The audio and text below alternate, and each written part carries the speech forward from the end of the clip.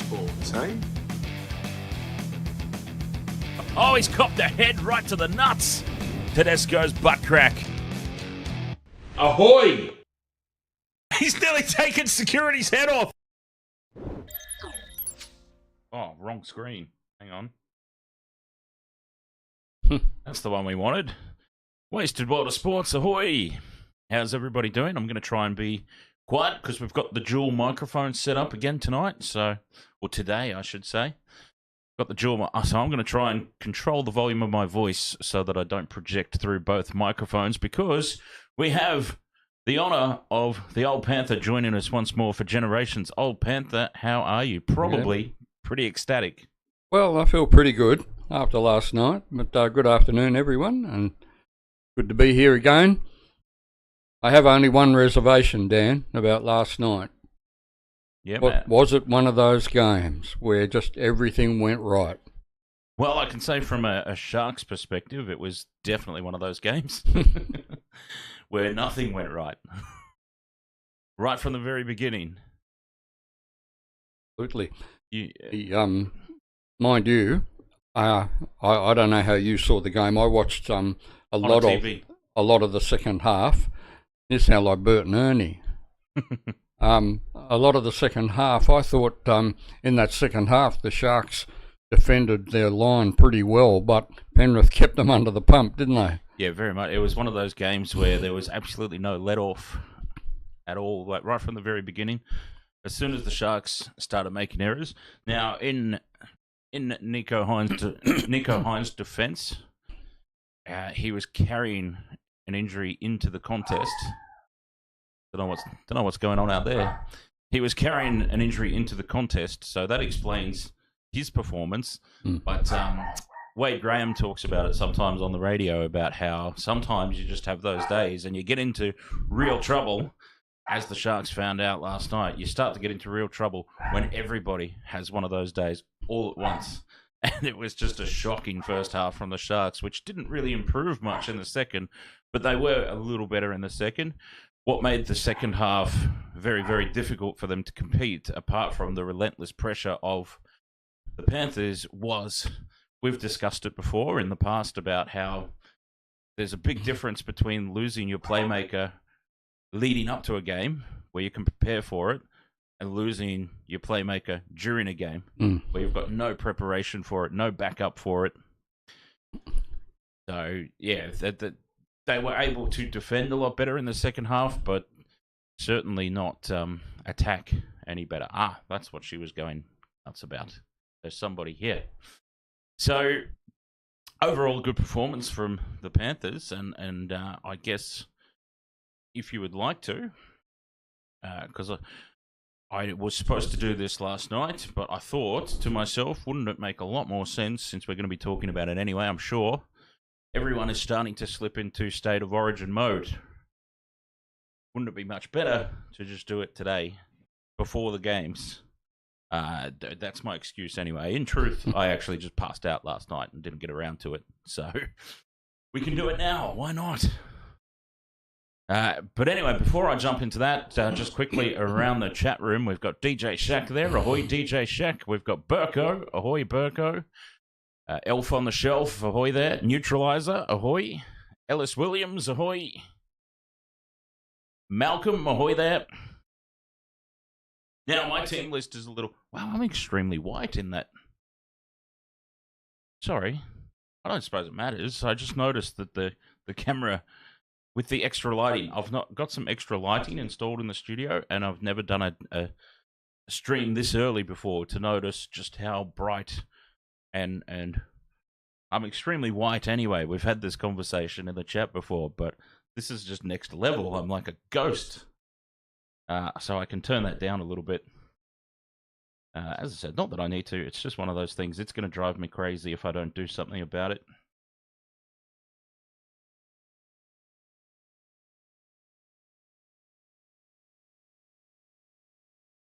Bear with me for 1 second.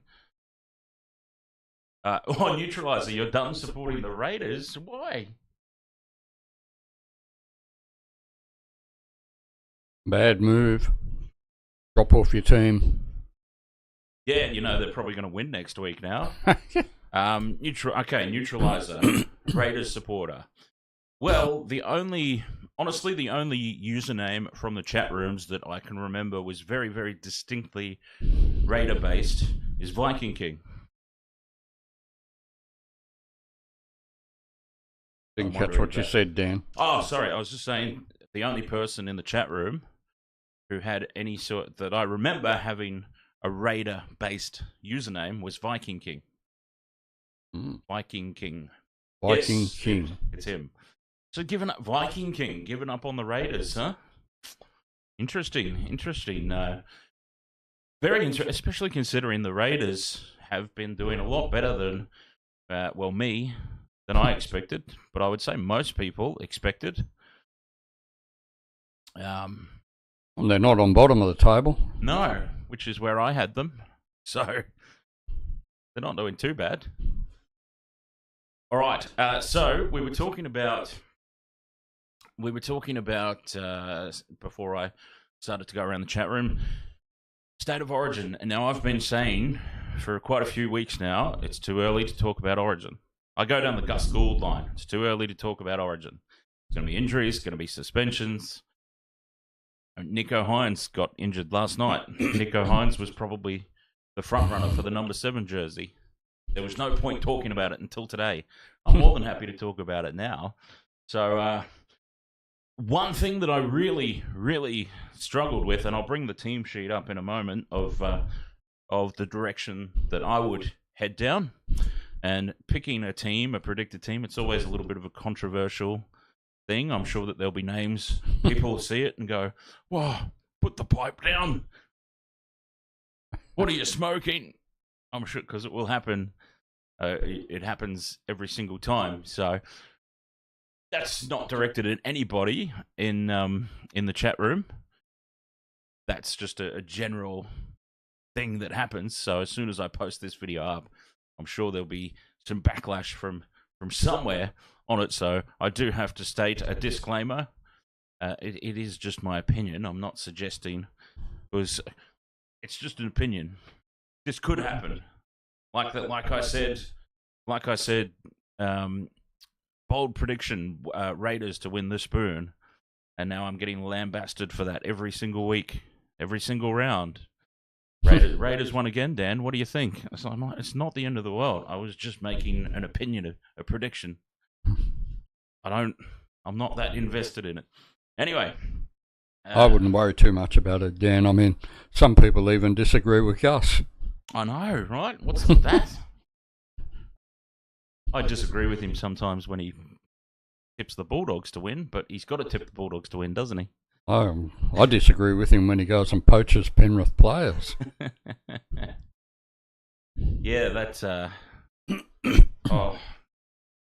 Wireless mouse is dead. All right. Things are going well today. Things always seem to go well on. I went off Penrith once, back in the 70s when they weren't winning. And this is for Neutralizer, isn't it? He's the one that's dropped off the Raiders? Yes. Yeah. I went off Penrith once because I got fed up with them losing.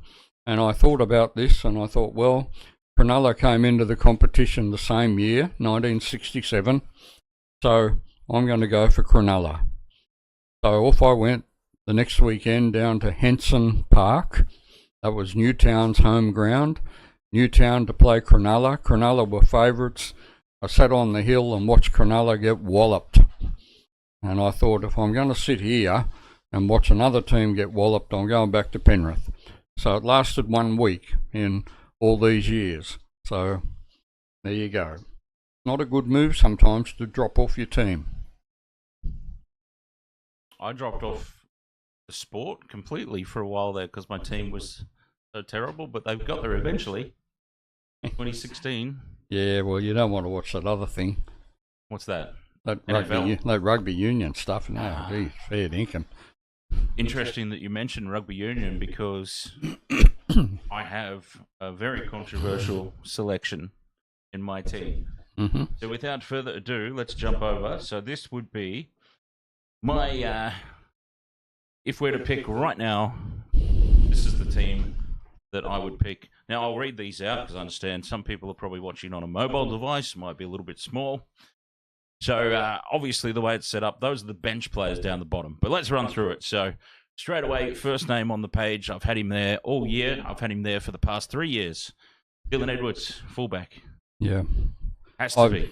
I think I've been saying for the last couple of years that Tedesco's had his time. He was a great player in his prime, but I don't believe he's in his prime now. And I think Dylan Edwards, so long as they pick him and use him as fullback and don't put him on the wing, then I think that's just fine, Dan. Yep, well, he's not going to be on the wing because the second name on the team sheet is Brian To'o, and joining him, well, not joining him, he'll be over the other side of the field, but Josh Adokar. Josh Adokar, he's returning to form. He was a bit quiet when he first went over to the Bulldogs, but he was at the end of a Bulldogs backline that wasn't firing. Now that the Bulldogs are starting to go a little bit better, so is the Fox. The Fox is actually second so far this season. Sometimes statistics like this are a little bit, you can't necessarily read too much into them, but he is second behind Dom Young at the moment in line breaks. So certainly I'm having Fox there, and let's face it, there's very little other options at the moment. Anyway, and Brian To'o picks himself, the little tank, bringing those carries back, very important at Origin level. And now here's the controversial one, because I don't hate rugby union as much as a lot of the general rugby league population. So Swalihi gets the nod in the centres for me for a couple of reasons. He wouldn't be there if the regular starting centres were available, but this is all we've got at the moment. So many players have fallen over injured, and Swalihi's also going to be there on To'o's edge of the field, because you bet your bottom dollar that they are going to pepper To'o with high balls, and I'm sure that he'll be able to hold his own, but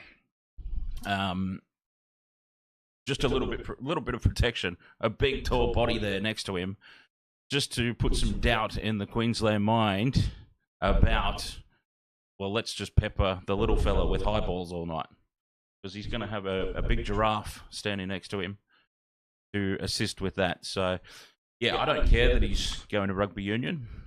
He's the best available in that position at the moment. Well, you know what I mean. Stephen Crichton, the other centre, picks himself.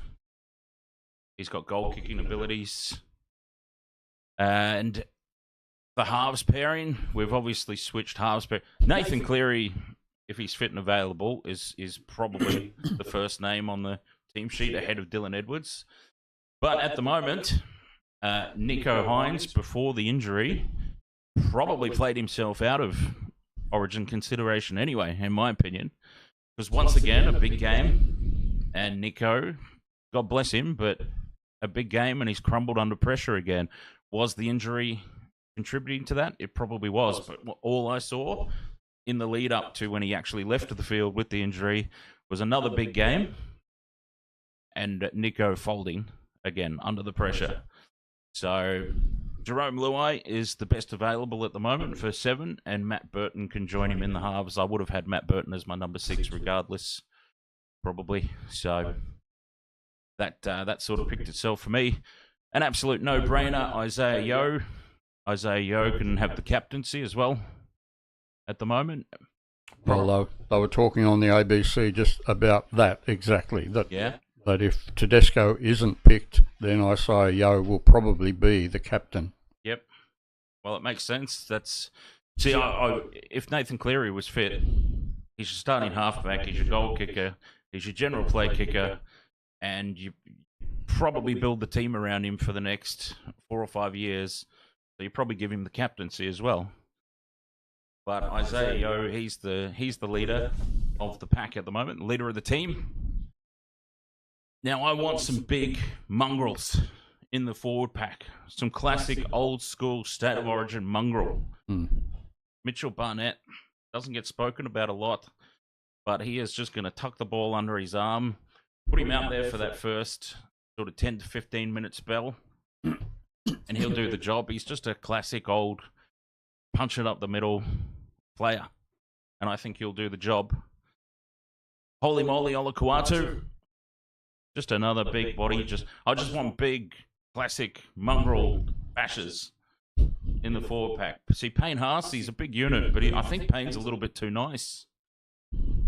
Payne Haas, he's in the team because he's a damn good player, but I just don't think he's got the mongrel for State of Origin. Now, I've picked him, and this is honestly last chance saloon for Payne and the Haas.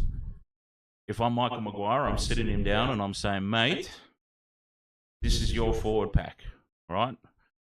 We're putting our faith in you. This is because I don't know if anybody, I'm not privy to, believe it or not, I'm not privy to New South Wales team meetings. So I don't know if anyone's ever sat him down before and said, this is your forward pack. You lead this forward pack. You're the main man.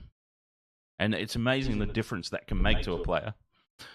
It can also, of course, put them under undue stress and pressure, and they respond negatively. But I think Payne just needs a little rocket up the Chamindavas, and he could really have a standout year. But this is it. This is it for him. I say, if he doesn't lift and take his club form to that next level, then I'm afraid I'm putting a red line through him for a long while, at least, before he gets another crack at Origin. But I sit him down and I say, look, this is your forward pack, lead from the front. Jake Trbojevic, he's not always necessarily in the best form, but he is the most immaculate tackler in the game, and that's what you want at State of Origin. He can get involved in it. He's going to get through work rate. Jake Trbojevic has never let down New South Wales, and he probably never will. He will go out there and tackle his guts out. And Api Coruscant picks himself for the hooker. Simple. Now on the bench was a little bit more difficult because Matt Burton, if everybody is fit and firing, Matt Burton makes the perfect utility on the interchange bench. So, I've very begrudgingly put Zach Lomax there. Zach Lomax can play fullback, centre, wing, so he covers that back line. He can also kick goals at a pinch if you need to. And there's just nobody else at the moment. I mean, you're not putting Nico Hines there. If Nico Hines is the starting halfback or he's not in the team, there's no place for him, in my opinion. So, yeah, look, Zach Lomax, I just feel like... if I'm going to pick apart my own team and where it falls apart a little bit is I just feel like Lomax is just being carried and it's a waste of a bench spot. But as of right now, I can't. You need some coverage for the back line. I'm looking through that team as well and going, all right, what happens if Stephen Crichton busts a leg inside the first 10 minutes, for example? So you do have to have... It does feel like you're just carrying him, but then if somebody does get injured, it kind of, you kind of go, oh, well, I'm glad he was there. Cameron McInnes, I would actually pull a little bit of a left field selection here. Now, I don't know that this would necessarily ever happen, but I don't think it's necessarily the worst idea in the world. Now, Cameron McInnes, he's a lock. He can play... He can cover second row in a pinch if he needs to, but he's also played 113 games in his career starting hooker. So he can cover Appy as well. If Appy needs a rest at some point, you can bring Cam McInnes on, and then when Appy's had his rest, Appy comes back on. McInnes just shifts when one of your other big boppers gets taken off the field as part of the natural interchange. So that's the value that he brings. But you could also play it another way, and I've clearly thought way too much about this. We're starting to get deep now, deep diving. What if you started Cameron McInnes at hooker, take the sting out of the game, because we know what Origin's like for that first 10 or 15 minute period, where so just get your big bodies out there. He's serviceable at hooker. He can take the brunt of that early contact, and then you bring Appy on when those big boys are starting to get a little bit tired. Cameron McInnes is an 80-minute player. He's never going to stop. So you just shift him out, as I discussed as part of the interchange anyway. Shift him out, and Appy comes on and raises hell. Not the worst idea in the world, I don't think. On the bench also, Sir Angus Crichton. Spencer Leniu, again, just a big classic mongrel, and he'll get under Queensland's skin, one banana peel at a time. Ollie is the best. Probably shouldn't have said that. Ollie is the best. Ahoy there. And yeah, as I said, Zach Lomax. Honestly, I just can't think who else. But we do need some coverage for the backs. But I do feel like it's just wasting a bench spot. I tossed up Reece Robson as well, but then you've got Cameron McInnes there who can cover hooker at a pinch. So, Vobsy, ahoy, mate. Not enough Panthers/Bulldogs players. Well, I've got 3 there. I think that's plenty for the Bulldogs. You wouldn't go picking anyone else. Whoops. There's one key word that you used in all of that description, Dan. Mm-hmm. But there is also, hopefully, Michael Maguire will do things differently this year, because my first thought when you said, or when you asked, what if Crichton goes down? My first thought was, based on the last couple of years, we'd just move Appy out into the centres and let the forwards look after themselves, wouldn't we? Mm. So hopefully, Michael Maguire's got a different outlook on things. Going back to around about 2001, Royce Simmons was the coach of Penrith in 2001, and he had this big fella named Tony Puletua in the forwards. And I remember reading an article about it, and Royce pulled him aside and said, "You're a nice bloke, but you got to have a bit more mongrel in you." And then, of course, in 2003, won the premiership. Yep. I think that's critical for State of Origin. You've got to be a mongrel to be there, haven't you? And that's very reminiscent of what I just said about Payne Haas. He seems like too nice a bloke. Yes. Get out there and bash guys. Gordon Tallis it up a little bit. Yeah. Sorry, got a bit thirsty. Yeah, so that's the direction I would go in. Obviously, that's not the team that it would be if everybody was fit and available. But that's what it is. What it is for now. I think that's probably the best available. I do have a sneaky suspicion, though, the direction that it will actually head. I think that Nathan Cleary being injured probably lends itself to the fact that Tedesco will get the nod. See, I'm not a fan of incumbency. I think you can only justify incumbency if you win. Yeah. Why would you have an incumbent rule for a bunch of losers? That's my thought. Like Tedesco should get picked on form, not because of, he was the captain last year, so because Nathan Cleary's injured, he should be the default captain this year. No, not if he's not the best fullback. He shouldn't be, but that's just my 2 cents. And Cody Walker as well. Cody Walker is being discussed still for 5/8 because he's the incumbent. I'm like, he played 1 game last year. Yeah. Yes, they won that game, but that doesn't make him the incumbent. Whoops. But anyway, I don't want Vobsy to get upset. I'm talking about his Roosters. Vobsy's already put in a good case for Teddy. What's that? Oh, his glorious buttocks. Yeah, there you go. That makes for good TV and good calling, I might add. Yep. Yeah. DJ Shack says, and Dan, let's be honest, that theoretical list is going to be far from the real one for both Queensland and New South Wales, of course. But absolutely. And I'll have a think about the Queensland team. It's hard to pick a Queensland team though when you just don't care. So, but I'll have a think about the Queensland team after the games tonight because we'll have to see. There might be a few more injuries, which really shakes things up for the Queenslanders. Well, they'll be relying on a couple of Titans, won't they?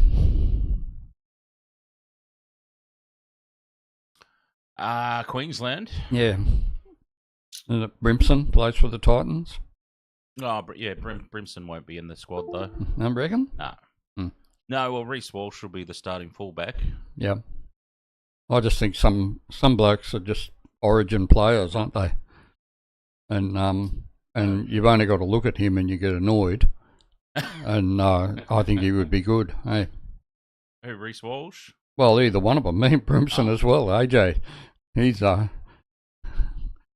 when he's on form, he's good. As a New South Wales supporter, I like the inclusion of Reece Walsh because there's going to be a few errors. That helps. New South Wales just have to be able to capitalise on it, though. Of course. DJ Shack says, "I'll do it for you, Dan, if you're not interested." Oh, I would need some help. I would definitely need some help with the Queensland players. Well, there you go. Brimson's out anyway. Yep. Okay, so, that fixed that. Yeah. Yeah, because Gus actually said a funny thing on 100% Footy because they keep trying to bait him into picking his Origin squads. They've been doing it now for about a month, and he's just like, "I'm not doing it. There's no point. There's no point." Because and on the Six Tackles with Gus podcast, Matt Thompson kept asking him, "What do you think, Ponga or Walsh for Queensland fullback?" He's like, "I don't care. I'm not talking about it. Yeah, I'm not talking about it. There's weeks to go. And he actually made reference to it. He's like, I'm not talking about it. That's stupid Matt Thompson on my podcast. I was telling him for weeks, it's too early to talk about Origin. And he was asking me about who are Queensland going to pick, Brimson, Ponga, or Reece Walsh. And Ponga goes out and gets injured that weekend. He just wasted 30 minutes of my life having this discussion. It's now pointless. So yeah, I've as we know in the chat room, I've very much been in that camp myself. People have been asking me questions. And, well, you now have your answers. I have finally revealed my team because it's safe to talk about now. Not that far away, Mm-hmm.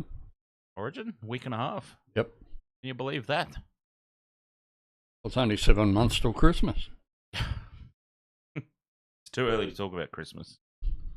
Yeah, there might be some injuries. Yep. Severe injuries to my bank account.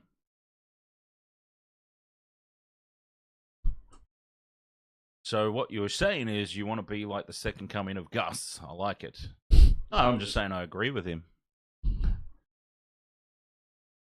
I do not have the nous around the game as Gus Gould does, but very few people do. Fairness. Yeah, so there we go. Walsh will definitely be the starting halfback. Holmes on the wing. Cobbo in the centres. See, I think Cobbo's wasted in the centres, personally. Even for the Broncos. Christian Welsh should get munched because of his old age. He'd still be in consideration, I'm sure. Jaden Sewer's a good one. I would have Jaden Sewer for sure. Lindsay Collins, definitely. Harry Grant picks himself. Here's an interesting one. Munster's not going to be fit for game 1, so actually Munster I think is out for the entire Origin series. So who gets the nod at 6 for Queensland? Will it be Ezra Mam or will it be Tom Dearden? I say Tom Dearden. Fear the Deer. He had T-shirts. There were Tom Dearden T-shirts. Fear the Deer. He's done well since he moved away from the Broncos, hasn't he? Dearden. He, yeah. That's a good point. Ezra Mam, he'll be there eventually, I would think, if he keeps up the form he's in.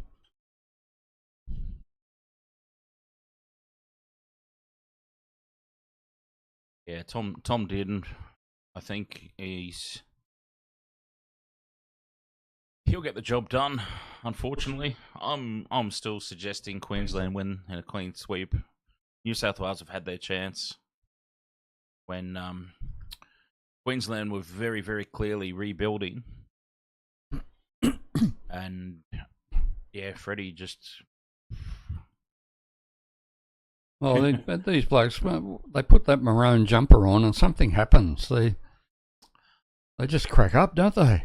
I mean, they're good. You get to a point, like, as much as I hate them, and like I hate everything about Queensland when it comes to the footy, except for the Titans, and yeah, when they get out there in that maroon jumper, there's something inhuman about them. It's something just kicks into gear with them, doesn't it? And you just have to respect that. They're just when it comes to that state of origin level, they're just that far ahead of New South Wales. It's amazing.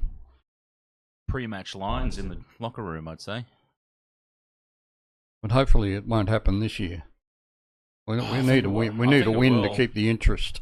I think it will. Well, the problem is, and I'm sure that we've discussed it before, and it's not necessarily a problem, but wasn't the whole concept of Origin hasn't it been about Queensland? I mean, Gus talks about it all the time. He's like, Origin's about Queensland. Origin is all about Queensland. Basically, that's how it started. Yeah. So it would make sense that it's just ingrained into the system that New South Wales just wouldn't have that. It's everybody against us mentality that I understand sparked Origin in the first place. The outcasts, the little brothers being left out. Let us in, let us in, let us in. So they get let in and have a point to prove, and even though there's what 4 Queensland teams in the comp now. Yep. Then 5 if you include Storm. Yeah. Then they shouldn't realistically have that mentality anymore because they're already in. But it's just ingrained into the system. Anyway, I mean, that's my 2 cents. No, New South Wales missed their opportunity there. The golden goose was there, and Freddie decided to experiment just a tad too much. You may well be right. I often am. Maybe Madge can work some magic. Well, magic. Yeah. He did with Souths. Yeah, he's done some magical things. New Zealand as well. Yes. New Zealand pulled off that miracle. Mm-hmm. So you never know. DJ Shack says putting on a Queensland jumper is like putting on an All Blacks jersey. You step into it and suddenly you've got the weight of the world on your shoulders. But once you lift it, you fly higher than the moon. Is she referring to Tedesco there? Moon? Full moon? Moon? Maybe. Pretty confident Madge will do better than Freddie. So, well, the problem... See, this is the depressing thing I think about Freddie's record. Because his record, when you look at it overall, it wasn't terrible. But there's a huge asterisk that goes against that in what I was just saying. Queensland were rebuilding. I mean, they should have gone on a run of about maybe I'm exaggerating a little bit. I have a tendency to do that, but I'm just thinking off the top of my head and memory of the situation. He should have easily, with the teams that were available, won at least 4 in a row. during that period. Queensland have rebuilt now, well and truly. Even with the injuries aside, Queensland have rebuilt to a stage where I went in at the start of this year and predicted 3-0, just looking at the potential teams on paper. They've rebuilt. The chance is gone. So, New South Wales are the Wallabies to our All Blacks. I don't think New South Wales are going quite that bad yet. But it will be interesting to see what happens, because there's talk about Michael Maguire taking over the Parramatta job. Well, isn't he contracted with to do the New South Wales job? Not that contracts mean much these days. No, that's right. But yeah, apparently the word is that he would really like to get back into an NRL coaching position, head coaching position. Yep. And that would definitely be a lure for him, wouldn't it? Yep. And look, he is not. This is just media reports. I don't believe that Michael Maguire has actually said the words himself. But in stark contrast, I mean, he's not come out, I don't believe, and said anything either way. I don't think he's come out and said, no, not interested. But you know who has come out and said, no, not interested? And this is, again, just back to the difference of Queensland and New South Wales mentality. And Billy Slater knocked any thoughts of the rumour mill on the head immediately. Like, no, I coach Queensland, so I'm not available for the position. I'm not interested in the position. I'm the coach of Queensland. And for as long as I'm the coach of Queensland, that's all I'm interested in being, or something along those lines. That wasn't his word-for-word response, but he came out and shut it down. I'm the coach of Queensland. I've already got a job. Thanks, but no thanks. And Michael Maguire, I think, it probably would have sent a good message. So you can't do it now. Oh, there we go. Yeah, Billy Slater said, if I'm not coaching Queensland, I'm not coaching at all. Now, that's commitment to the gig. Mm. And you're saying that's the difference in attitude. That's the difference between the two states towards Origin. Yep. Yeah. I'm not coaching Queensland. I'm not coaching at all. Which we know is not true, because if he's sacked as the coach of Queensland for whatever reason, he'll be looking for another job. But it sends a message. It sends a very clear and direct message. This is my gig. This is all I'm focused on. And you can't do it now. Maguire can't come out and say it now. Otherwise, it just looks like a retort to what Billy did. So he's better off now being quiet. But I just think if he's got a PR person, I think they might have missed a trick there to really start this new era off on the right foot, on the front foot. Get ahead of the rumour mill. Or at the very least, bash it as soon as it comes out. So yeah, I don't know if he's got a PR person. I think that what Slater has said is right. What you've said about it is correct.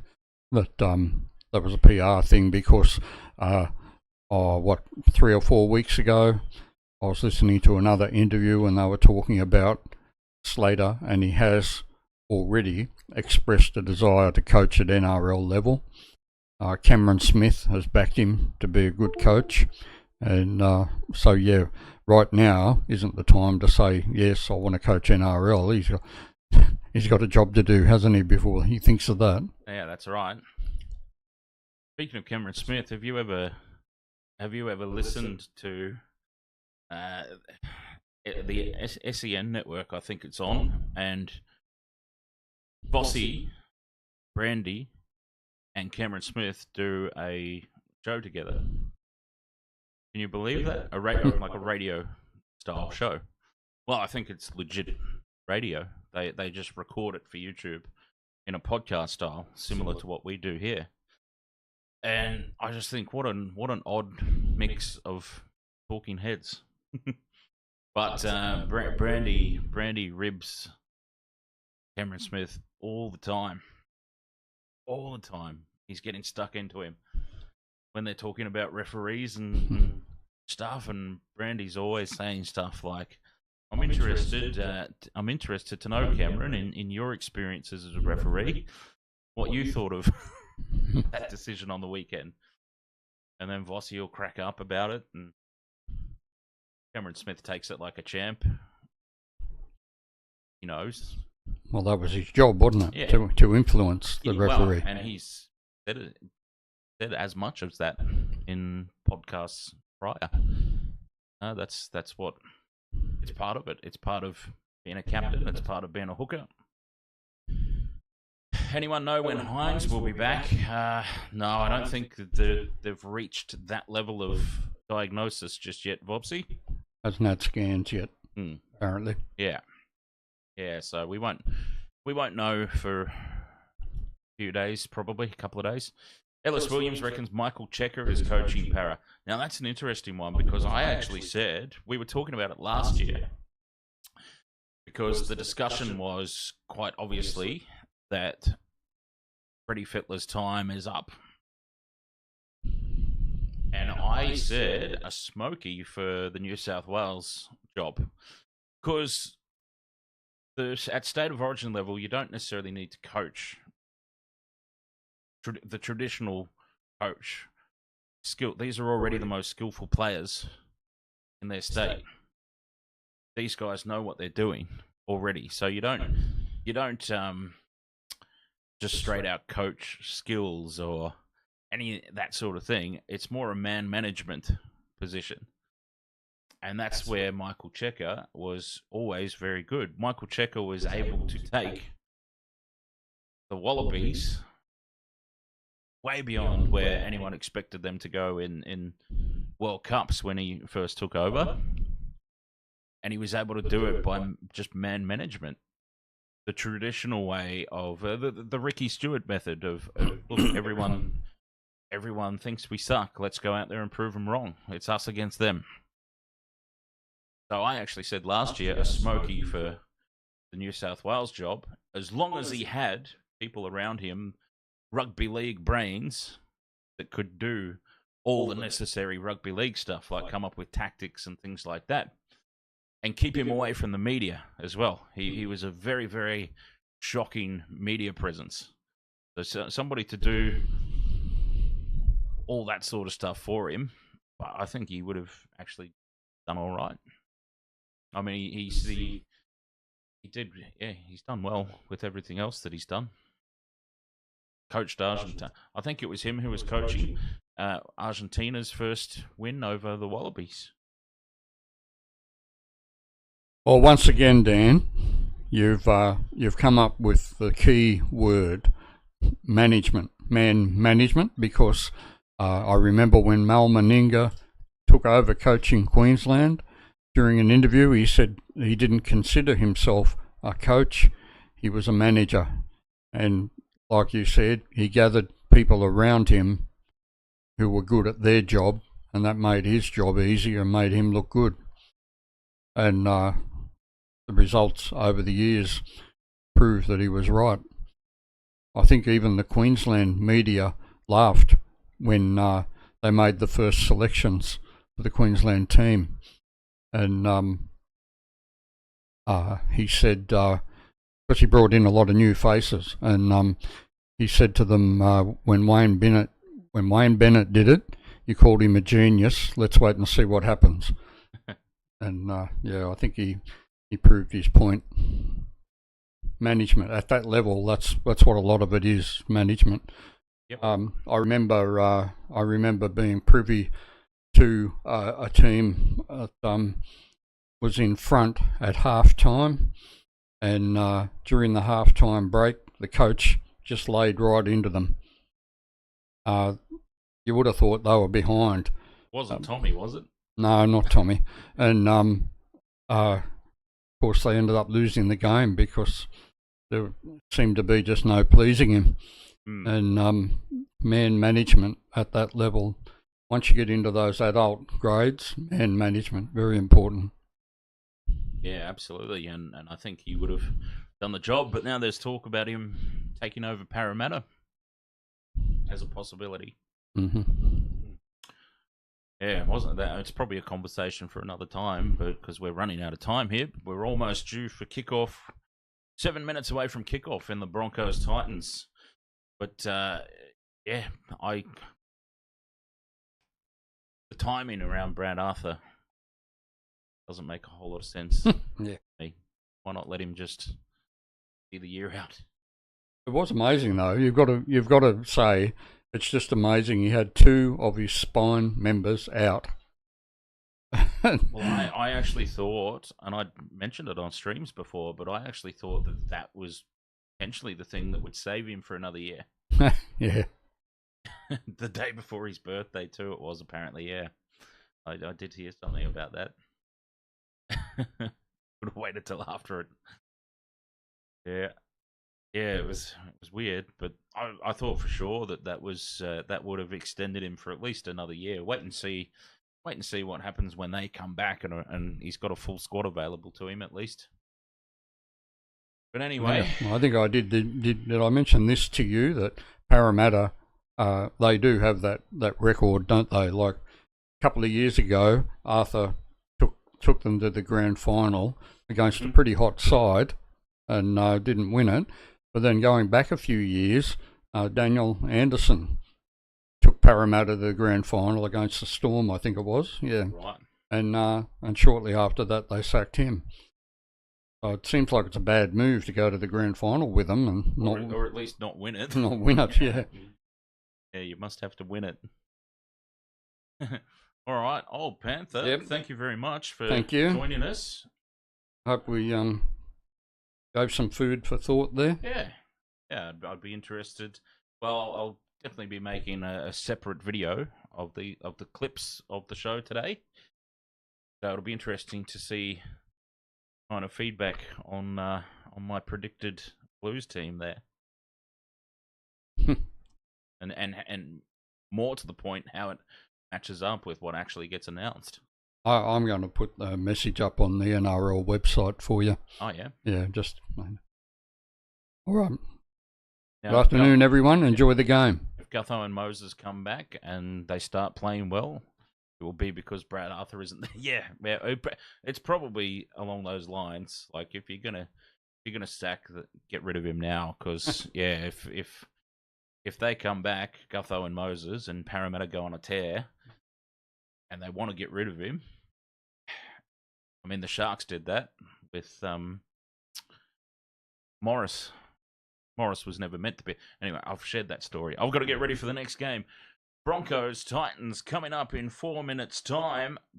I will quickly jump over just so you can see the same game multi in case you want to jump on board with it. The Big D, Dean Mariner, Jordan Ricky, and Corn on the Cobbo. Anytime try scorers. Wasted Water Sports. This stream will be staying active.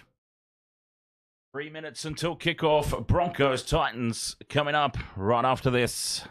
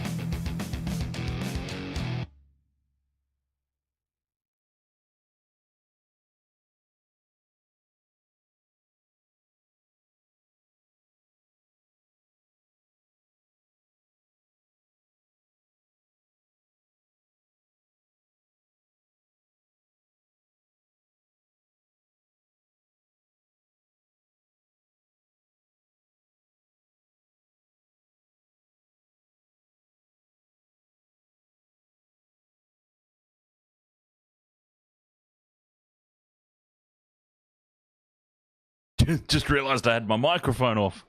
I think they do bulletproof, in all honesty. Now, is it a big chance? No. Do they have a chance? Yes. My concern for the Titans would still be the fact that they don't really have their traditional starting halves partnership. But you just never know. You just never, ever know. They could lift for this game.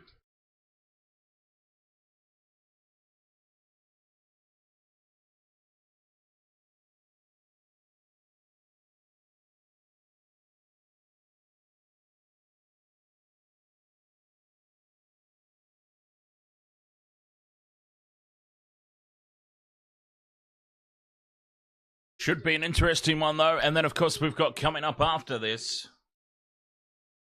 the Warriors versus the Dolphins, which should be another cracking contest.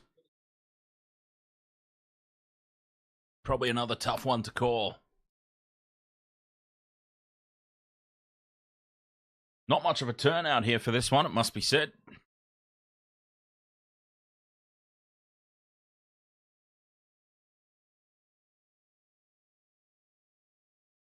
Kickoff about to commence.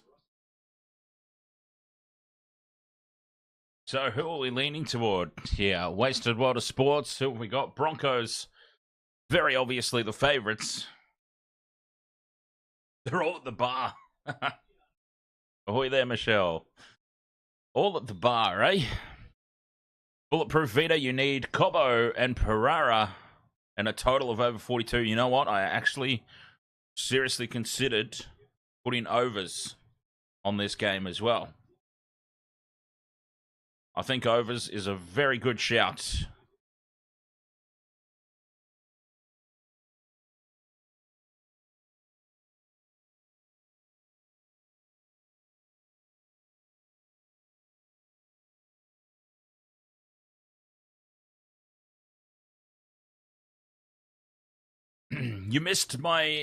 You just missed my predicted New South Wales Blues State of Origin squad, Michelle. I finally released one.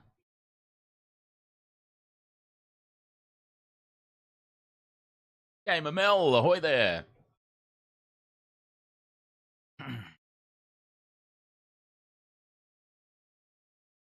Here we go. Broncos, Titans. Come on, Titans. I've tipped the Broncos, but I certainly wouldn't begrudge the Titans a victory. Alfie's out on the goddamn field already. Off you go, Alfie. It's way too early for you to be out there.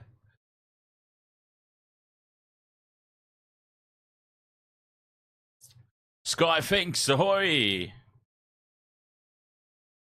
Michelle's multi is Ezra Mam, Big David Fafita, and the Big D. Jordan Reiki, first try scorer. Whew. Am I going to be bold enough to suggest that maybe, just maybe, the Titans score the first try? Do they dare? Do they dare make it interesting for us? Mel, ahoy there. You're not looking forward to the next game. And also, Mel, you just missed out on my predicted New South Wales Blue squad. And it's as we discussed last night, though. I do have Mitch Barnett. Gave him a starting position in the end. As this game's underway and the Titans do have first use of it, I want to see the Titans score first try. Just to keep this game interesting. There were three games last night, and all of them were pretty much blowouts. I want to see a close game.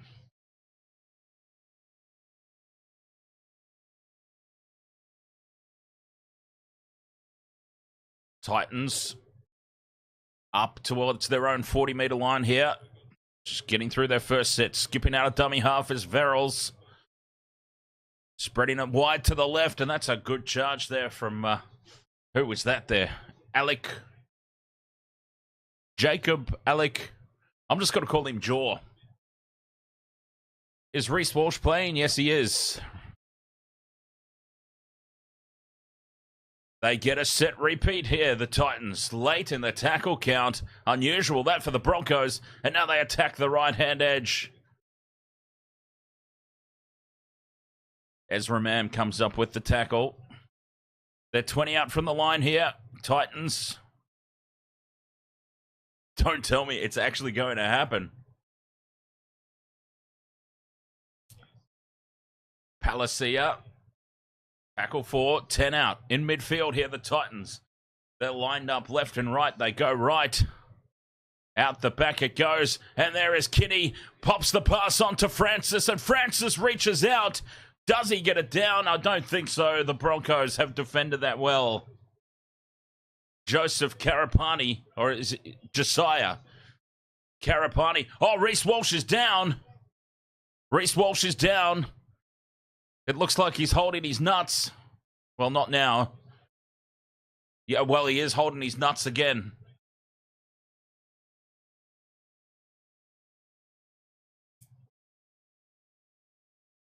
Has Reece done his groin? I'd laugh if he injured it in that stupid hulking up thing that he does.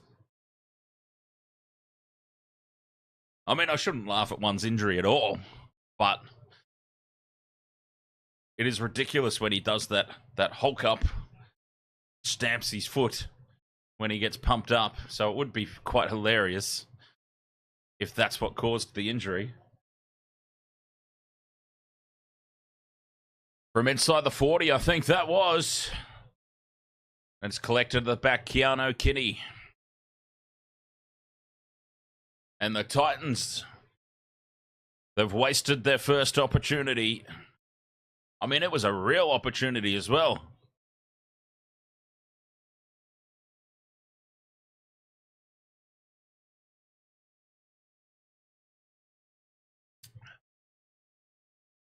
Come on, scoreboard, update. This game's almost 4 minutes old, for crying out loud.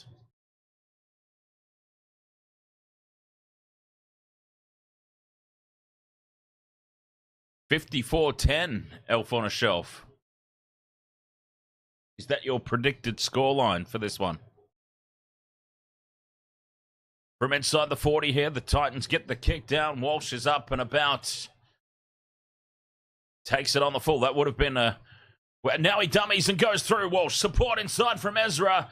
Ezra now puts on the afterburners. And that's a good kick return there. 10 metres out from the line now. The Titans' defence is looking thin on this right-hand side. Jock Madden can't release the ball. They get a 6 again here. Out of dummy half goes Billy.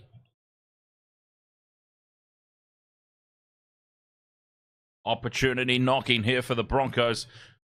The Titans can't afford this. I feel like the Titans' best chance at this game would have been to score first. Scoreboard pressure. The crash ball and Payne in the Haas. Just stamping his authority, not only on this contest, Big Payne, but also that's what we want to see from him in the New South Wales Blues squad. We were just talking about it. That's what we need to see.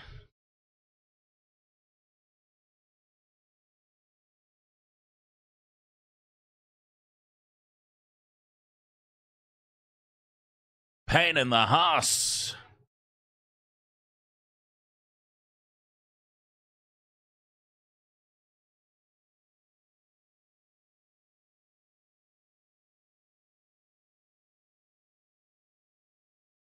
And that was all just a little bit too easy.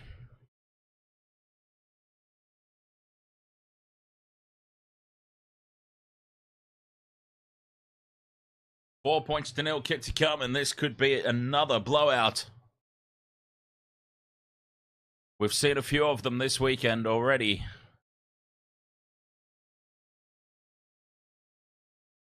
I'm sure he would have been paying big for first-time try scorer. I mean, not first-time try scorer, but first try scorer. He absolutely would have been. Jock Madden from just to the right of the post. Should be a simple conversion. Pops it over, and the Broncos leading 6-0. I think you were right, Michelle. They were at the bar. The stadium is looking a lot more full suddenly after the whistle sounded and the game got underway. It just slowly but surely started to fill up.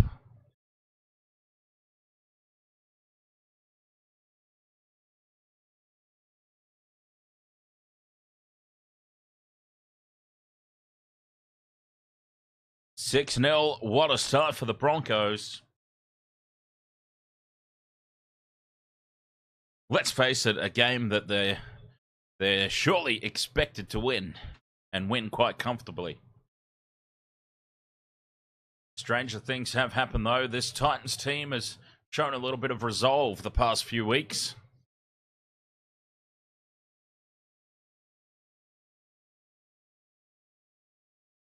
It's going to take a lot of effort now. They'll have to dig deep.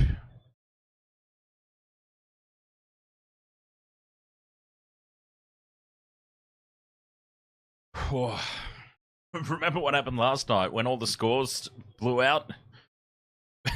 We were talking about is Carrigan loses it out the back. Billy Walters secures the loose ball. Was it touched by Titan? No, says the referee. Carrigan wanted the call. 5th and last now for the Broncos. 40 out in all those blowouts last night.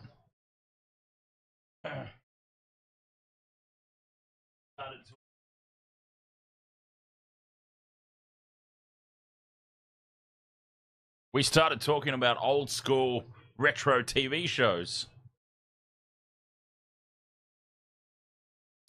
That was all the conversation.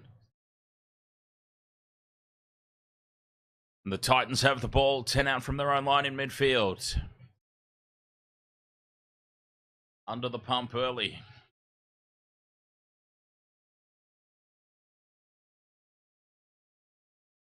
Keanu Kinney doing a hit up, being driven backwards. This is not the right tactics. The forwards were back. They had their big man back there, like this man, David Fafita, drawing in 4 defenders and still making post-contact meters for the 5th and last. The kick from well inside the 40.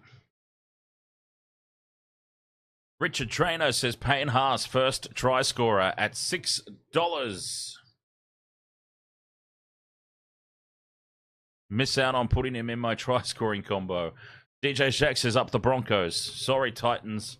I really hate cheering against Queensland sides, but I love the Broncos. Yes, well, it's a bit of a predicament, isn't it? If you got 2 Queensland teams playing as the Broncos spread it wide to the right. The pass from Walsh, loose, out the back behind Corn on the Cobbo.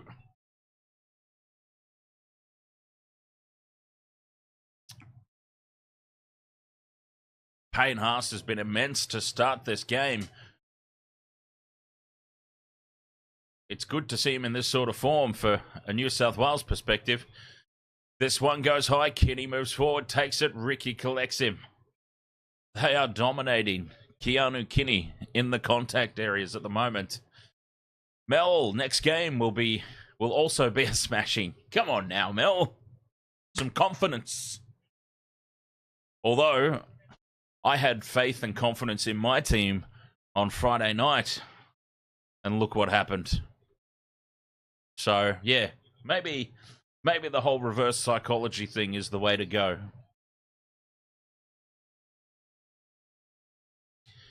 It's very, very rare that I have faith in the Sharks to pull off a big victory. I thought they were going to get walloped by the Storm. I thought they were going to get walloped by the Roosters. So I finally developed some faith in them and actually tipped them against the undermanned Panthers as Walsh uses his speed to get on the outside of the Titans' defense again. Reece Walsh for the second time Oh, and now he's thrown a punch. Send him off. It wasn't much of a... It was more a push to the face than it was a punch. But still, send him off. Dirty.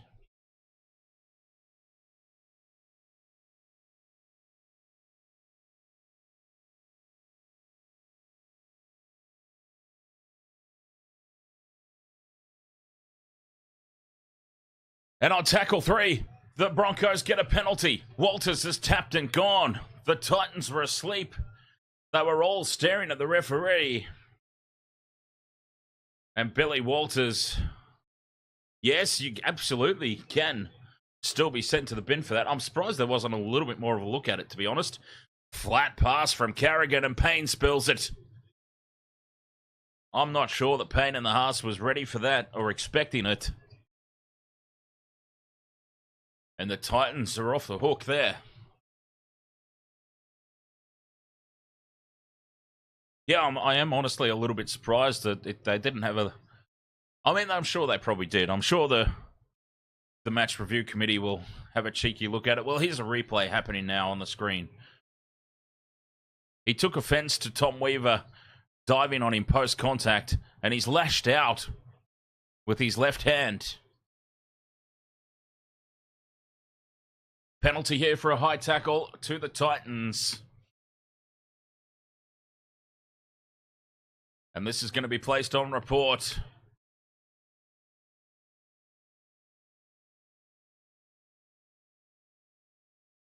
Carrigan. Not a whole lot in it. It's a penalty, high contact. I don't think there'll be too much to answer for there for Pat Carrigan. But the Titans, this is an opportunity for them. The kick into touch, 30 out from the line they are on tackle 1. And through the hands to the left, they go wide early. And stepping back in field now, Cam Pereira beats Cobbo, but falls 10 metres out. A real chance here for the Titans. Fafita shrugs off 1, 2. Bumps off Ezra Mam. Mam holds on to him. The ball goes backwards as they release it to the right now. Tackle 3, 5 out from the line. Bottlewaker in midfield. Trying to lure some defenders out of the line. It's still on here for the Titans. Now they've got numbers to the right. It's an overlap and surely a try. Tony Francis scores. A simple draw and pass was all that was needed, and the Broncos were caught short. 6-4 kick to come.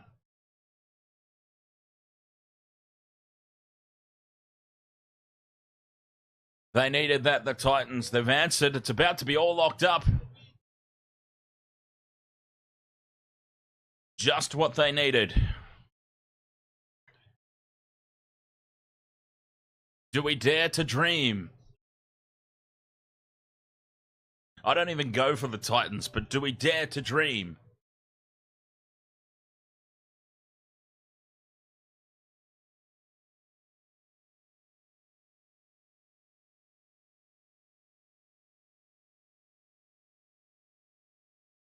Tony Francis.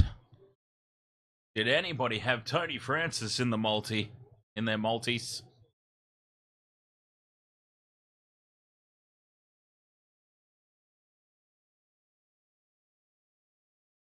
He sure wasn't in mine.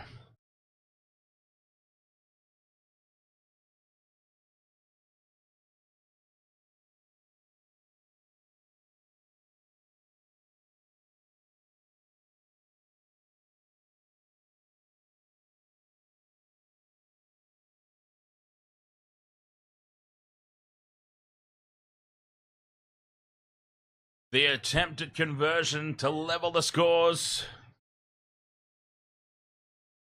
He's put it through, and we are all locked up. 6 points all.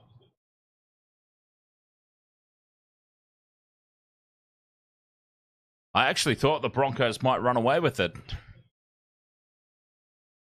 after they scored that first try. But some fight for the Titans. Good to see.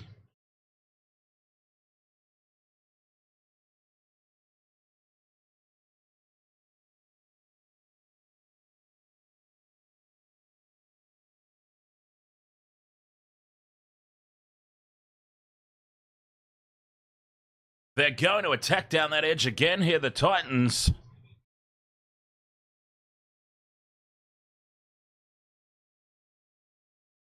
Expansive play early from the kickoff.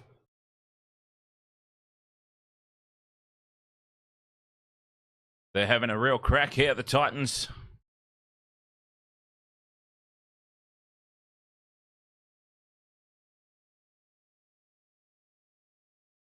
Forty out from the line. Tackle 3. Attacking the short side, Oates. Shifts in. Makes the tackle. Needed to. 5th and last now for the Titans. Over halfway.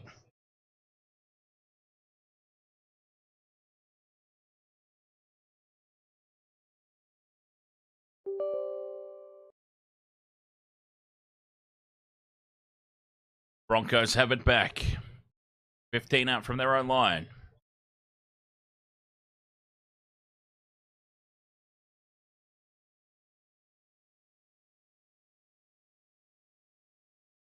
The Big D. Anytime try scorer.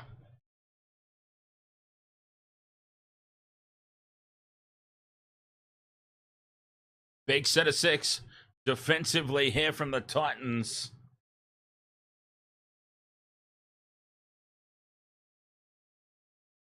They are defending well.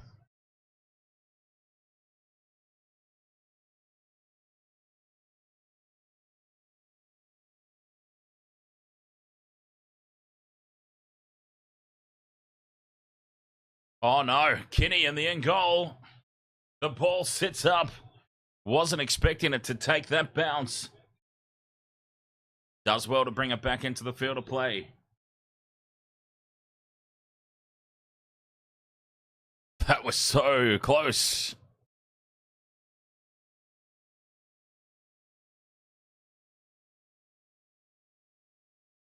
Well, actually, they've got away with one there, the Titans.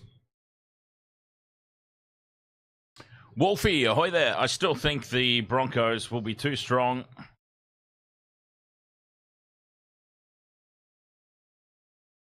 They'll get the job. They'll get the job done, I should say. Walsh with the kick return.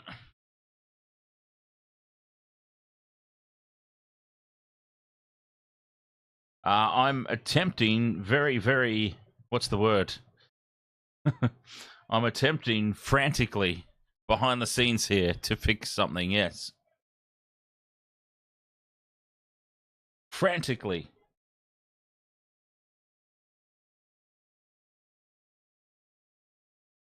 Carrigan up to halfway. Broncos on tackle 4. Mam out the back to Walsh. They've got numbers here to the left, but stepping back in field. Karapani, he's still going Karapani. Got Oates outside him. Oates steps back in field and scores. Corey Oates.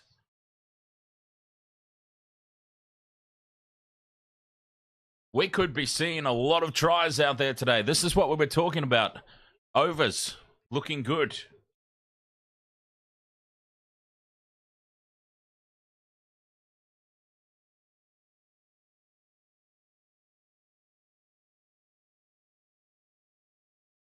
I thought Karapani had butchered it there, to be honest, for a moment.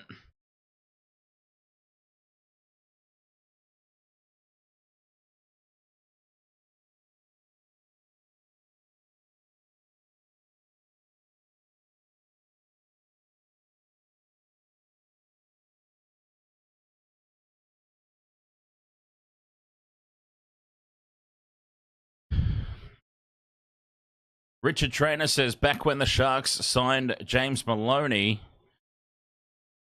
I told my work buddy back then, the Sharks will win the NRL title just because of James Maloney. James Maloney had that effect, didn't he? For a lot of teams.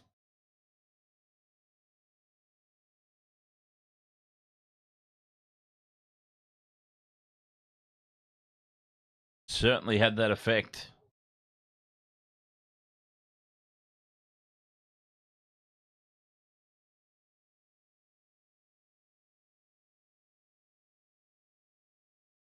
But yeah, Karapani, I thought he had butchered that when he stepped back in field rather than staying out. I thought he had screwed it up.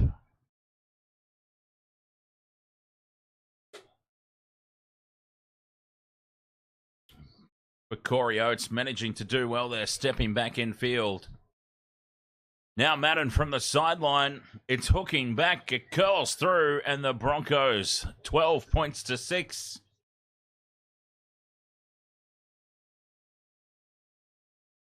$18 points down already. What do we need for overs? Dylan edits soccer. Ahoy, mate. You've got Payne Haas and Corey Oates, the try scorers for the Broncos. And you've got Tony Francis for the Titans.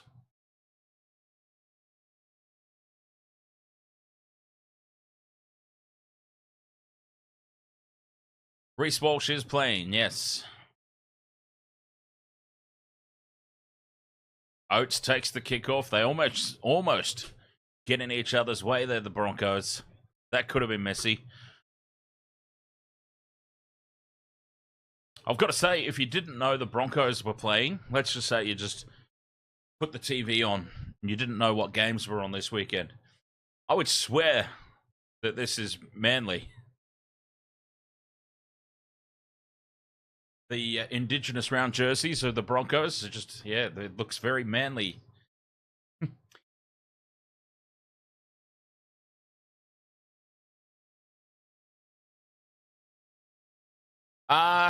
Not. Dylan's asked if Reece Walsh has made any errors. No, not any errors that will go on his record. As Corn on the Cobbo gets up and takes it, Mam now stabs the kick over for the Big D, and the Big D's been taken out, and this will be a penalty try. This is penalty try range. Big D's been taken out here.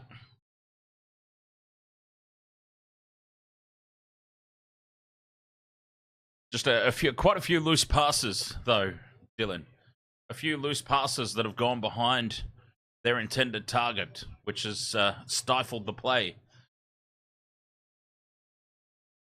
Cobbo wins the race. Oh, not the race, but he wins the jump to the high ball. Gets the offload to Mam. Mam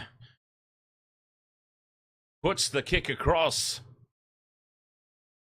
Yeah, but he was taken out, Michelle, is what we're suggesting.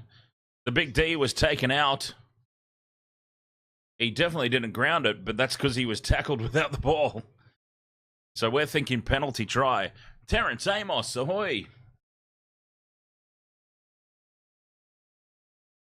Here we go. Now, Cobbo is offside from this kick, so he needs to make sure he retreats. Oh. He's not involved in the play, I don't believe, at this stage, anyway.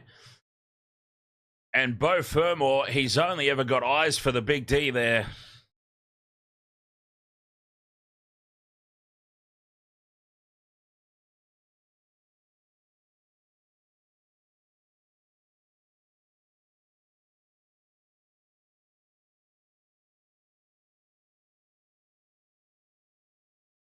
Penalty try.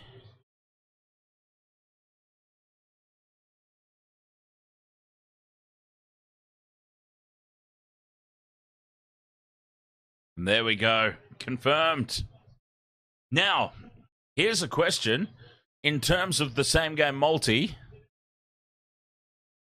does that count as a try for the Big D?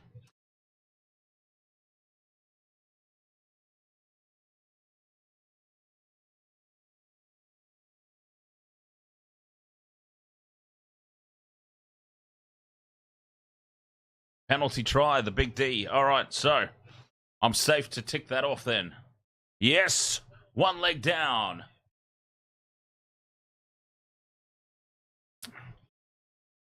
Wolfie, ahoy there.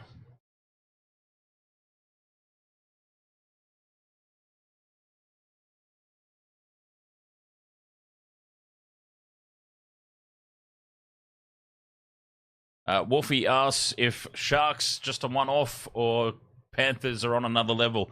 Combination of both, I would say, Wolfie, in all honesty. Madden from right in front puts it over. And the Broncos lead 18 points to 6. Yeah, the Sharks certainly didn't have one of their better games. And losing Nico Hines in the first half, it's always a lot easier to compensate when you lose your halfback before a game or leading up to a game than during it.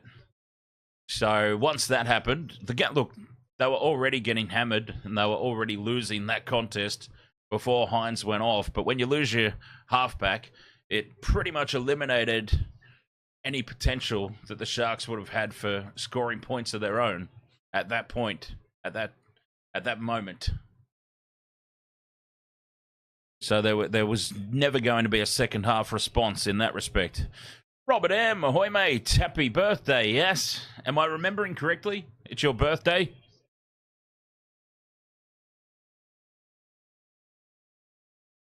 A happy birthday to Robert M. Cheers, mate. As the Broncos, after more points, Carrigan brings it up to halfway.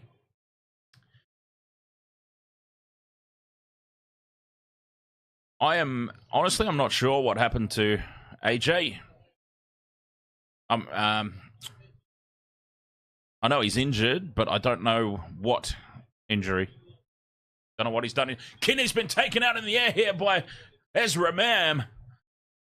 Ezra Mam's got to go for 10 here. Ezra's going. Oh, he's lucky there. Ezra Mam, incredibly lucky.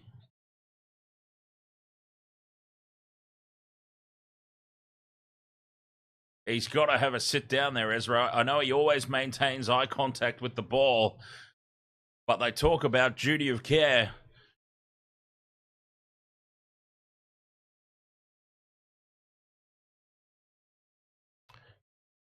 No, Clayton, I've been ticked off on Sportsbet. The Big D. Successful leg. So we're all sweet.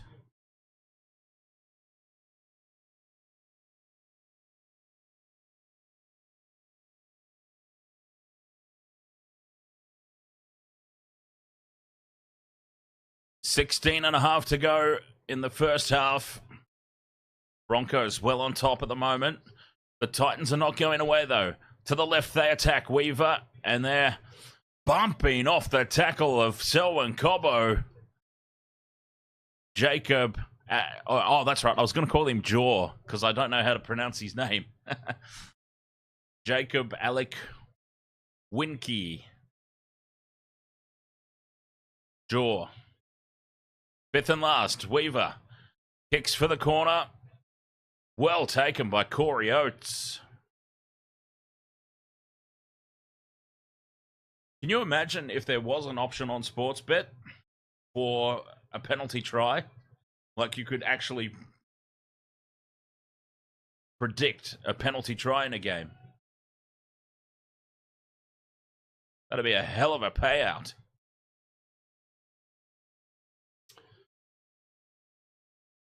Penalty here to the Broncos.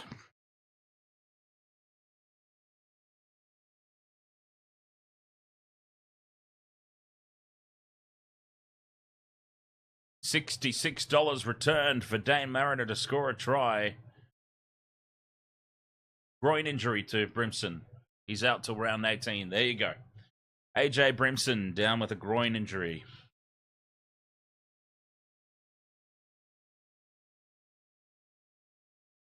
Broncos, tackle one, just shy of halfway. Payne Haas spills it. Oh no, that's a simple unforced error there from Payne. And they double down with high contact on Keanu Kinney and give away the penalty.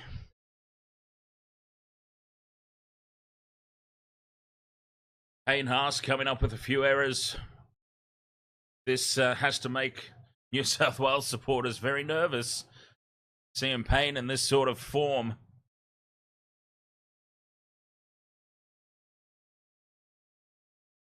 IPL final live tonight. Stark versus Cummins.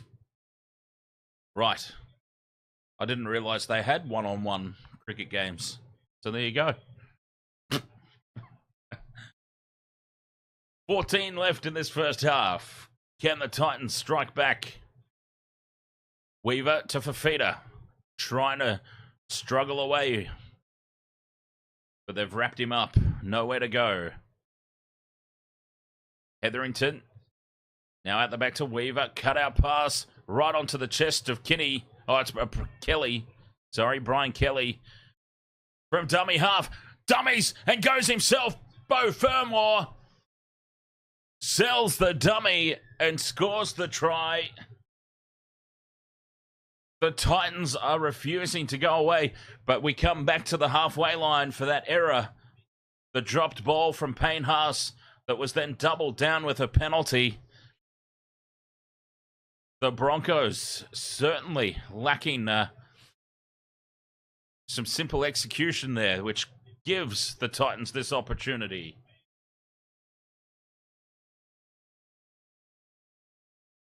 Stands up Ezra. Sells the dummy to Oates just enough to get a lazy arm. And, yeah, Corey's not going to stop Beau Fermor that close to the line without fully committing to the tackle, that's for sure. 18 points to 10, the kick to come. They're keeping it interesting. If the Broncos can tidy up their errors, they should run away with it.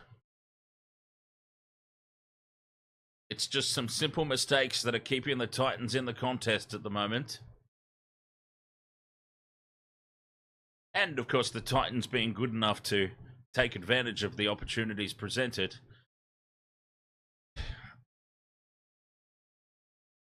Keanu Kinney from the sideline. It's on target. And it's 18 points to 12. Back to within a converted try. AJWR says that's not Origin standard defense, ma'am. Well, I don't think they have to worry about it, since Tom Dearden will be selected shortly anyway. Blake, ahoy there. Who do I think will win the next game? Well, I had tipped the Warriors to continue riding the wave of momentum that they created for themselves with victory over the Panthers in Magic Round. But if I look at the team sheets,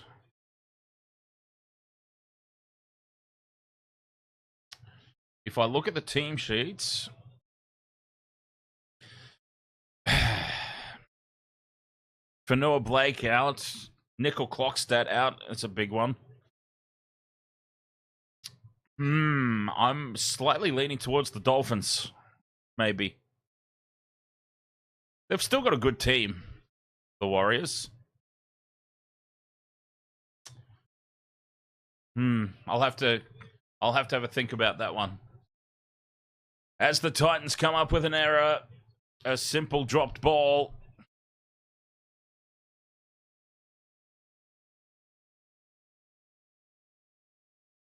So I tipped the Warriors originally.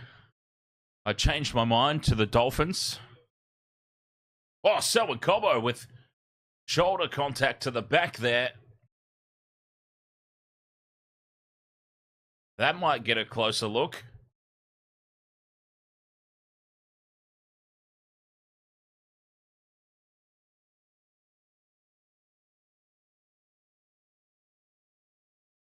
The match review committee might have another little look at that one. I think Nickel Clockstad is a huge out. John Johnson obviously is as well, but Nickel Clockstad was immense. That's a pretty big out. Walsh out the back of shape, dummies, tries to go through, has the ball stripped out, it sits up for Jock Madden, and this will be play on and a try. This ball was stripped out, I believe, by the Titans, and Jock Madden has had the easiest try of his life.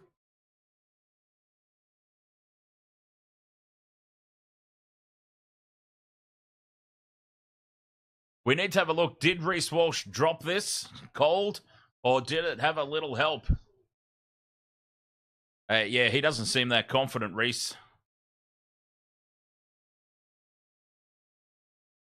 He doesn't seem that confident, which suggests to me that he probably dropped it.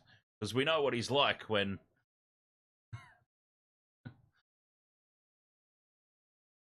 yeah, Reece Walsh has dropped it cold. Jeez, I thought Jock Madden had got the most... what's the word?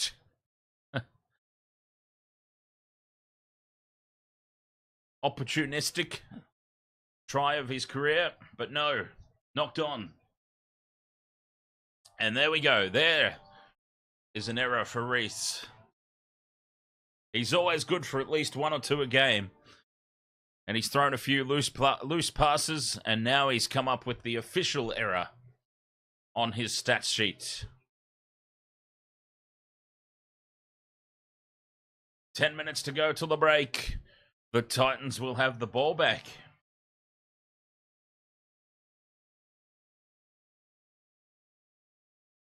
They're just keeping things interesting. The Gold Coast Titans.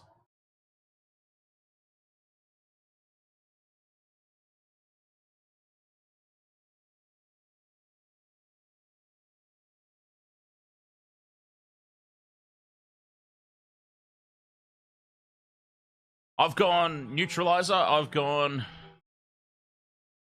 for Luai 7. Luai 7, Burton 6. Heel fries, ahoy mate. Up over halfway now, the Titans. 5th and last. Looking to level this game up once more. Weaver in midfield, puts it high.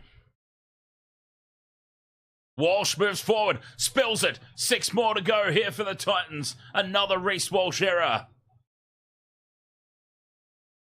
The Reece-Weecie errors are starting to pile up now. No, it's all right, heel fries. We're all about Origin at the moment.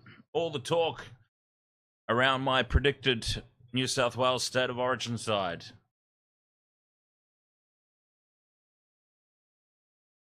Tackle 3 here, a metre out from the line. The Titans, a huge opportunity.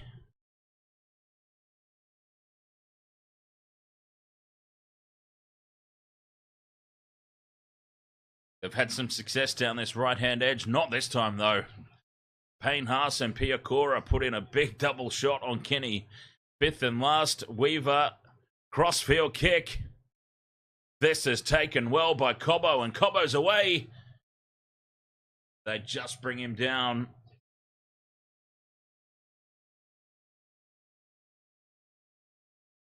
Well, in my team, heel fries, Dylan Edwards gets the nod. It is time to move on and rebuild.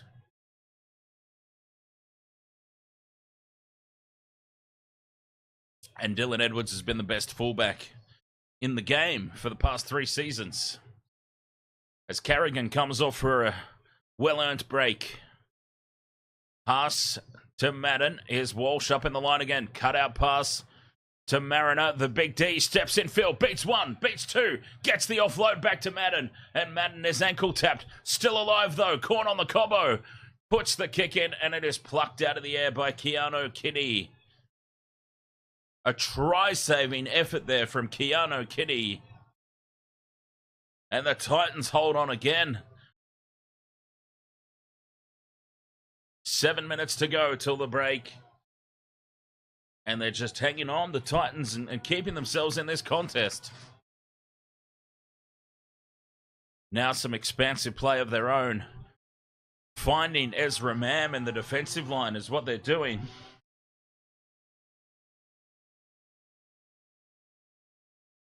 Searching for Ezra. And now they've spilt the ball. No, that's a huge error. On tackle 4, they're going to captain's challenge.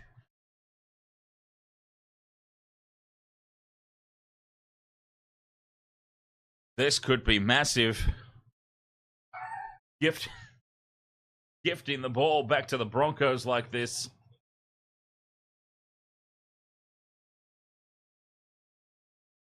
At the moment, it's looking... Well, Ezra's hand is in there. It's all tangled up.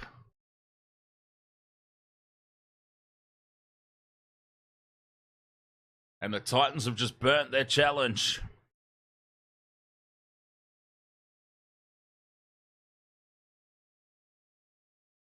This is a big opportunity now for Brisbane. 6.5 to go till the break. A scrum down. A full set of 6 now on the attack. 35 out from the Titans line. They're stacked on the right-hand side. There's nobody on the left.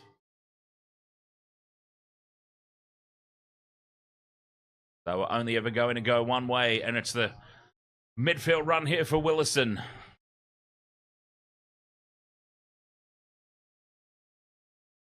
Mamman at first receiver. Off the shoulder is Piakura. Joseph Samai. Ahoy there, mate.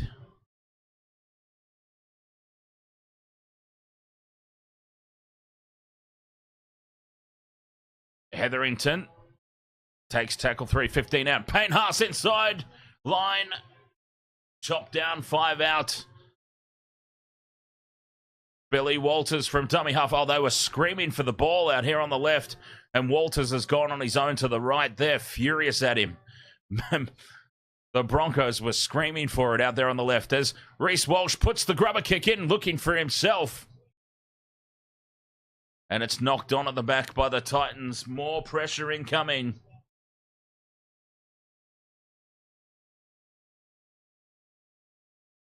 Brian Kelly spills the ball.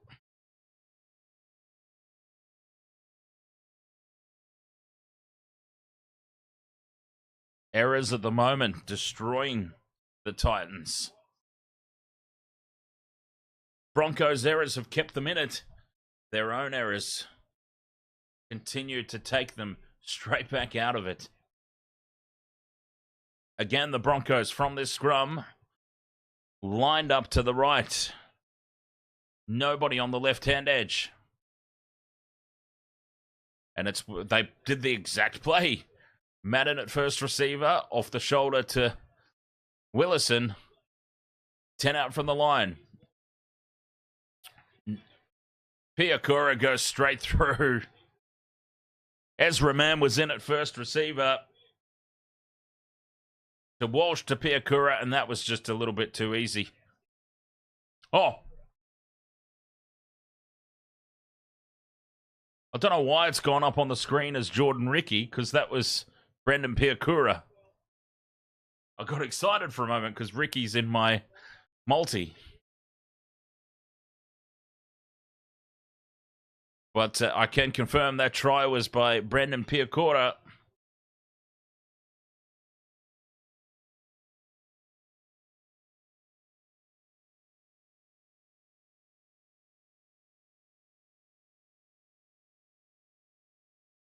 $22 points to 12.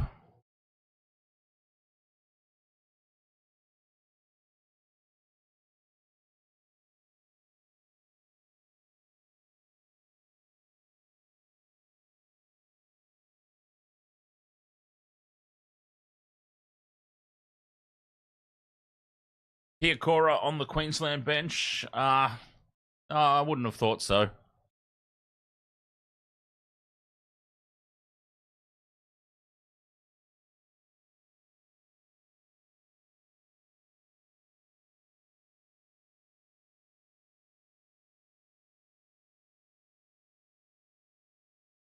Jock Madden from just to the left of the post should be a relatively routine conversion. Straight through it goes, and the Broncos go back out to the 12-point margin. 24 points to 12.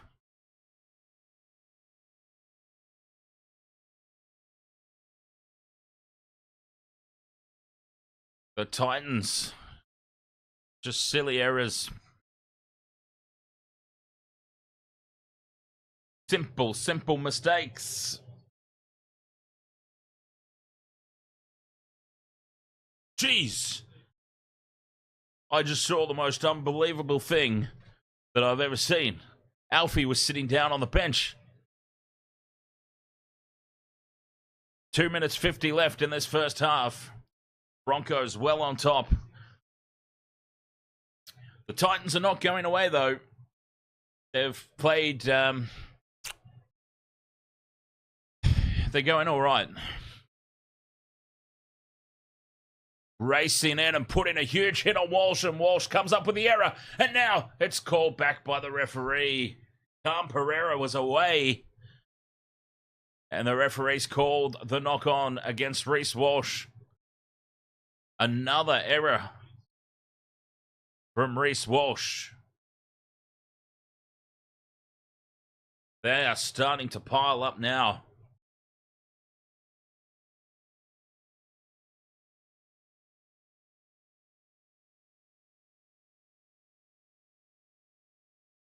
Two minutes to go, and the Titans are presented one last opportunity before the break.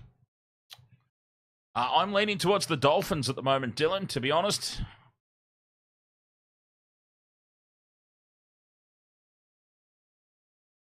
I've changed my mind a few times already, though. But yes, at the moment, I've got to say, I'm just tipping towards the Titans.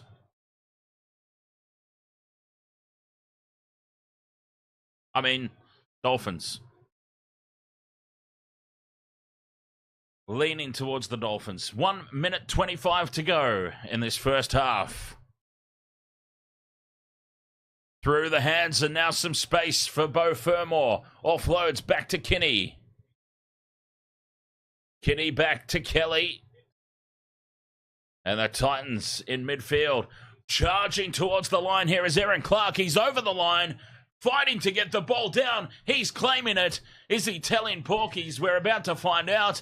It's gone up as a try. He had absolutely no right to score that. That was really, really weak defense from the Broncos. 3 defenders. He's charged over.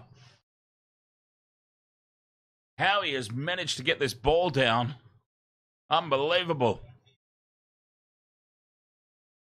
And once again, the Titans, they just refuse to go away. Broncos errors, Reece Walsh errors more specifically, inviting them into the contest.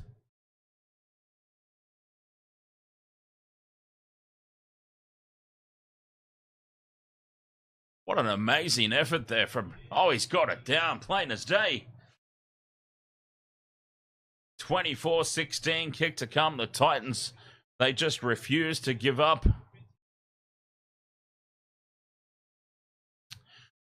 Ollie is the best. Ahoy, mate. Lima, Lalam, ahoy.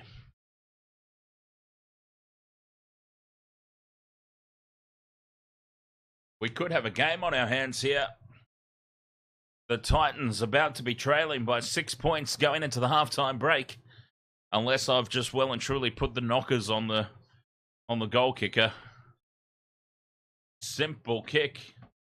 It should be here for Keanu Kitty. Oh, God, he's missed it. I have put the knockers on him.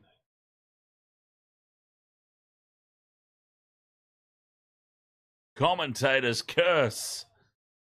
Well and truly strikes.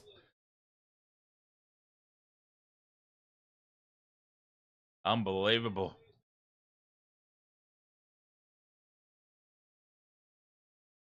Oh, very nice, Ollie. Congratulations, mate. Is that what you say? For anniversaries? I think so. Congratulations to Ollie and Jakayla. 1 year today. Michael Russell, ahoy mate. Alfie finally had a break. Yes. It was the most bizarre thing I've ever seen. Anyway, halftime here. That could be a crucial miss. Keanu Kinney from right beside the post. I well and truly put the knockers on him. The commentator's curse strikes again. And the Broncos lead 24-16 at the break. And speaking of breaks, I will have myself a very quick one. Western Water Sports halftime here. Second half coming up after this.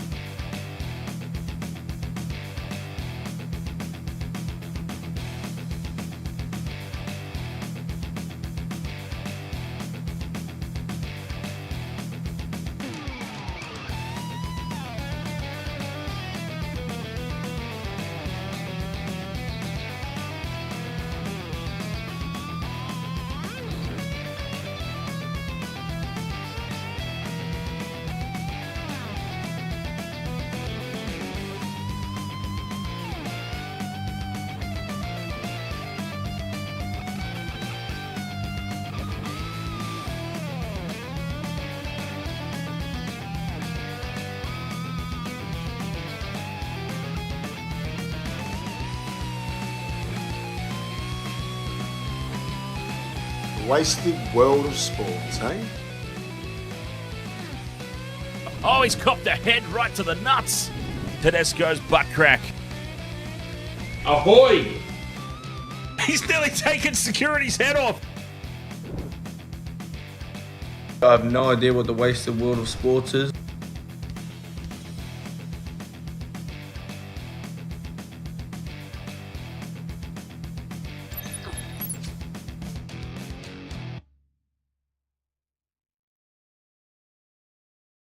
Wasted World of Sports, ahoy, welcome back. Half time here, 24 points to 16. The Broncos leading by 8. The Titans, though, refusing to go away. They are really just hanging in there. The real Dolphin, ahoy there.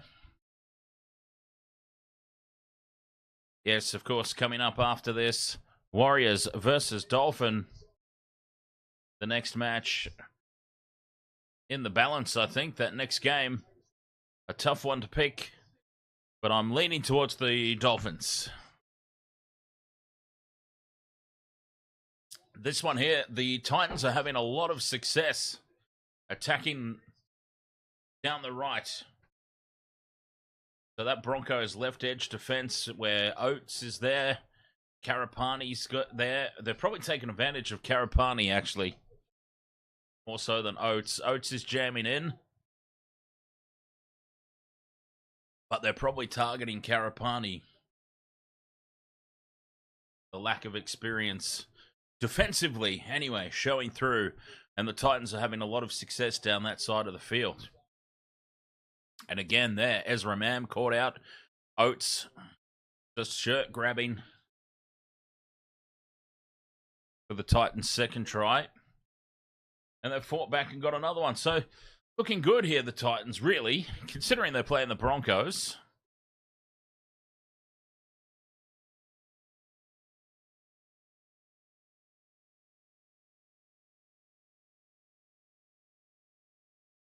Would have expected the Broncos to run away with it. But the Titans just keep fighting. They keep hanging in. Refusing to go away. But how critical will that missed conversion become? I put the absolute knockers on him. For certain. Should have been a simple conversion.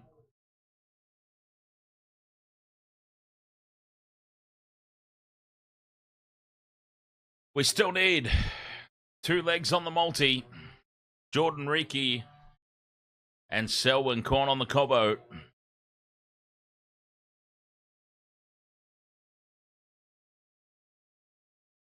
I'm holding out hope.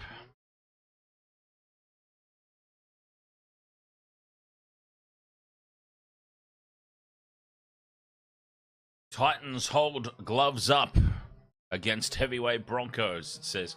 What a huge upset it would be if they managed to get the win. It really would be.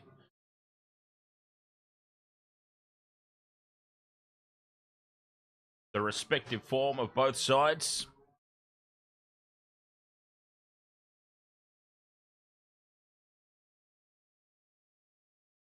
Coming up after this, of course, Warriors versus Dolphins. The last of the games for the round.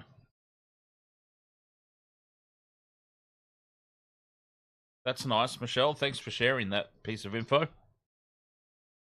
I'm sure everyone's beaten everyone before at some point.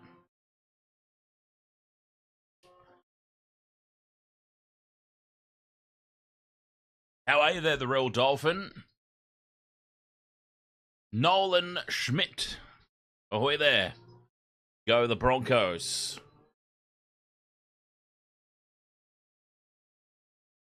I'm starting to suspect the Warriors just have a few too many outs.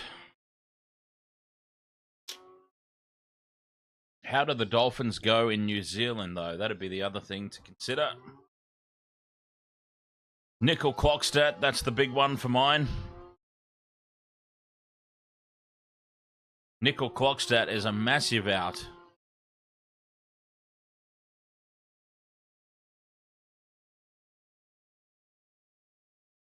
DJ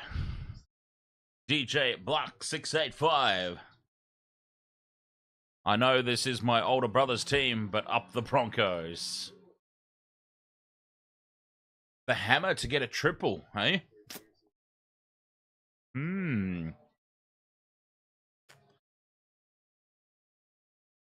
I think it's going to be close.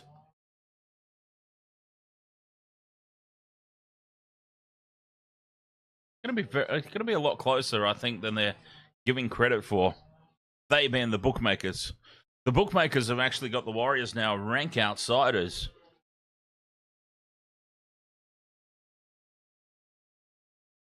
When the teams were very first announced, the Warriors were actually the favourites with the bookmakers. And they've obviously lost some troops throughout the course of the week. Because, yeah, they've really swung out. They are rank outsiders. All right, so the Warriors have won each of their last 6 home matches against teams on a winning streak. How's that for a stat?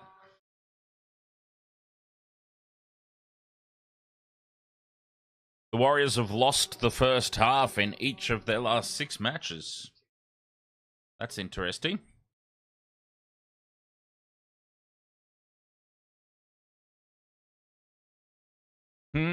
Yeah, I'm not sold on a hat trick, Michelle. Let me put it that way. Not sold on a hat trick. I would certainly consider having the hammer in an anytime try score or multi.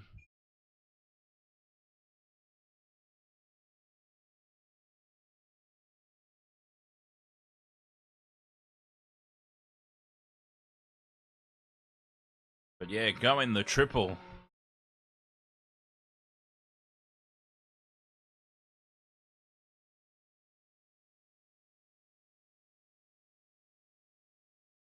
You did that one as well? Yeah.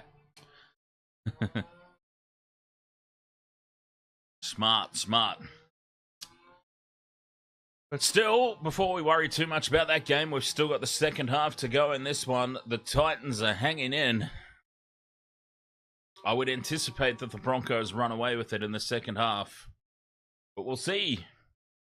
Stranger things have happened.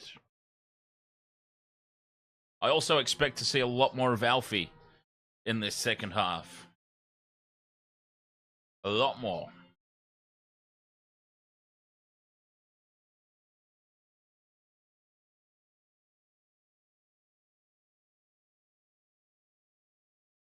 I wonder what time the Origin team gets announced. I want to compare it to mine. Whoop. The old Panthers camera is still on.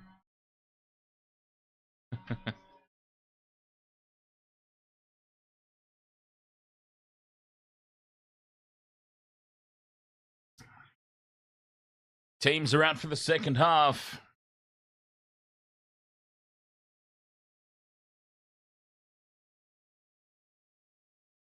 Broncos leading by 8. Looking to go on with the job. I still can't believe Keanu Kinney missed that conversion right on the half-time break. That could really come back to sting. Hopefully not, for the Titans' sake.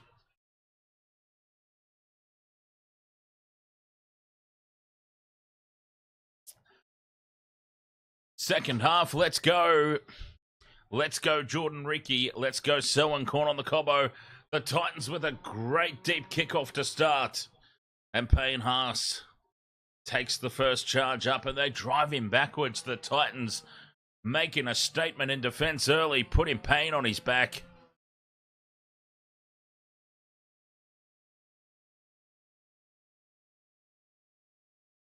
And this will be a big first set for both teams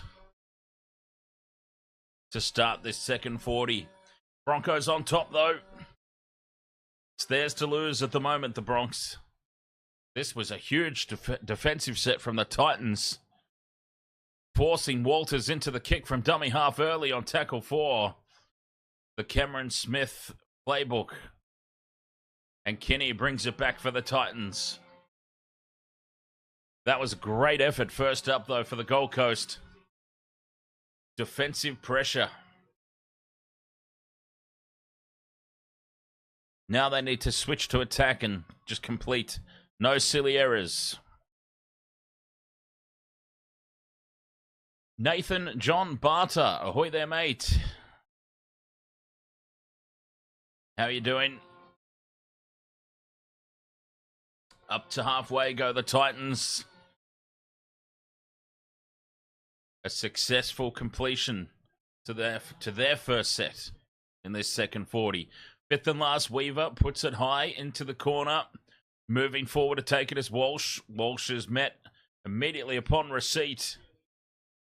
And the Broncos 20 out from their own line.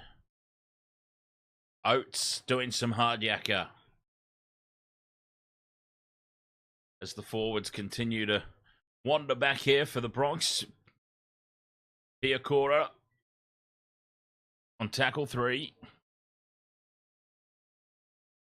Ezra Merman at dummy half. Where's Billy Walters? Lazing around in back play. There he is. Payne Haas up to halfway. Good run. Steals a few post-contact meters as well. Fifth and last, right on halfway. Madden on this near side.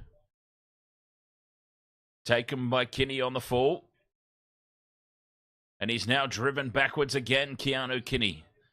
They are manhandling the poor little fella. Big defense put on David Fafita there. Knocking the big man down.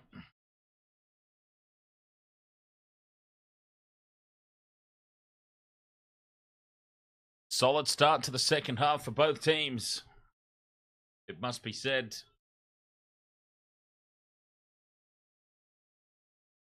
Through the hands now, the Titans. Some space out on the left. The ball is bobbled. And Jaw does well to hold on to it, but that just stifled the momentum. Any chance of launching an attack from that. Fifth and last, Walsh is under the high ball. Takes it. The Titans are up in a nice straight line and they drive him backwards.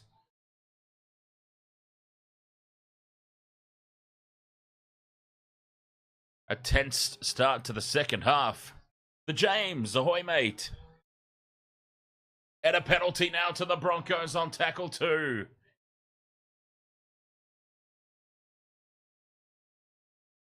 What a let-off. Madden puts it into touch. Just shy of halfway.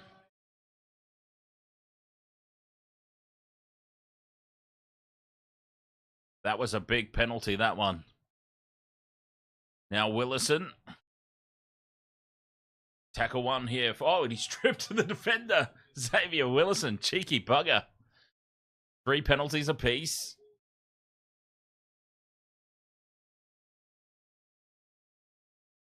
Both sides just going through the motions at the moment in the second half. Big run here from Payne Haas. Looking to get the arms free. Takes tackle 3, 20 out. Front football now for the Broncos. Walsh. He can't get through.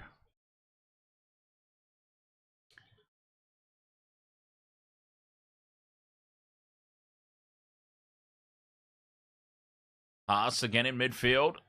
Off the hip there is Hetherington, who keeps the ball alive, and Walters now spills it. The Titans are off the hook. All good, James. We'd had the old Panther was in for the Generations vodcast. We ran through a theoretical New South Wales Blues team, finally, which I was meant to do, of course, last night, but I ended up passing out instead.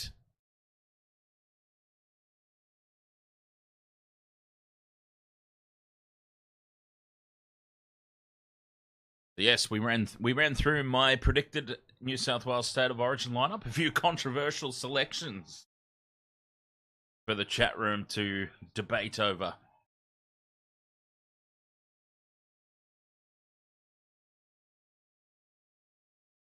Fafita beats the first tackle.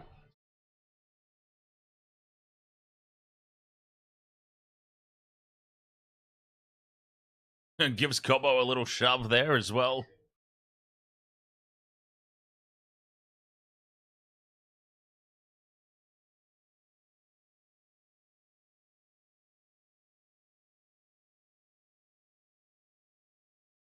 Third tackle now, Titans still in this game. And they earn a penalty midway through the tackle count.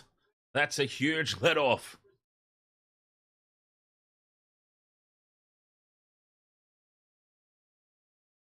Oh, that's a shocking kick to touch. Doesn't even make the halfway line. Jeez, that was a terrible kick to touch from Tom Weaver.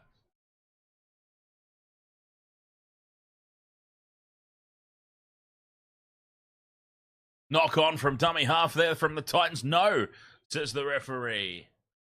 Jeez, it looked like it.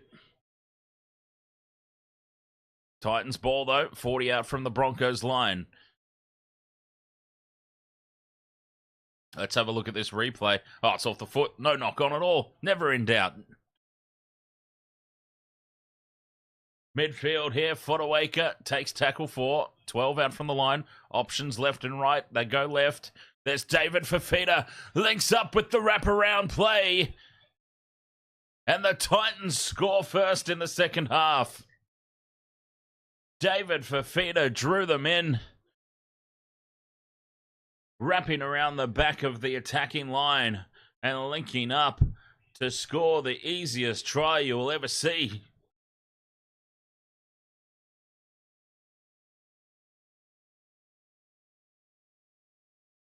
Chris Randall. Lyrics, ahoy, mate. This same game multi is not looking good. But I'll tell you what is looking good. This effort from the Titans. They are just refusing to go away. And now that missed conversion right on the halftime break. How critical is that? How crucial does that become?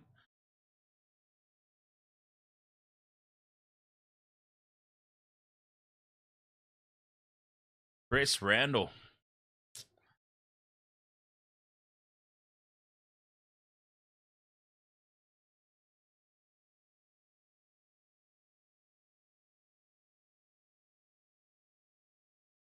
Keanu Kinney. Missed from pretty much right in front. Right on the stroke of half-time. How's he going to go here?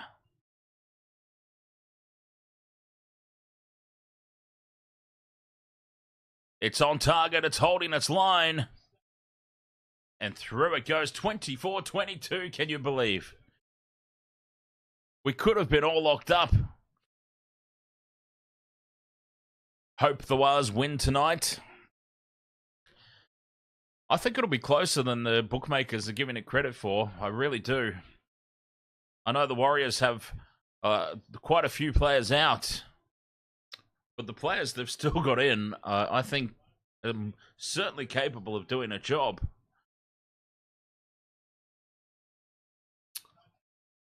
As the Broncos get us back underway. 2 points the difference, if you can believe it. And now big Davey Fafita winds up from the back fence. For the Warriors, yes. Lots of outs for the Warriors.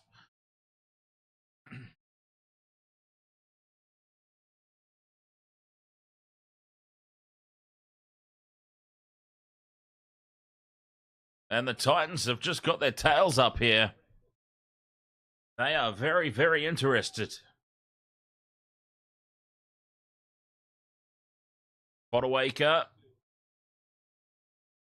Just shy of the halfway line. Tackle 4.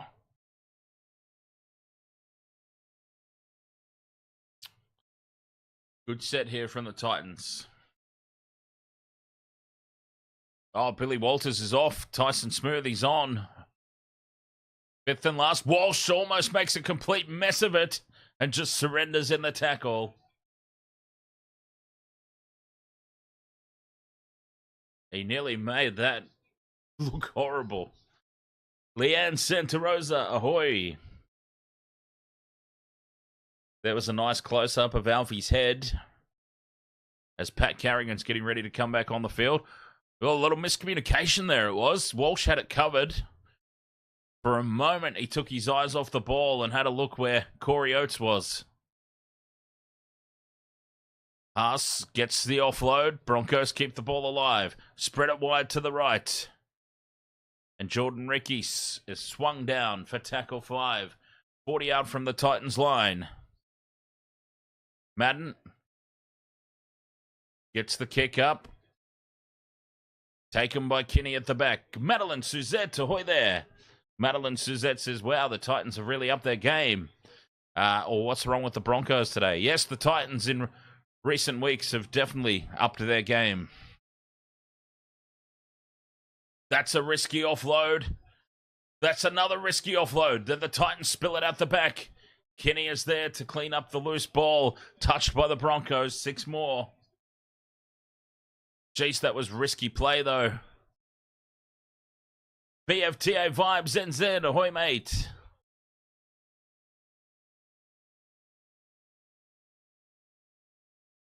A big test once again for the Warriors today.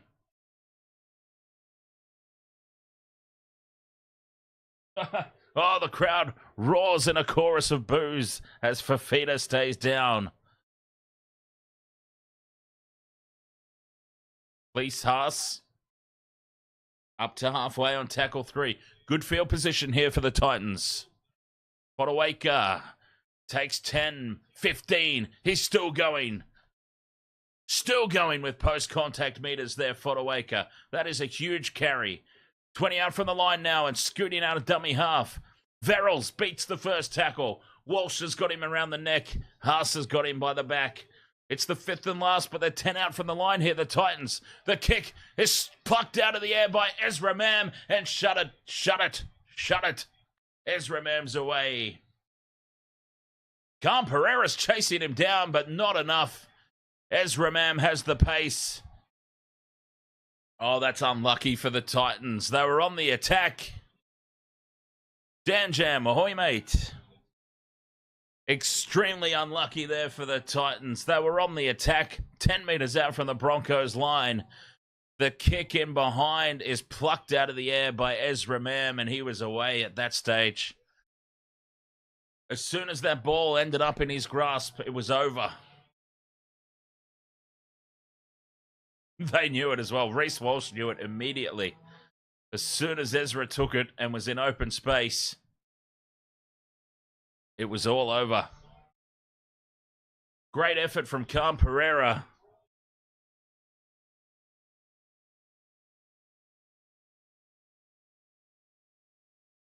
Very unlucky for the Titans.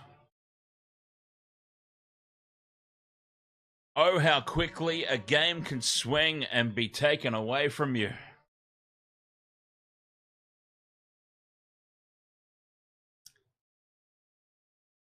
(28-22), the kick to come.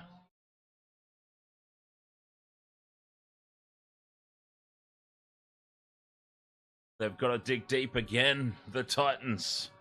So close, yet so far. And yes, these Broncos boys, they know where the cameras are, don't you worry. I know exactly where all the cameras are around Fortress Suncorp. Madden puts it over, and the Broncos lead by 8 again, 30 points to 22.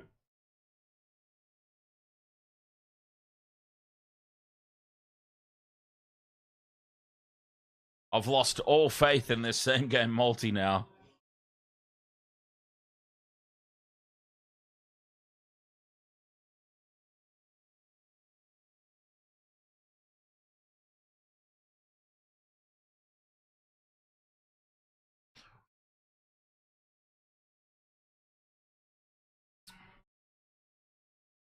Very unlucky there for the Titans.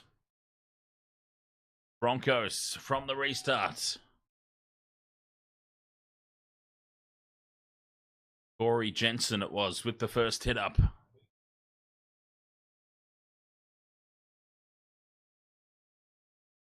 Haas. Big charge forward there from Payne and the Haas.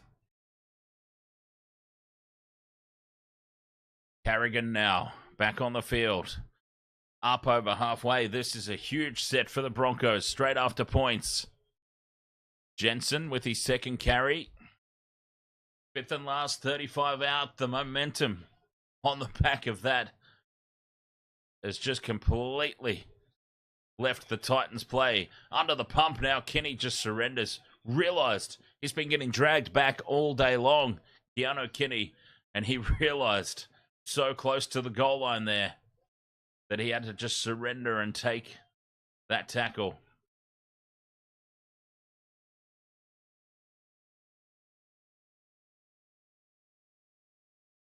And the Broncos right on top here.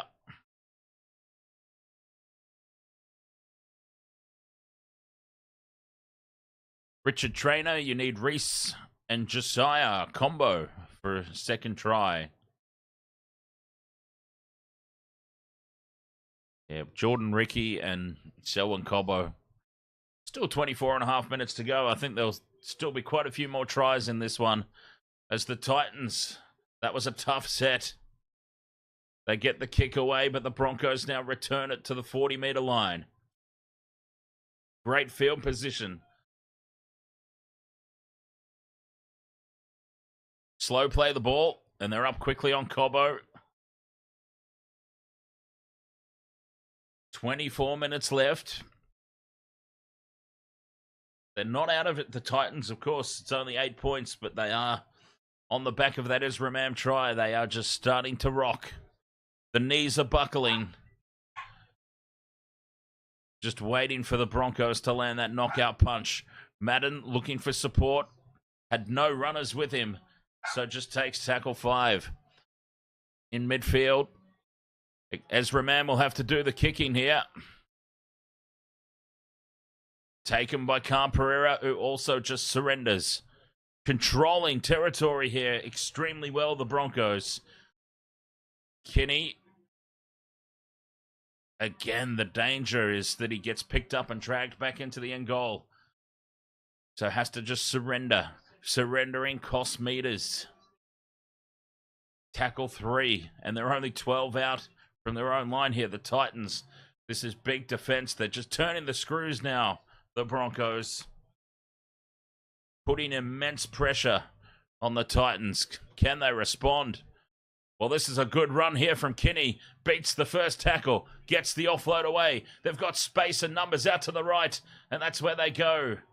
5th and last up to halfway. They've ended that set quite well, all things considering. And an injury concern now for the Titans. Beau Fermor has stayed down after that tackle.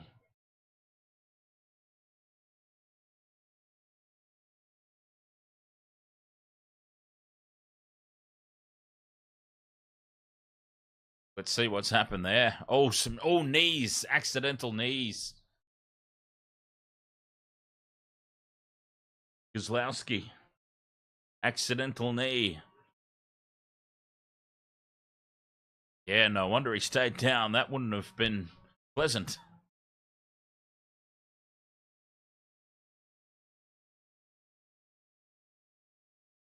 Fifth and last, Titans. It was a good end of set. The high ball taken on the full by the Big D. Skips away from the first tackle. And now he's into space. The Big D flying down the sideline.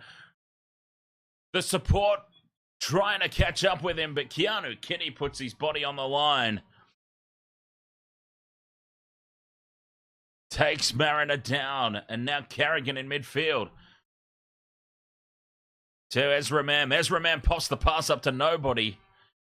But the Broncos still managed to come away with it. Tackle 2. The knockout punch. Is it incoming? They're using their speed again, the Broncos. They're blitzing the outside of the Titans' defense. Flat pass there to Carrigan. Gets the offload back away. Now Haas puts the head down. Charges for the line. Just a couple of meters out.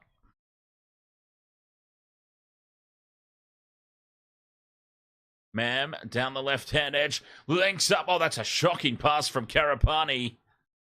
Wow. He's thrown it about 10 rows back into the grandstand. Josiah Karapani. Terrible pass. The line was wide open. Corey Oates. It should have just been a simple pass onto the chest and Oates scores unmarked. But he's thrown it into row 10.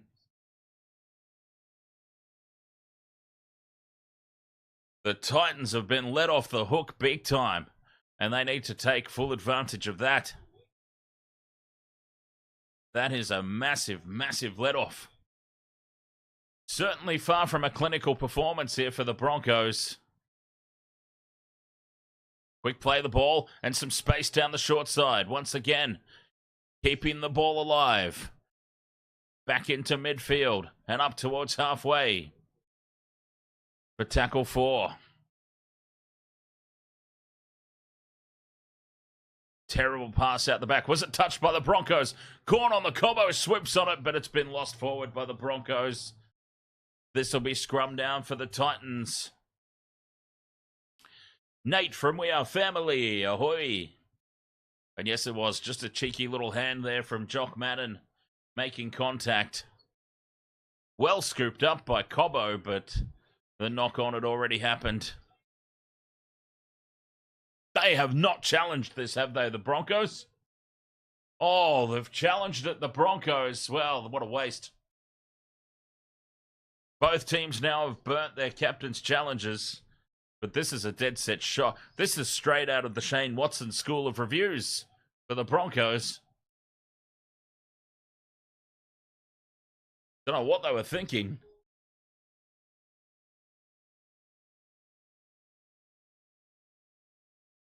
Ah, yes. The King and Queen of the Ring was okay.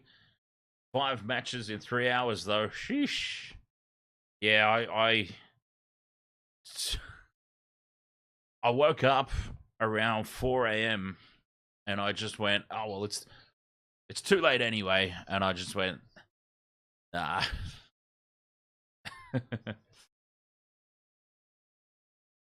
Challenge unsuccessful as we thought. And it'll be scrum down for the Titans on halfway.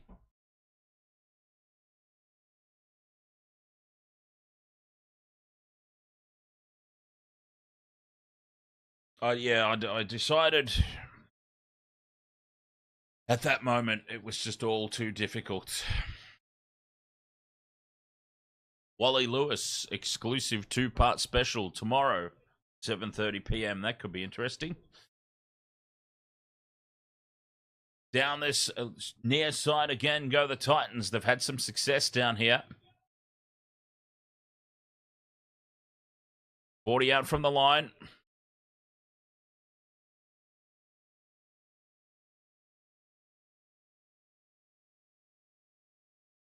Weaver sends it out to Kinney. Kinney steps back in field to go on his own. Well wrapped up. Mega Gene 22. Ahoy. Up the Waz. Going to be a very, very tough game for the Warriors today. Very, very tough. Slipping in the defensive line with some of the Broncos defenders.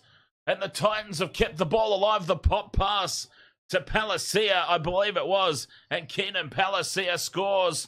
And it just keeps the Titans interested. How crucial, I said at the time, will that missed conversion from right in front for Keanu Kinney be? Nothing was really happening here, but then slipping in the defensive line, I believe that was Corey Jensen, has gone arse over tit on his own feet.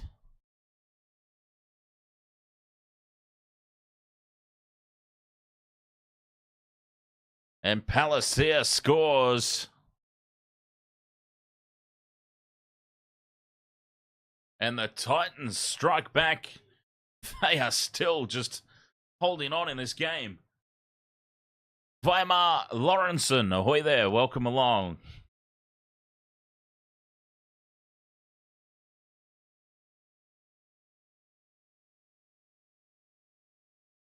You just got asked if you could go to the bottle-o. Not happening. What's wrong with just ordering in?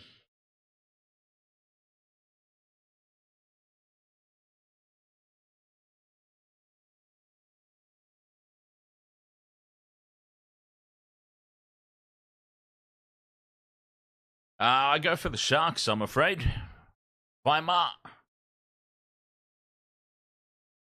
This time, Kinney puts it over. No mistake. From a very similar position to where he missed the one on half time. Not made of money. Oh, but you talk like it's $80 delivery or something.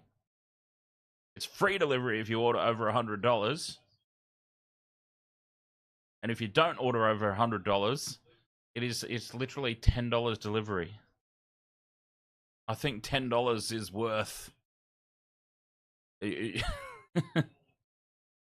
think $10 is worth when you really don't feel like making the trip.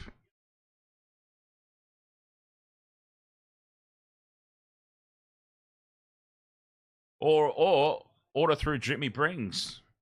It's only like $7 delivery then.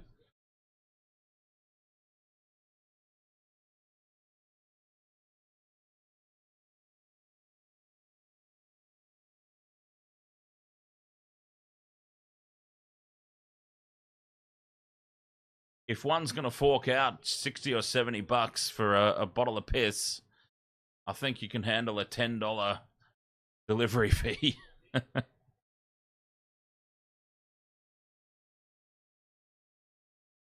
Fafita, now the Titans stretch it wide again. They've had some success down these edges. Kinney. Again now to Kelly. They've got an overlap again, but the pass is not crisp to Beau Fermor. And Ezra Mam is limping off the field. Ezra Mam is with the trainer in back play, heading towards the sideline and stops now. Oh, he's copped a friendly fire there from Corey Oates. Unlucky there for Ezra. He'll be all right. He's up and about. Yes, he just copped a whack from Corey Oates. A stray boot. A little friendly fire. He's all good, though. Running back into position there, Ezra. Jeez, that could have been a moment. Scrum down here for the Titans.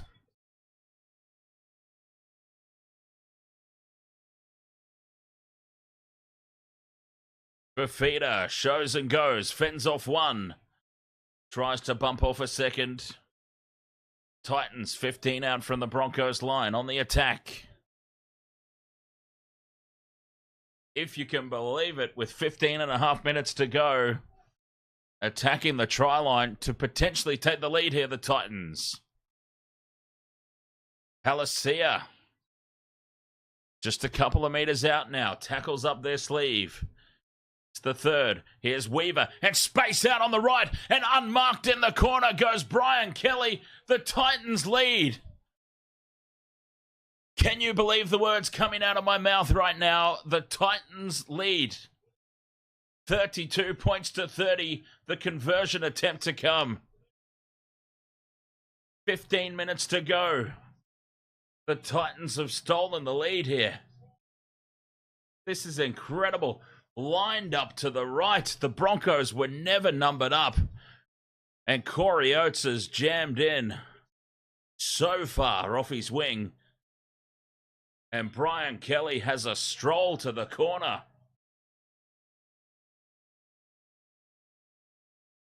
Can they keep it up? They were never, ever once numbered up on defense there, the Broncos. 32 points to 30. The conversion attempt to come from out wide. This is phenomenal.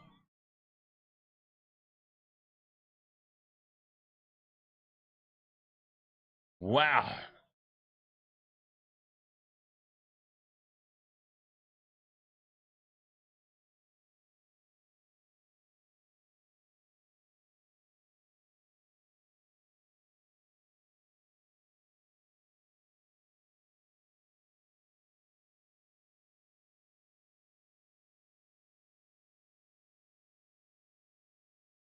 Another big kick here from the sideline. It's hooking off to the left, and it stays there. 2 points the difference. 32 points to 30. A couple of missed conversions could be critical in this one.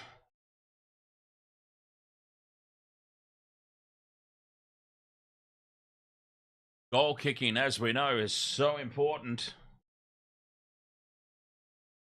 And they've just got a couple of those wrongs. That was a tough one, though, of course, from the sideline. I am referring to the one right on the stroke of half-time from pretty much directly in front. That was an unforgivable one.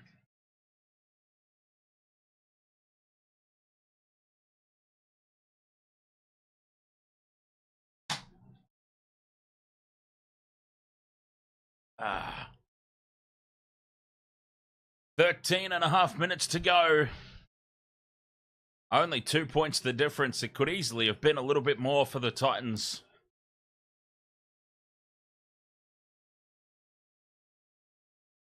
Now they spread it wide again. They've had so much success down the edges. And this one again knocked down from the Broncos. They're just getting these touches. And spilling the ball, the Broncos. Some more success for the Titans, though, attacking the wings.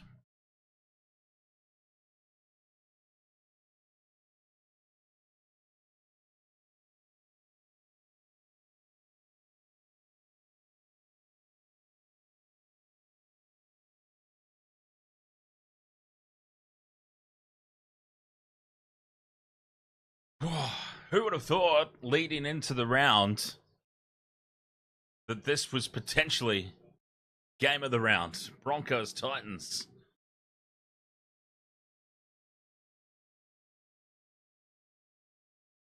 I talked about it potentially being close at the top of the stream, but that was more out of hope than anything else, to be honest. Mark Leishon, ahoy, mate. And they spread it wide again here on tackle 2. The Titans, they are really fancying their chances down the edges. Left and right now, they're attacking.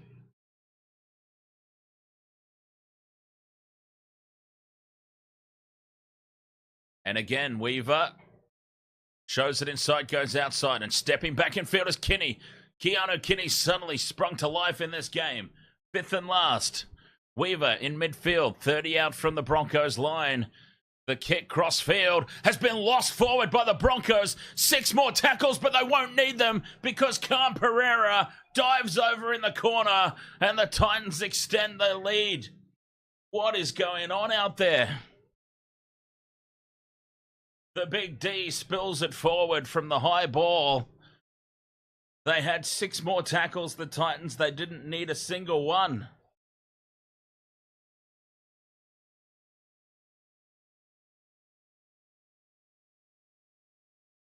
$36 points to 30. The conversion attempt to come from out wide.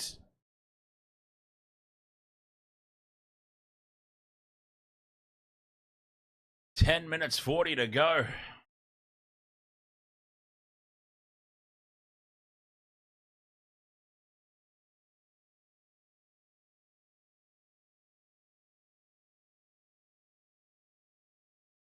Does he get it down? Khan Pereira.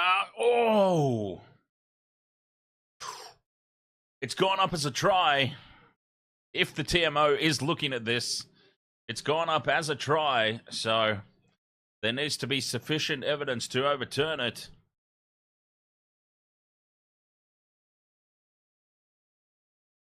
Reece Walsh coming across in cover.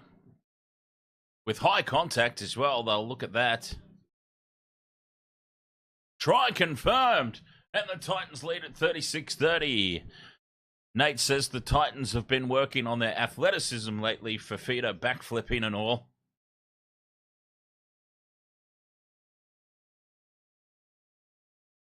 Yes. This now becomes a huge kick for Keanu Kinney to give them the comfort of an 8-point lead. From the sideline, he's had some practice from out here. Hooked the last one left. This one he pushes out to the right.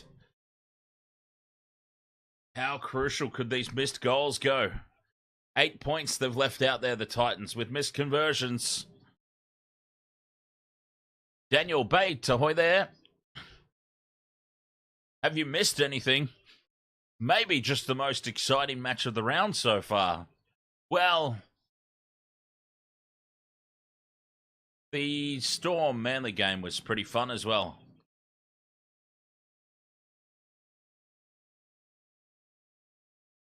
Nate says this was 30-22 when I joined.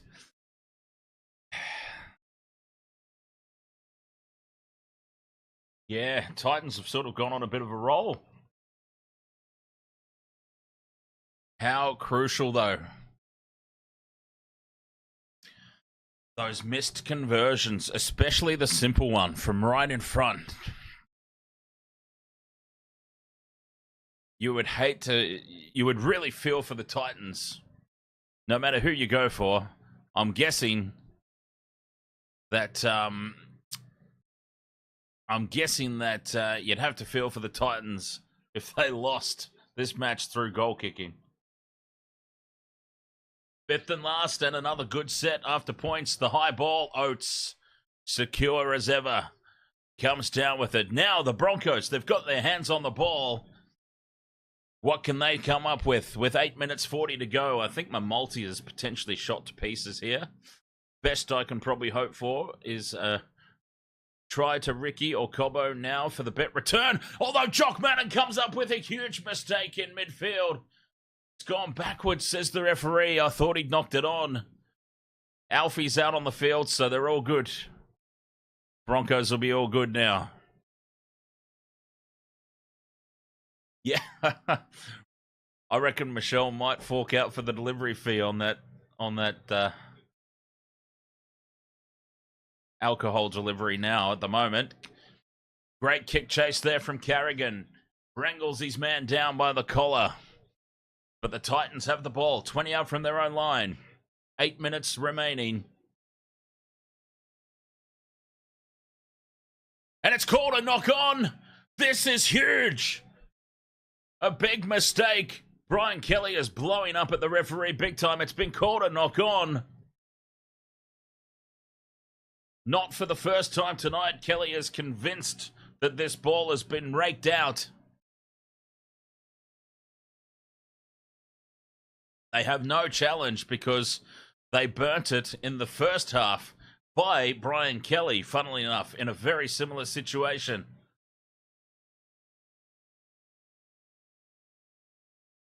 So he's got to work on that, Brian Kelly. This is a big moment now. Look at that. Alfie's out on the field, and suddenly the Broncos have sparked to life. They've forced the error. Scrum down for the Broncos. 30 out from the line. Madden to Haas. Haas draws in 3 defenders. Maintains his footing.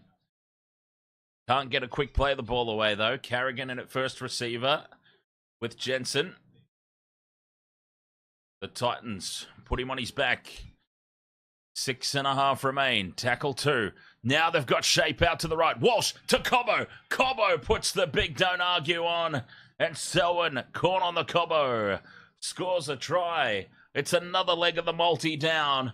And that was just way too simple. Selwyn Cobbo just puts the big fend on.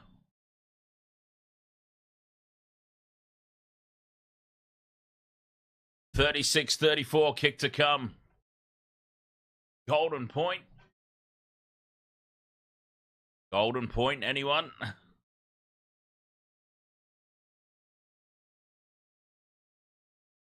I put that try down to Alfie.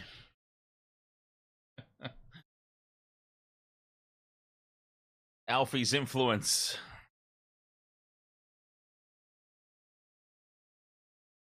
This is a big kick, though. 36-34. About 2 meters in from the sideline, this conversion will be. So it's not an easy one.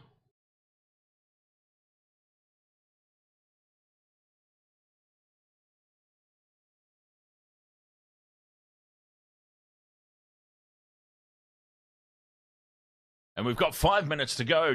Jordan Ricky could still score here. See, it was 30 points to 22. And the Titans went on a bit of a run. The Broncos just couldn't get their hands on the ball. They've got their hands on the ball and have immediately gone down the other end and scored. Big kick here. Jock Madden just a couple of meters in from the sideline. Well, not even a couple of meters. It's almost right on the sideline. It's hooking way too far. And off to the left it misses. 36-34 it remains. The Titans. 5 minutes to go. No, Michael, it is pretty well known around the league that Alfie spends a very unusual amount of time out on the field. He's out there from the kickoff normally.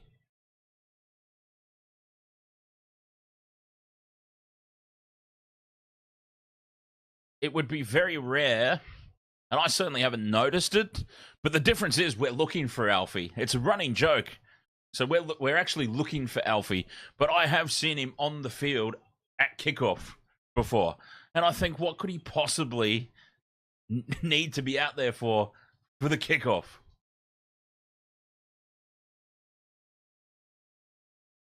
So yes, it is a pretty universally known fact that Alfie spends a ridiculous amount of time out on the field. Back underway. Go the Titans. And Willison takes a big charge upfield here for the Broncos. He's got the arms free. Can't get the offload. 4 minutes 40 to go. Can the Titans hold on?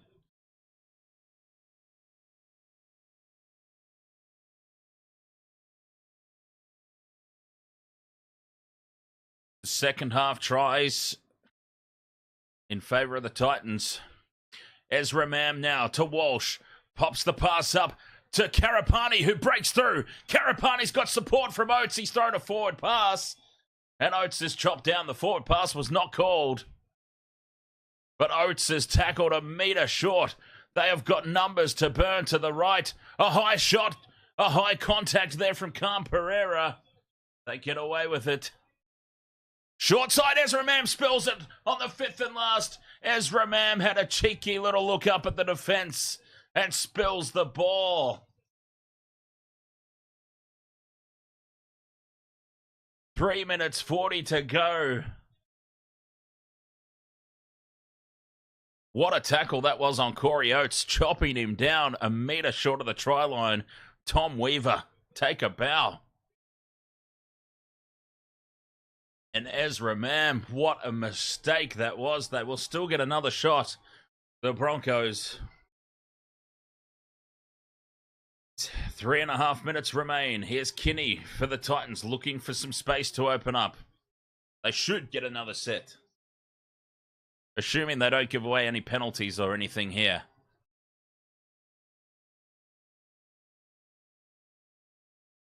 Fifth and last for the Titans. 40 out from their own line. Weaver.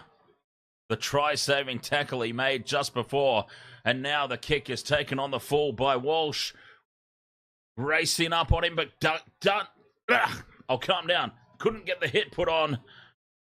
Walsh finally gets brought to ground. They start this set, though, 30 out from their own line. Here's Cobbo running across field. Has the ball stripped away, Cobbo, and the Titans have it. The Broncos. Ezra Mam and now Selwyn Cobbo, a couple of players you do not expect to make these kinds of mistakes. Oh, it's so close to full time. I didn't even look, to be honest. I should imagine it was a fairly measly cash-out offer for a three-legger with less than 10 minutes remaining. Botawaker.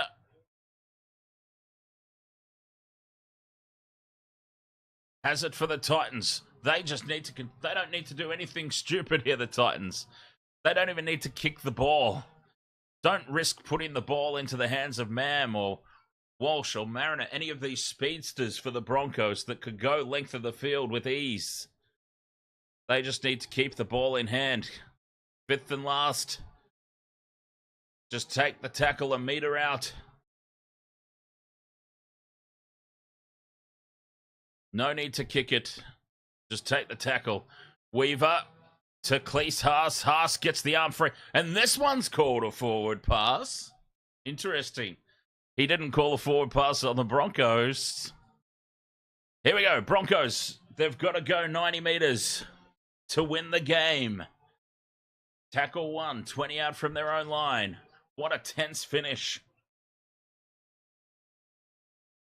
Can the Titans hold on for a massive victory here? Willison.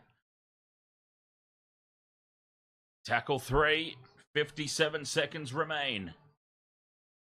They're 40 out from their own line here. Carrigan to Mam. Out the back to Walsh, and it's been spilt. Karapani loses the ball, and that'll be the match. Surely for the Titans.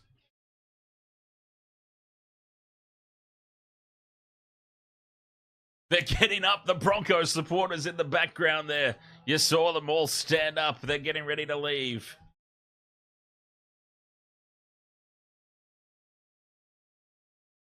"20 seconds remain. The Titans have it by 2 points.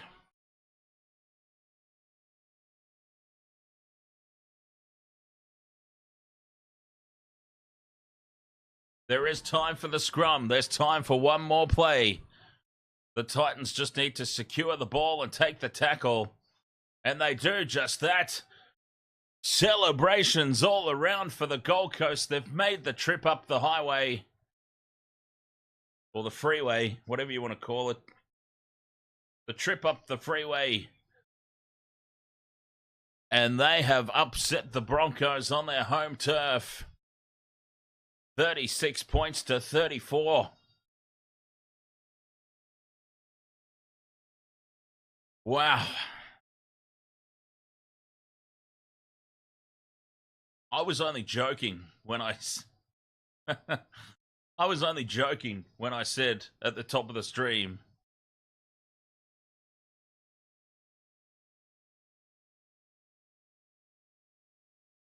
that this would be a close match.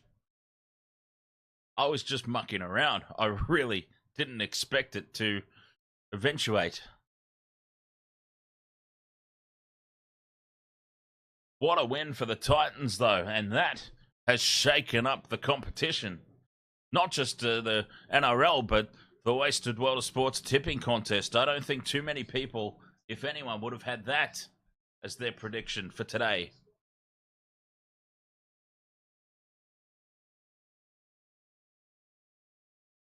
The Warriors going to thrash the Dolphins, says Duck My Sick. Is Pongo available for Queensland fullback? Never heard of him. But obviously you mean Ponga. And yes, Ponga is out injured, so no, he's not available.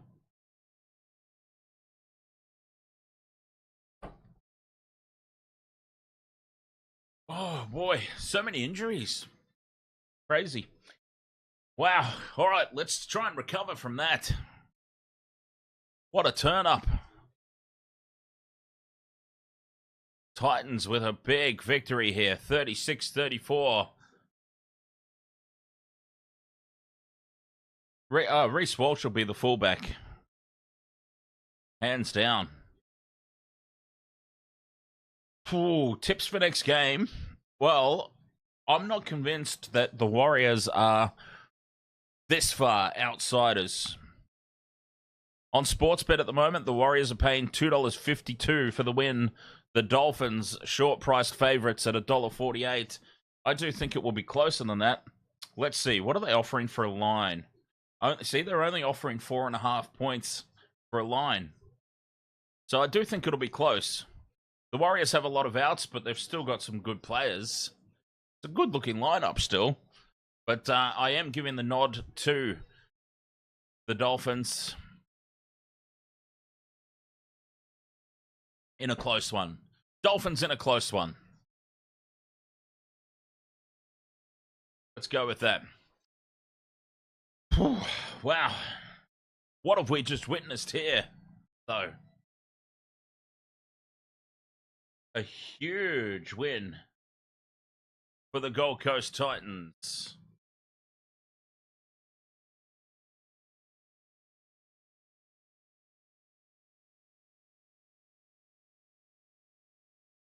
Congratulations to them. Well, I say. Good job. Good job. All right, Wasted World of Sports. I've got to get everything all set up and ready for the next game. Warriors versus the Dolphin coming up in just a couple of minutes right here on the Wasted World of Sports. Be right back.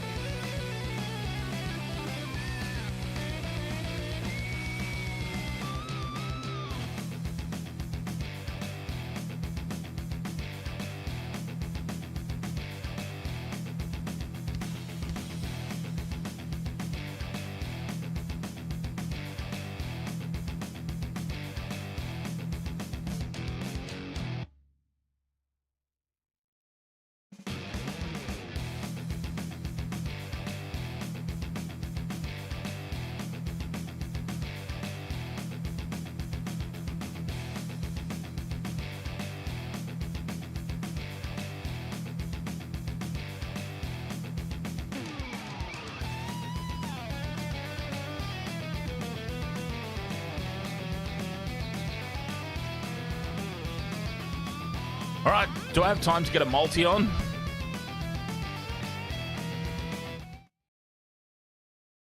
Cheeky little same game multi on this one. Let's go. Let's go. All right. Wateni Zelezniak, anytime try scorer. Bostock, anytime try scorer. Hammer, anytime try scorer.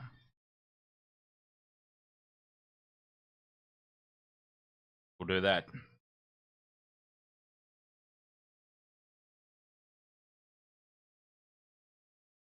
I like the look of that.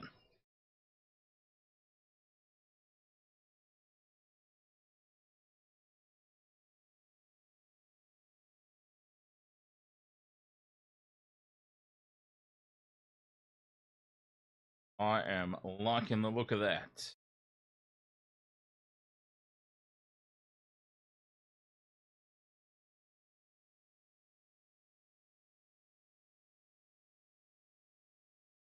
Wateni Zelezniak, Bostock, and the Hammer.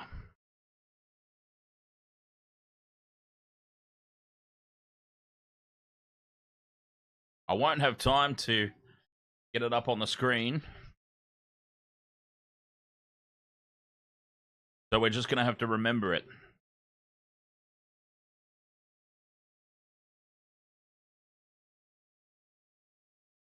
And if we need to, I will sort it out when there's a break in play.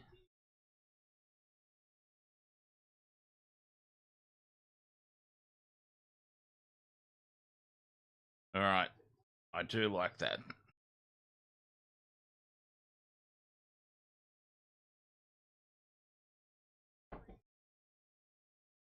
Yeah, right, we're in. We're locked in. Bostock, Wateni Zelezniak, and the Hammer. Let's go.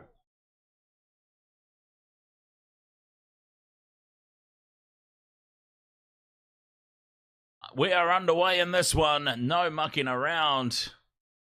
Into the action. Warriors versus the Dolphins, the last game of the round. Is there another upset on the cards?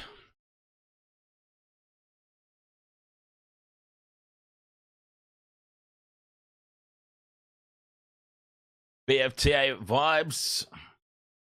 You've got Zelezniak and Asako. Very nice.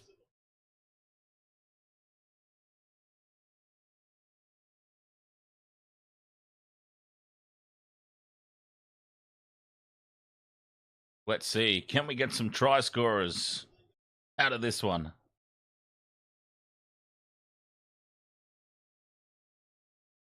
And the Dolphins have it. The Warriors get through their first set successfully. Dolphins have the ball now. Defunk, ahoy, mate.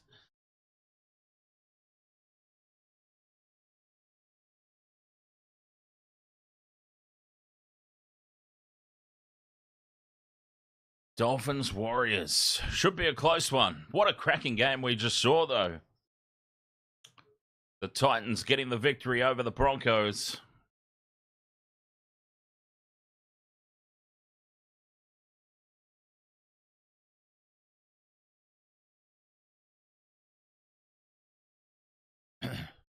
Fifth and last here, the Dolphins through. Katoa, the kick down, and both of the Warriors players have just stood there and watched each other, and very lucky for them, it goes over the dead ball line for a 7-tackle set, and Watene Zelezniak races back out to the 20. Couldn't get that one away. Very lucky there. The Warriors, Watene Zelezniak was back there, playing fullback tonight. DWZ. And they've lost the ball very early in the tackle count. They've come up with the error. Edward Kosey. And here is a great opportunity for the Dolphins.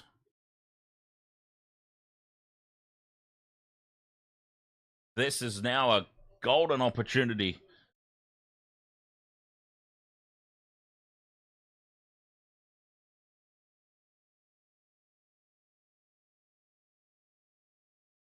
Gilla Brandon. Ahoy there. Go Broncos. Well, the Broncos certainly weren't able to get the job done today. Great effort from the Titans. From the scrum, the Dolphins attack the edge. Avarillo takes tackle 1. 20 out from the line. Lemuelu. Lemu something. In front of the post here on tackle 2. 10 out from the line. Oh, Mark Nichols is a good shout as well. Kafusi. 5 out from the line now in front of the post. Dolphins still on here. Marshall King out to Max Plath. Max Plath's a good shout as well. 5th and last. Katoa to Nikarima. Pops it out to Asako. Asako dives for the corner. Reaches out and plants it down. It's going to go up as a try, but I feel like he might have been over the sideline here.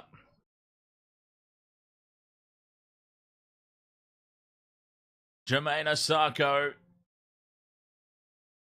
It has been sent up as a try, but we will take a look.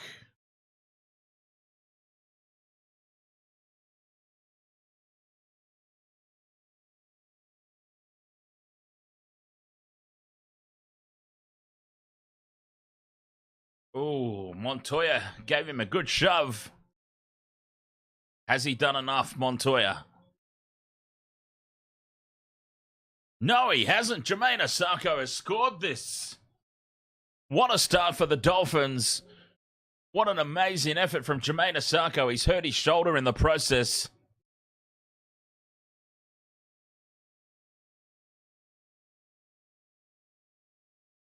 He's hurt his shoulder in the process of scoring that try, but points on the board for the Dolphins.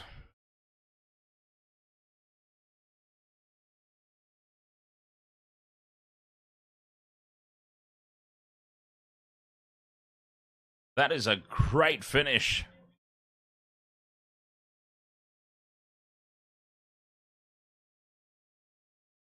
Jermaine Osako. Solid.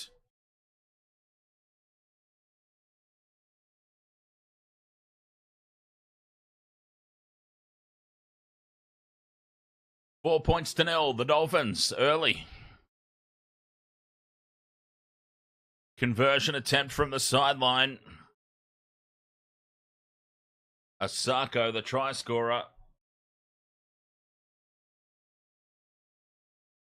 Moves in, strikes it. It's hooked off horribly to the left. Way away to the left. And it remains 4 points to nil, but a great start for the Dolphins.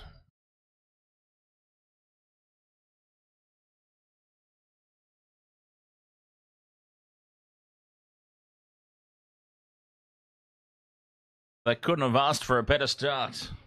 Taking full advantage of an early mistake from the Warriors.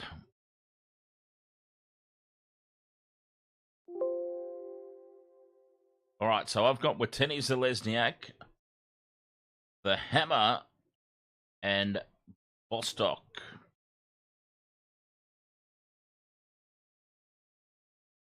Big defense here from the Warriors. They need to rebound. Dolphins 13 plus, says Wolfie.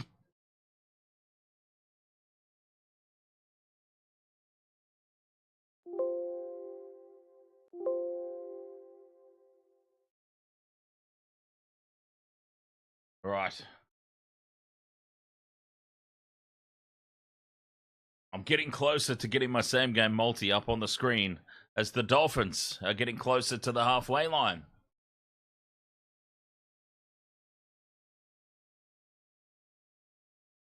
Bunty Afoa. Very recognisable hair. Fifth and last. Katoa gets the kick down to Watene Zelezniak, who slips as he takes the ball on the full. Runs across field now, looking to link up. Taken high there, Watene Zelezniak. Now they drive him towards the sideline. He's a metre in field. 30 out from their own line. Big defence from the Dolphins.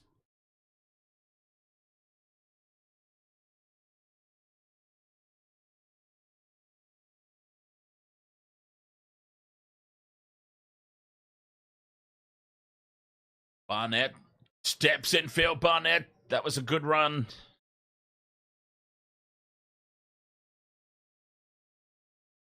In midfield, Tamati Martin wrapped up. Fifth and last, just over the halfway line here, the Warriors. It comes back to Harris Tavita, puts it high in the corner. Osako plants himself under it. Throws it across to the Hammer in midfield. And the Hammer's taken down. Dolphins ball, though.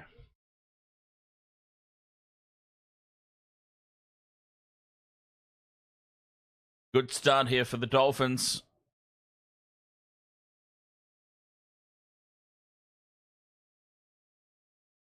Is that the Warriors or the All Blacks? Definitely the Warriors. Maxi Plath with a big run. And now bursting through half a gap. Up over halfway. The Dolphins through Marshall King. Plath goes into dummy half.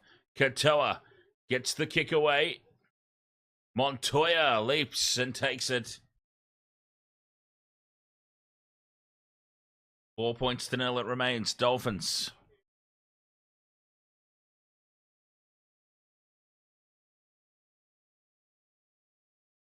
All right.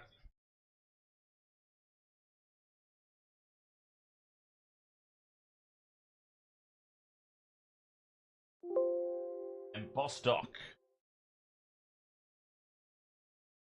Same game multi incoming, hopefully. There we go. And I don't have any ticks off the multi yet. There we go. Multi sorted. Watene Zelezniak, the Hammer, and Bostock. And speaking of Bostock, there he is, flying through the air to take the high ball. And the Dolphins have it back again. 40 out from their own line. Good field position to start this set. But a little waste of possession there, that tackle. David Terracotta. I hope I said that correctly. I probably didn't. Let the game tell the story. Good luck to both sides. Through the hands now, the Dolphins. Ewan Aiken loses it out the back. Play on. Katoa steals an extra few meters. Fifth and last for the Dolphins. 30 out from the Warriors line. Nikarima puts it high, straight down the middle. Montoya again secure under the high ball.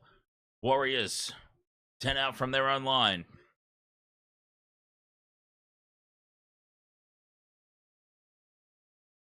Watene Zelezniak with another carry.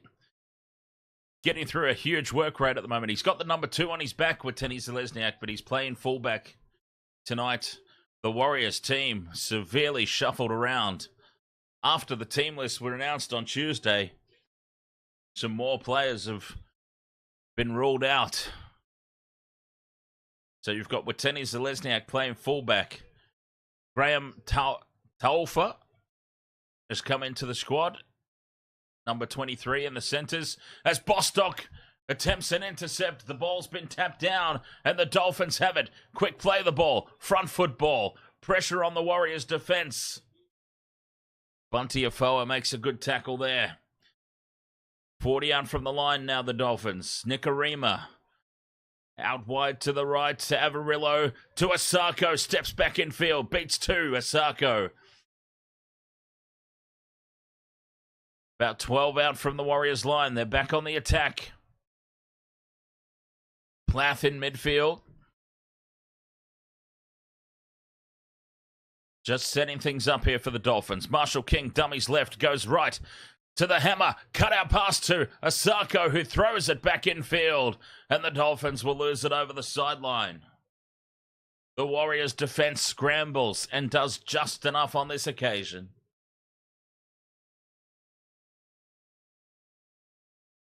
Harris Tavita, wearing the number 20, playing 5/8. Edward Kosey, wearing the number 22, playing on the wing. Paul Roach, the number 18, playing hooker. Niokore, wearing number 17, playing prop. This is a severely rejigged Warriors team.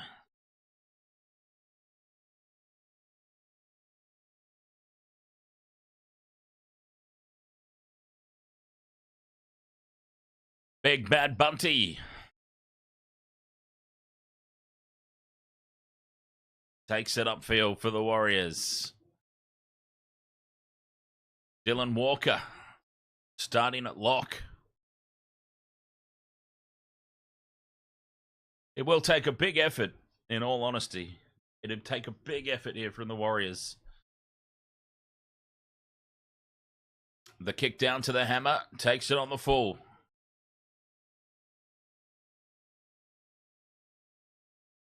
Dolphins ball. 15 out from their own line. Bostock takes a hit up.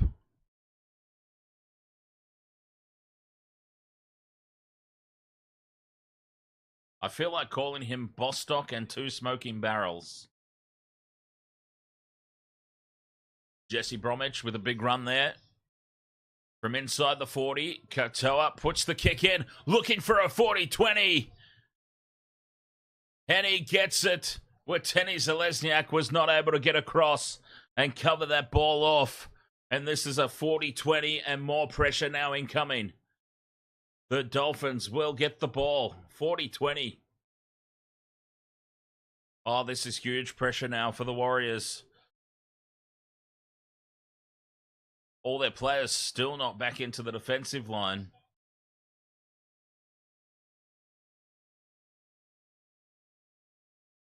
Five out from the line. Bromwich just to the left of the post. Tackle 2. Katoa to Nikarima. Avarillo steps back in field. Well wrapped up. The Warriors numbered up there in defense. It's still on though. Katoa to Plath.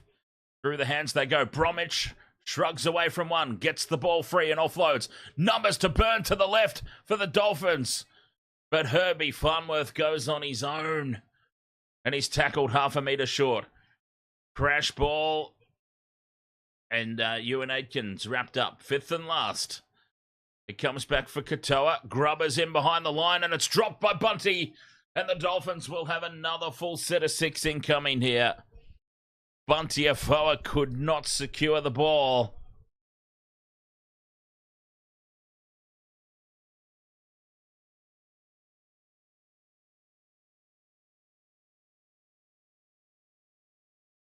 More pressure incoming. Another set here for the Dolphins on the attack.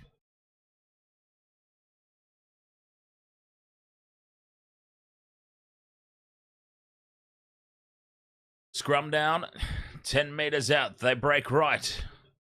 Nicarima runs it to the line. A flat pass to Avarillo. Well defended.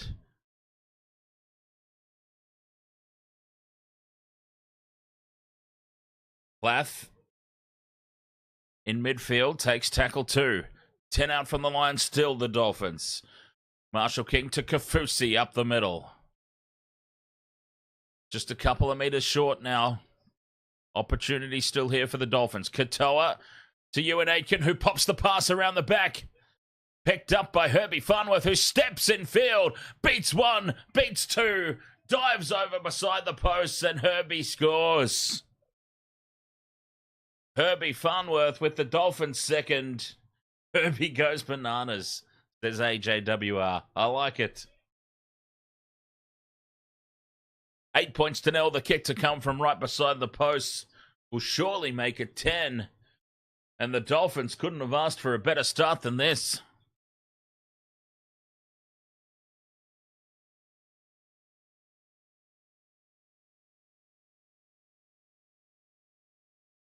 I thought that Herbie had perhaps messed it up a little bit there. He didn't even look out to the left, where he had an unmarked Jack Bostock waiting for the ball. Cat Lego, ahoy there. Good morning. Wolfie says, thanks for the live stream. Another blowout. It's early days still, but some worrying signs here for this severely depleted Warriors team.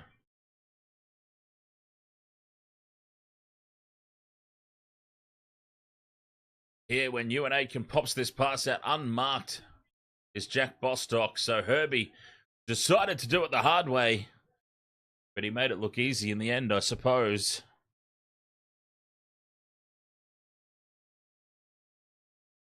Jermaine Asako, a very simple conversion here.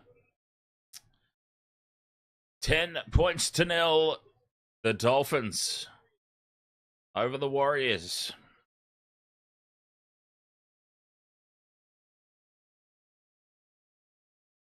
I'm still trying to process the Titans. The Gold Coast Titans pipping the Broncos at Suncorp Stadium earlier today.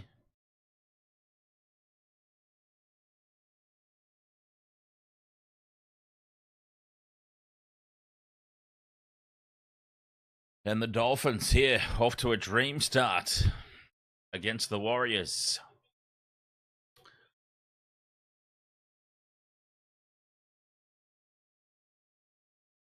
AFBOCC, ahoy mate.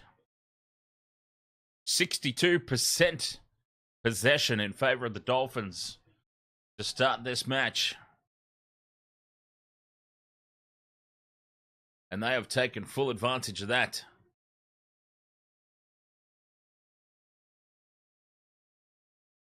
Ewan Aitken backs into the defence.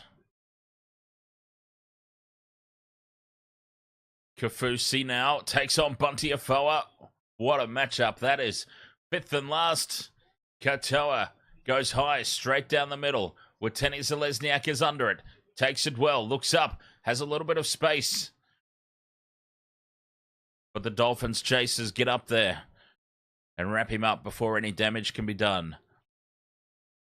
Montoya takes tackle 2. Through the hands now. An early shift from the Warriors. Almost going through was Graham Taufa. And then Harris Tavita plays the ball on halfway.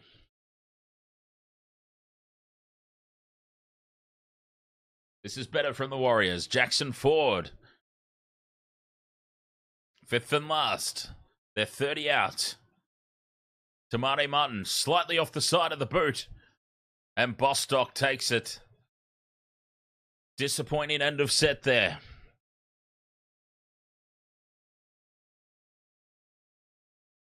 Needed a better purchase on that kick.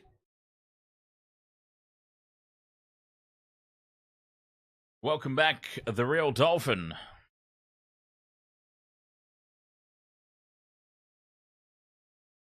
Nicarima holds the pass up perfectly, and space is created. Avarillo is just brought down by Montoya. This is great from the Dolphins, though. Marshall King keeps the ball alive, and it's back to Avarillo. 5th and last, 30 out from the Warriors line. Katoa, the high ball up the middle. It's the option again. Hammer takes it, throws it back. It's tapped down by the Warriors, and Barnett has it.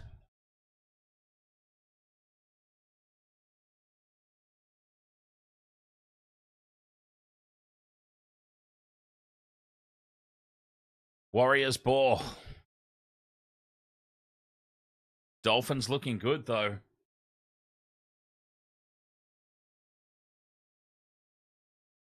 Philip Rembick says, go Dolphins.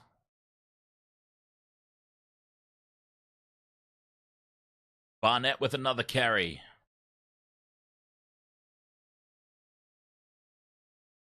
Up over halfway they go. Tamate Martin, better kick this one. Contestable. Taken by Montoya. Montoya keeps it alive. The inside ball to Harris Tavita. And Harris Tavita scores a very important try here for the Warriors. 10 points to 4, the kick to come.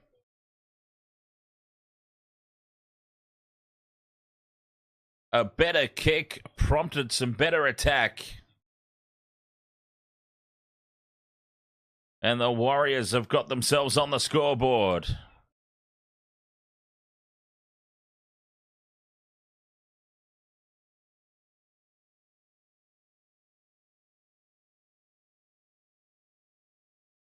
Montoya. He has started well. He's been secure under the high ball down the other end of the field. And he was able to get up there and compete and win the jump to the ball on attack. 10-4 kick to come. We might have a game on our hands yet.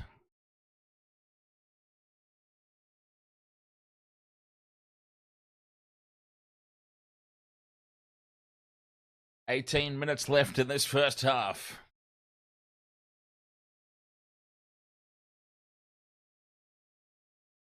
Do I know DJ Mac? DJ Max, you mean?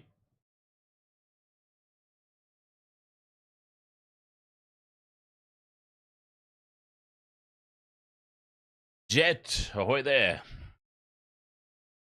Oh, kicking duties tonight for Adam Pompey.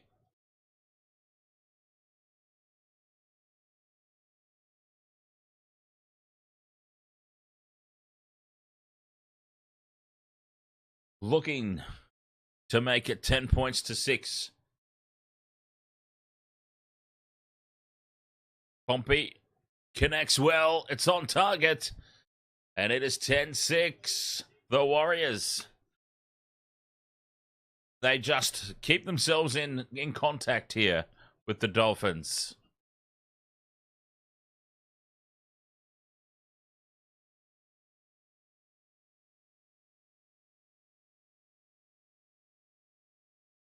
Could get a game out of this after all. It was looking mighty dangerous at the start. That was an important try for the Warriors.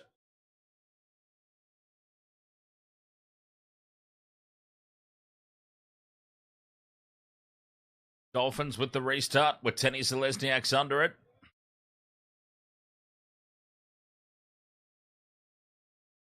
And Jazz Tavanga takes the hit up first. Barnett. My Smokey for Origin selection. Mitch Barnett. Walker.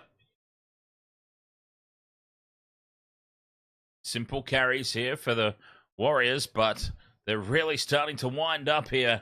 Fifth and last. They're up to halfway. Harris Tavita. Kicks straight up the middle, and Hammer takes it on the full. Looks up. What are his options? Just wind up and take it into the defense.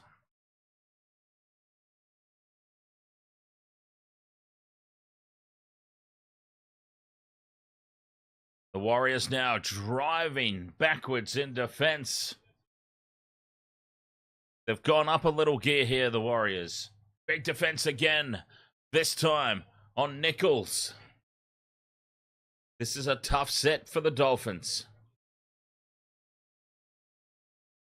The Warriors have just lifted a wee bit. Farnworth brought down in midfield. Fifth and last. 40 out from their own line. Katoa gets the kick away. Witeni Zalesniak is back for it. Runs it back towards midfield. And they line him up there, the Dolphins. But the Warriors have just gone up a little gear here.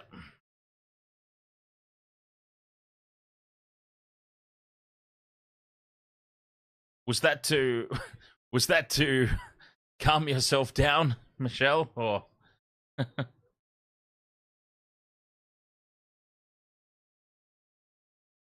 Herbie, Montoya, and Hammer, the multi for this one.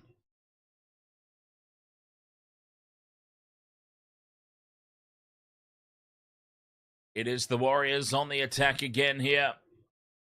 Harris Tavita. Kicks high for the corner.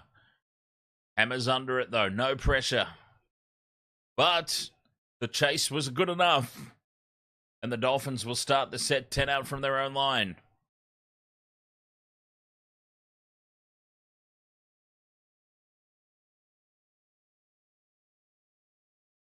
That was what I was trying to fix before. Looks like I have to try and fix it again. Farnworth goes straight through. Where's the support? There's the support from the Hammer. And the Hammer will score. Yes. And tick off the multi. The Hammer dives over.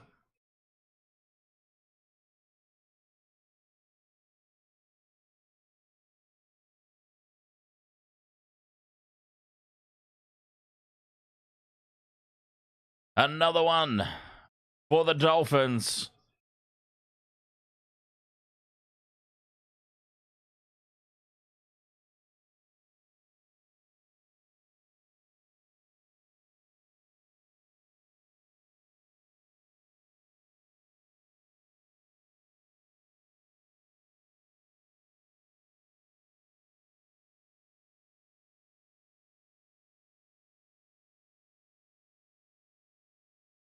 A great effort. Herbie Farnworth producing the goods there.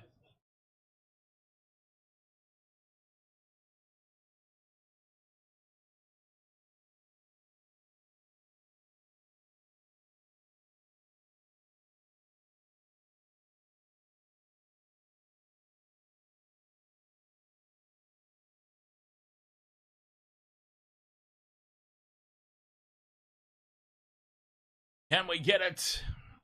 Verti FN, ahoy there. Your multi is Harris with Tenny Zalesniak and the Hammer. Seems like a few people are sitting already on 2 successful legs. Asako from right beside the post, no mistake. 16 points to 6. They re-extend their lead here, the Dolphins, on the back of that break from Herbie Farnworth. summed it up perfectly as well. Drawing in with Tenny Zalesniak and setting the hammer free. Well summed up by Herbie. Great try there from the Dolphins.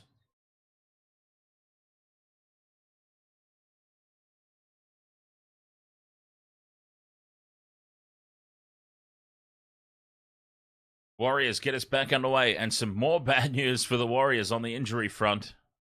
Paul Roche, who was already a replacement in this game, will not be returning to the field. So the injury woes for the Warriors continue. Dolphins on the back of points now. DJ Shack says, I haven't been more glad to be wrong all weekend.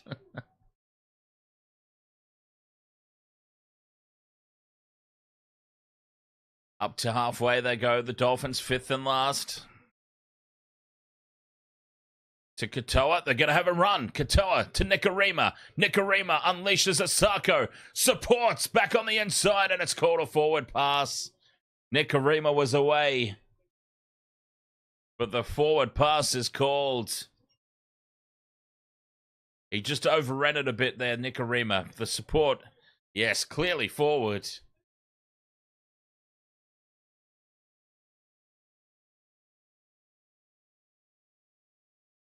And off the hook there, the Warriors.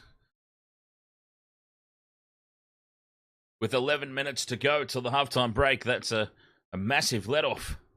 With Tenny Zalesniak, pops the pass out to Taufa. And now Wateni Zalesniak gets involved with the carry up over halfway for the third. Tavanga, he only knows one way, and that's straight ahead. Walker with the short pass off the hip to Jackson Ford, and Ford spills it, and he's in a world of hurt too, Jackson Ford.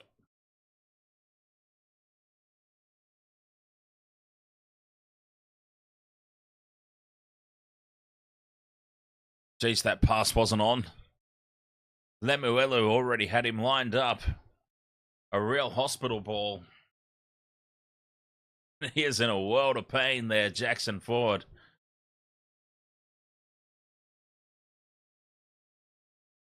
Ten minutes to go in this first half. The last game of the round. And we've got to keep an eye on when the Origin side drops. I wonder if it's going to be tonight or if it's going to be tomorrow.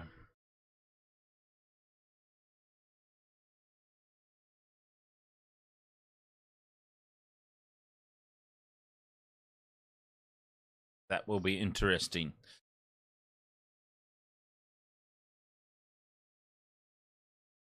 Nine minutes 45 to go in this first half. Dolphins back into Warrior territory. Here's Nichols on the fifth and last. Taken down 35 out. They go to Katoa. Puts it high, straight down the middle again. Montoya moves forward, does extremely well once again. Montoya, he has been very secure under those high balls tonight. Both ends of the field. Defense and attack.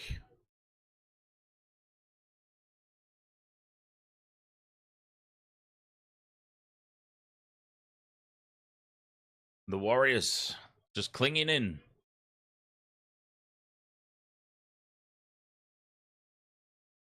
And they earn themselves a penalty here. A big one.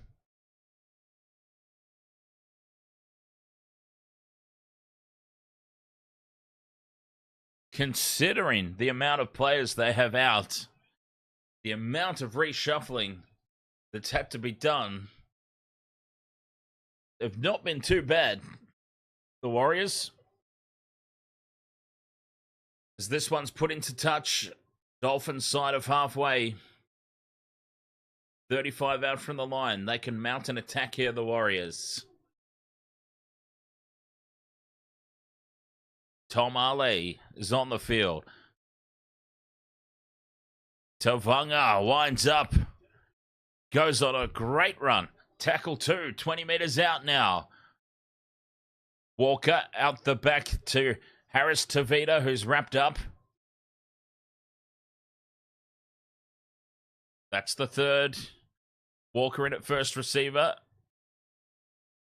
Ale back on the inside. Tackle 4 now. They're 10 metres out, the Warriors.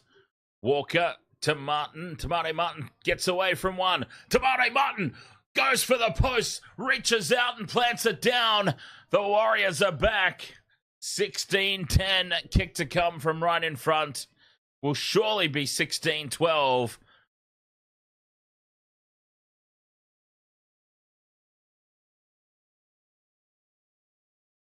Don't be counting anybody out just yet. This extremely depleted Warriors team, they are determined to make a game out of this one.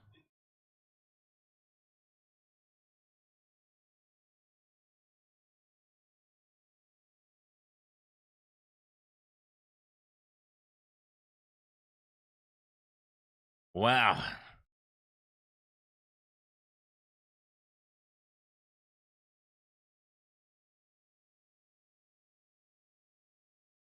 Try confirmed. Jared Ford, ahoy there.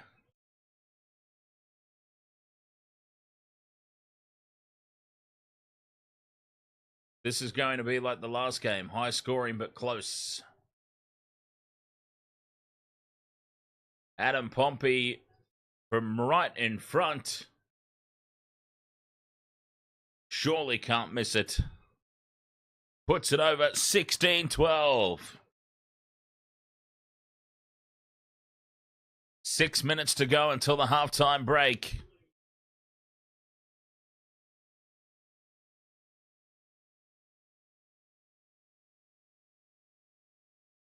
Defense is apparently not a thing today.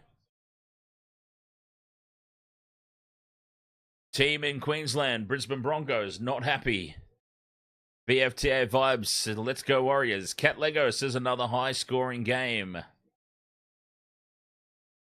the Dolphins get us back underway. Halftime rapidly approaching.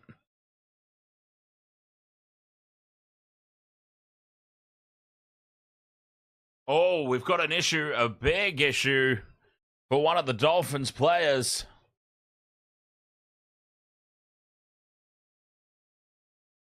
He is down and looking extremely hurt.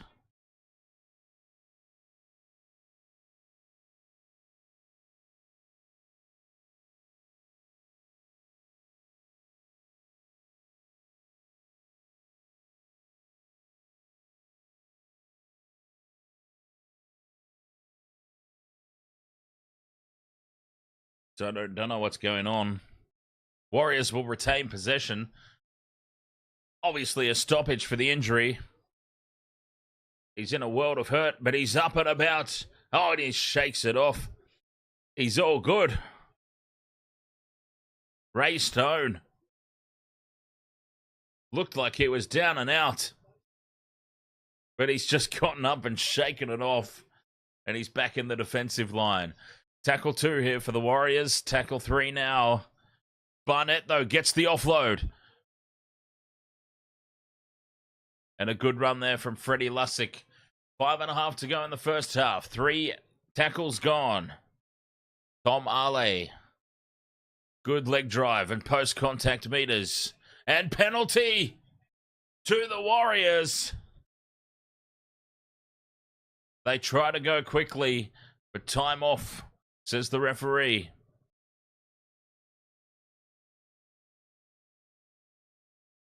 A penalty to the Warriors. And with 5 minutes to go till the break. Yes, in at the legs there. Third man in at the legs, Kenny Bromwich. Unnecessary penalty there.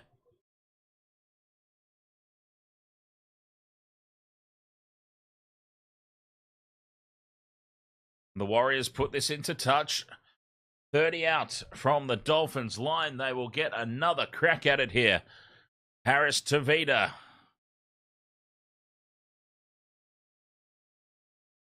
With a good touch finder. Here they go, the Warriors. Tamati Mutton in midfield to Walker. Tackle 2. Lussick from dummy half to Barnett. Oh, he's my smoky for the Origin squad. Big Mitch Barnett. Tackle 3. Walker runs across field to Martin. Jackson Ford angling back in towards the post. Tackle 4. Lussick to Walker in at first receiver again. Tom Arley stands in the tackle. 3-man tackle. And he maintains his footing. 5th and last. It goes to Walker again. Tamati Martin out the back to Wateni Zalesniak. And an unmarked winger on the outside. Can't get the ball down.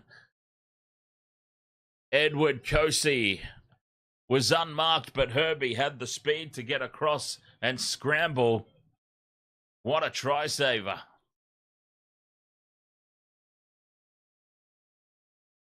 That was a big tackle.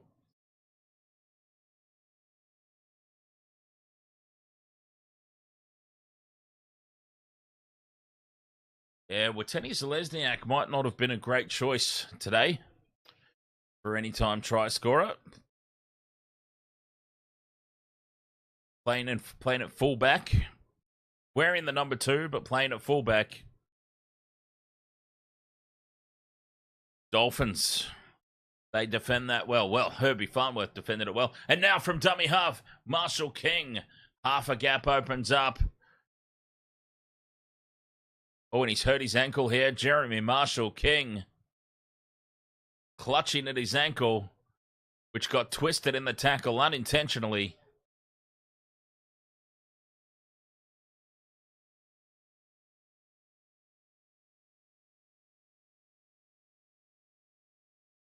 Just unfortunate, that one.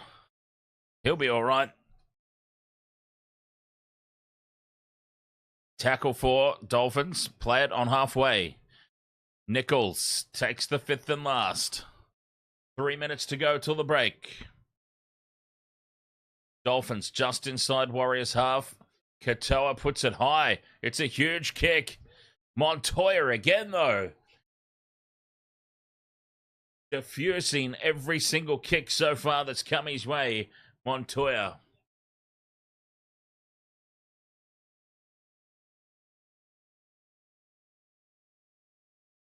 Kosey. Momentum's with the Warriors here. 2.5 to go till the break. Out the back of shape here, Harris Tavita gets the ball free, and they've got an overlap, and Montoya's got space down the wing. Steps inside the Hammer. Hammer clutches on for dear life. The pass is back to Barnett. Here come the Warriors with 2 minutes to go till the break. A couple of tackles up their sleeve. Martin puts the grubber kick in, and the Hammer's there. No, Tamate, no. 2 minutes to go. What a let-off there for the Dolphins. Through the hands was surely the option there.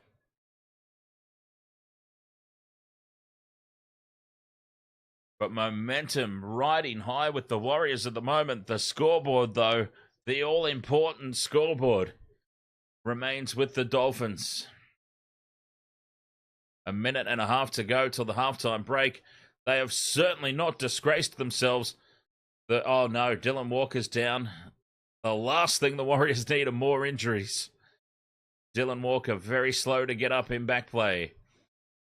Wateni Zalesniak from the back fence on the kick return. They want points before the break here, the Warriors. They want to take advantage of this momentum. Walker very slow to get back into position. They cannot afford any more injuries here, the Warriors. 16-12 inside the last minute of the half. Barnett goes straight through. Where's his support? Nowhere to be found. 20 out from the line on tackle 4. There is Walker. He's back up. He's in the attacking line. Wateni Zalesniak offloads.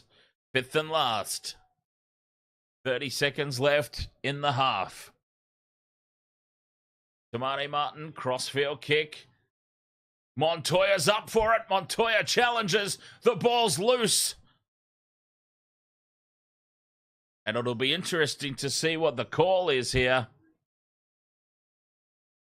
The referee says the catch has been made by Jermaine Asako. So a 7-tackle set, 20-meter restart for the Dolphins. Not that it matters because time pretty much up on the clock. And Asako...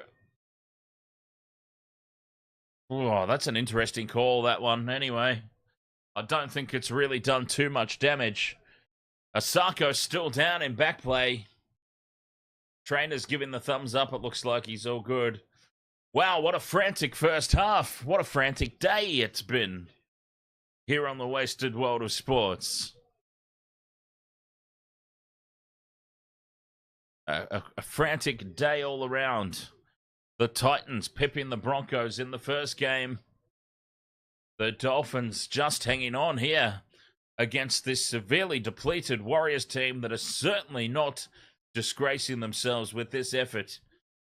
16-12 at the break. Second half coming up right after this here on the Wasted World of Sports. I will have myself a quick break for half time and be back shortly.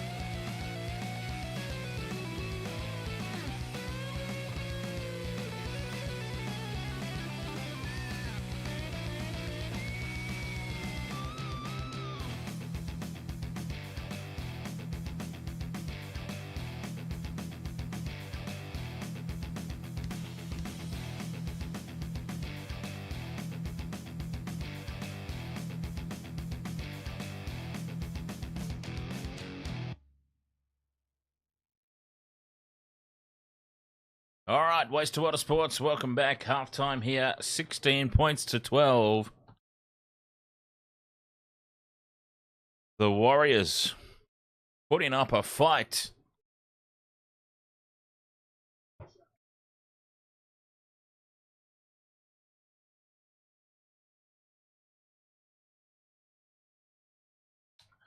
And you know what else, the James? I heard that the team announcement's been put off till tomorrow morning sometime to allow for Nico Hines to have his scans done, which means they're obviously still considering Nico for the number 7 jersey.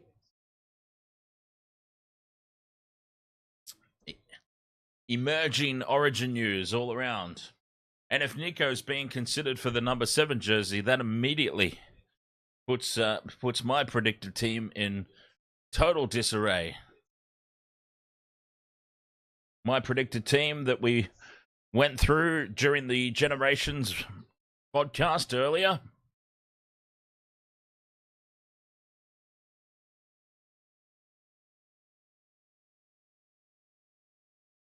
Interesting.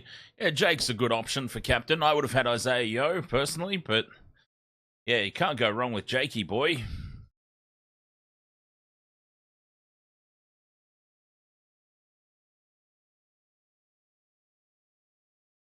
So yes, we'll have to see. We await and see, but more important things to worry about at the moment, such as this fight back that the Warriors are showing, severely under strength, and taking the fight to the Dolphins. 16 points to 12 at the halftime break.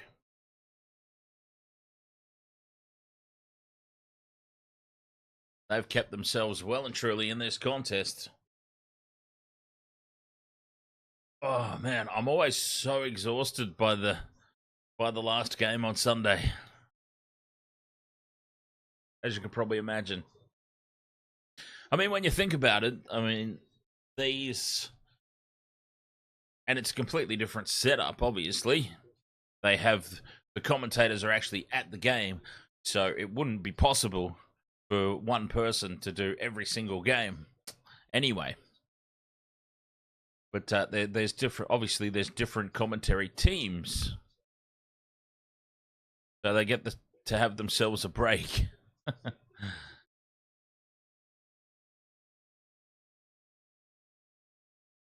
what we need. We need for the rest of 2024 and moving on into 2025, as the Wasted Water Sports continues to grow.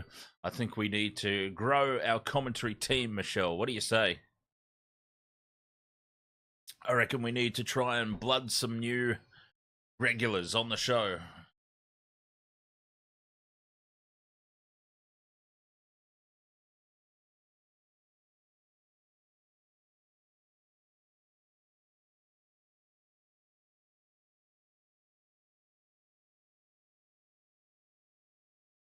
Oh, God. I thought the second half was about to start. That's why I came back. But not quite yet.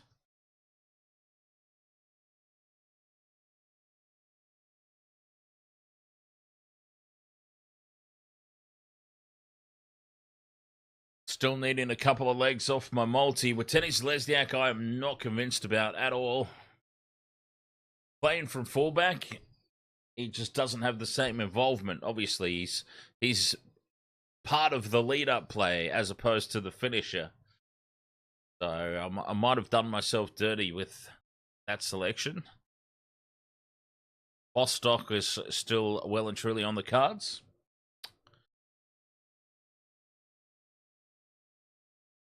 But we'll see. The Warriors started to get themselves on top to the back end of that first half. I should imagine there'll still be plenty of opportunities for both teams.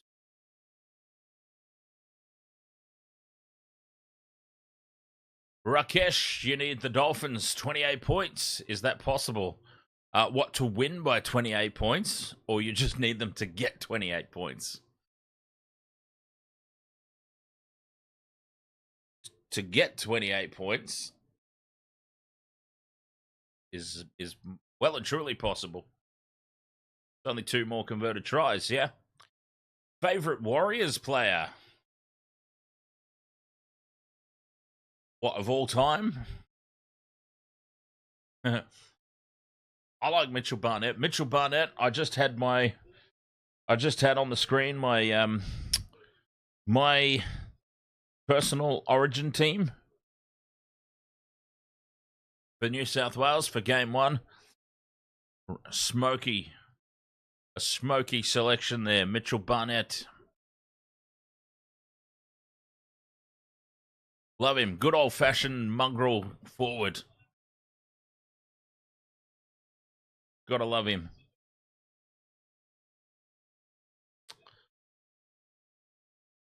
Ellis Williams, will I be sticking around for the team announcement? Well, the team announcement will not be happening until Monday, so no, I don't think I'll be sticking around that long. Sam the Blood, ahoy. Welcome along.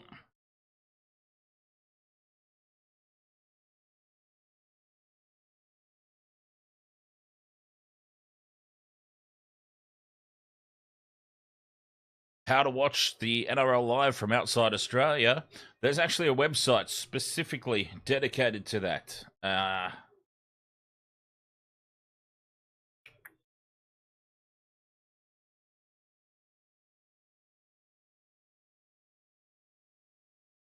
There is watchnrl.com.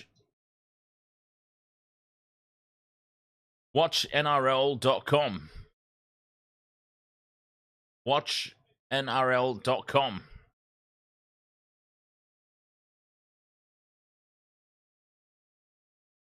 Second half underway, and this is a good carry for the Dolphins.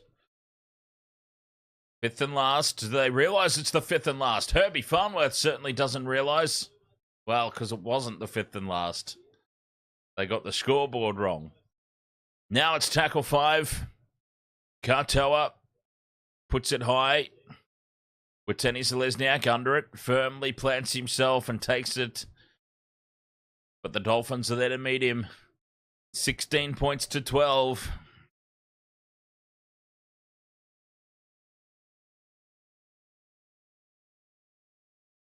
This game in the balance.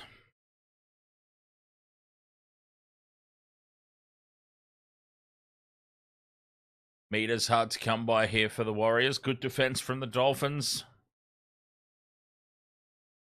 5th and last. Oh, that's a good charge from Tom Ale. 5th and last, though. They've only just made it past their own 30-meter line. A big kick needed here for Tamati Martin. But it's straight down the middle and taken on the full by the Hammer, who offloads it to Bostock.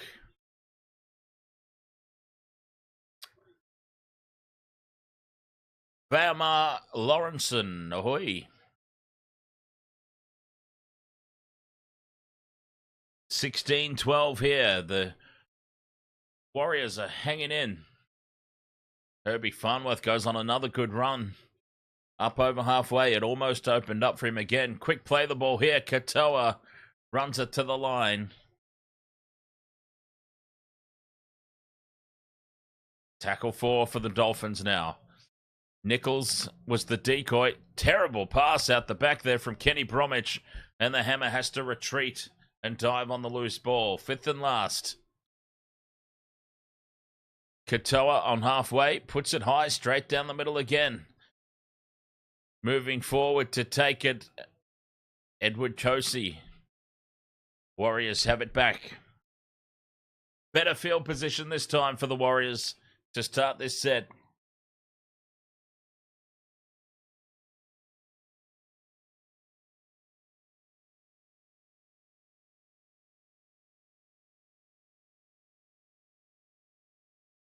Barnett.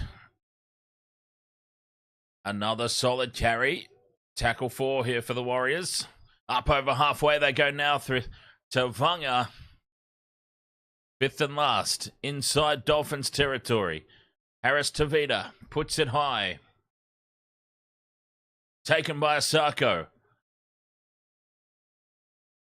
And he is met and wrapped up by the Warriors kick chasers. 20 out from their own line now. And Bostock spots half a gap, but shuts down just.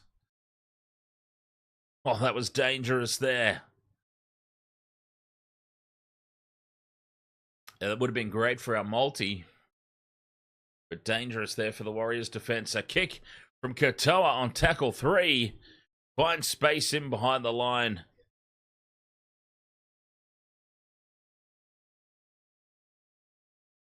Goes into touch. 25 out from the Warriors line. They'll come back into midfield.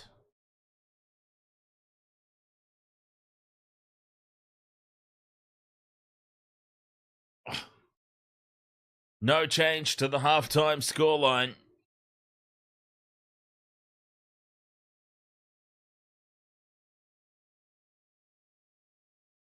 Warriors ball. Taking the fight to the Dolphins here. After it looked like it was going to be a blowout, the Warriors have done extremely well. Still trailing on the scoreboard, though, of course. Tamari Martin out the back to Harris Tavita. And now Pompey almost gets on the outside. Loses a boot in the process. Dummy to Tavunga. Walker in midfield. Pops the pass out to Ale. Ale gets through one. Passes out to Taufa. For fifth and last. The Warriors in midfield. Tamari Martin puts it high. It's contestable. It's lost by the Warriors. It's not lost by the Warriors. It's 6 more tackles for the Warriors. And now they come up with the error. That's unlucky. There'll be no advantage. Double knock on. But first knock on by the Dolphins.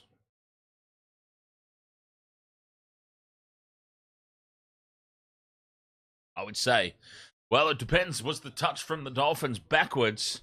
We'll have a look here on the replay. Bostock goes up for it and spills it backwards.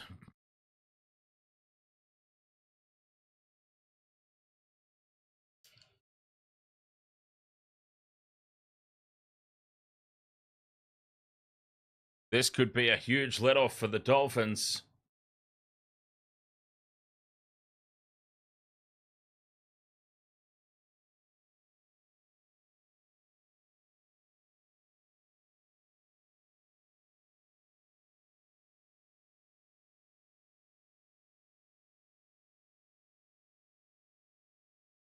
This could be a penalty to the Warriors. A successful captain's challenge, and they've earned themselves a penalty.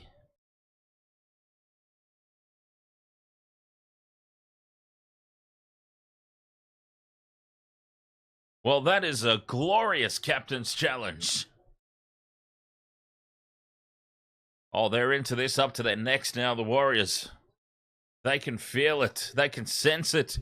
The crowd's coming to life. They tap and go. Tavunga with the hit up. 10 meters out from the line, a full set of 6. Here come the Warriors. Lussick to Ali. Couple of meters short of the line. Tamari Martin out on the left. Beats the first tackle almost. A 6 again. Inside the 10 meters there, the Dolphins' defense. The ball sits up. It's loose out the back, but well collected by Juz Tavunga, who beats a couple of tackles, running cross field though.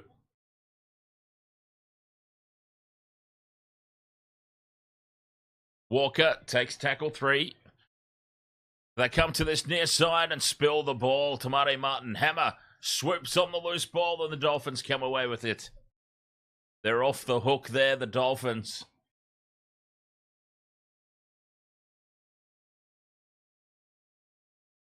Zero tackle.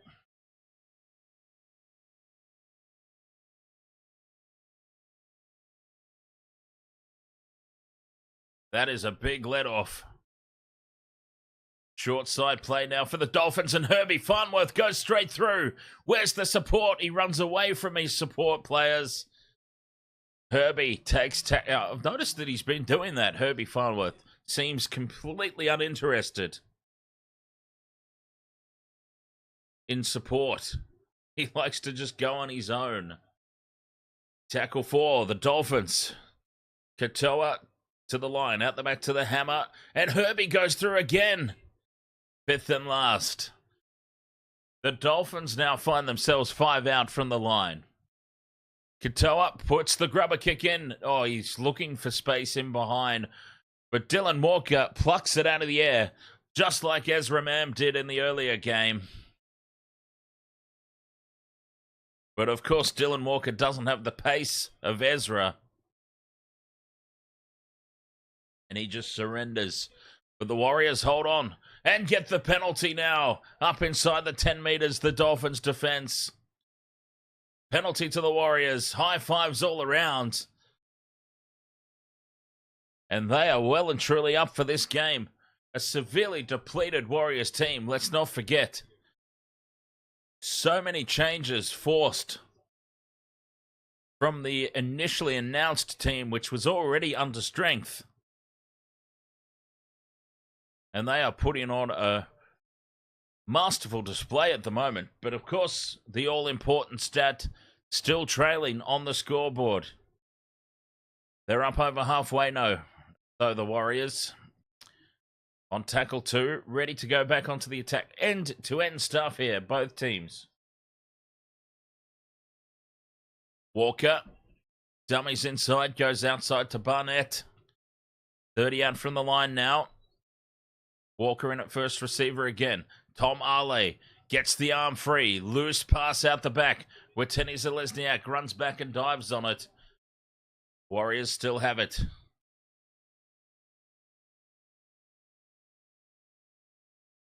Ford just surrenders for tackle 5.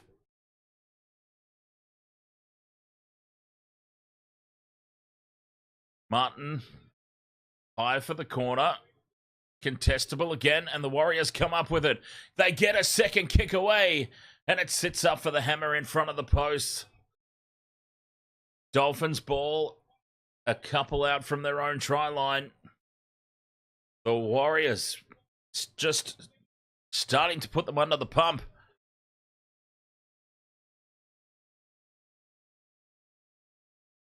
Time off now for one of the Dolphins players being treated in back play.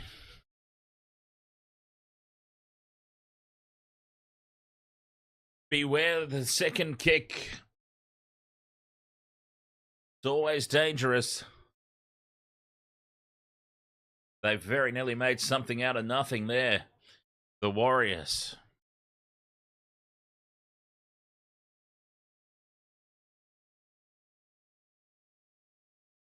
Making a really good account for themselves here, the Warriors. Gotta say.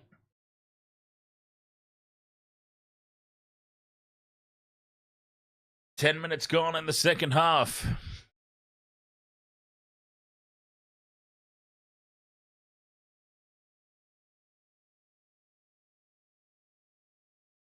Anybody's game, this one. Go the Dolphins, says DJ Shaq.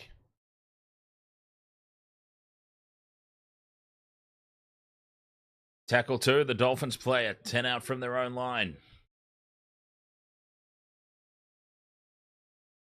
The momentum that the Warriors have had is insane. All things considering. Scott Hughes, Warriors are going to turn it up. BFTA vibes, NZ, go the Warriors. 5th and last now for the Dolphins. Still inside their own half, Katoa. Kicks it straight down the middle. Witeni Zalesniak takes it on the full and winds up. Witeni Zalesniak runs for the corner, for the sideline rather. Passes out to Taufa, who nearly spills it as he slips in taking that ball. Risky stuff.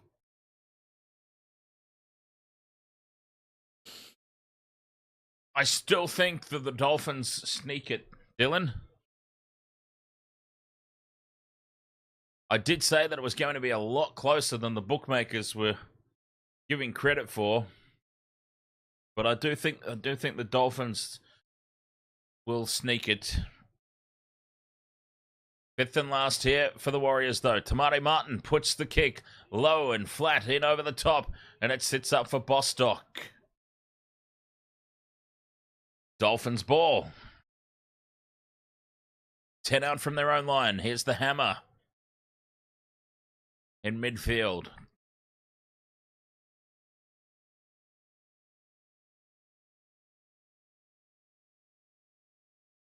I just get the feeling that even though the Warriors are playing exceptionally well and they're riding a wave of momentum at the moment, the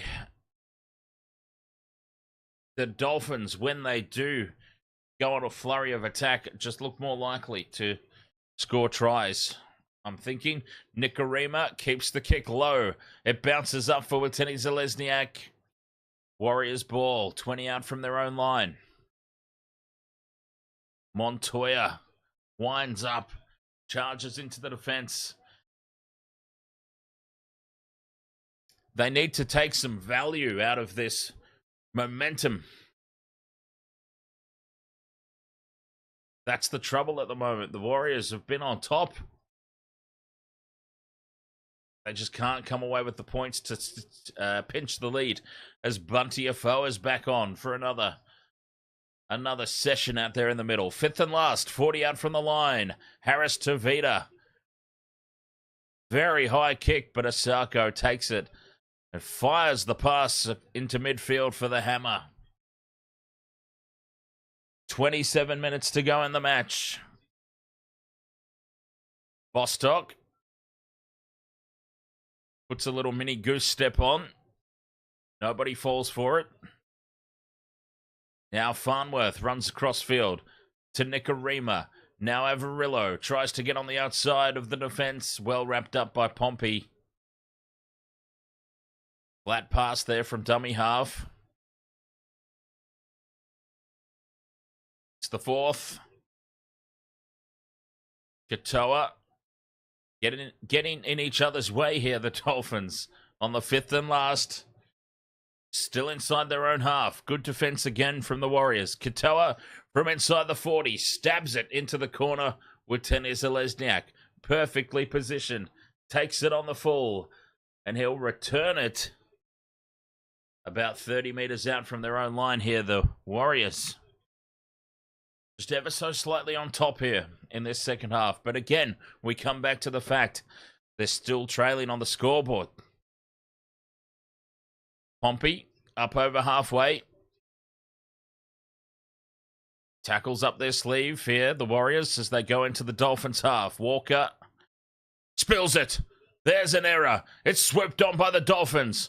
Katoa gets the arms free, pops the pass around, and it dribbles into touch. No advantage, will say the referee. That is surely an advantage played, though. They're going to challenge it. I don't know why. It was clear knock on, I thought. But we'll see. They were successful last time with the captain's challenge. They earned themselves a penalty out of it. What can they come up with here? Again, claiming that the ball was knocked out or stripped out by the Dolphins.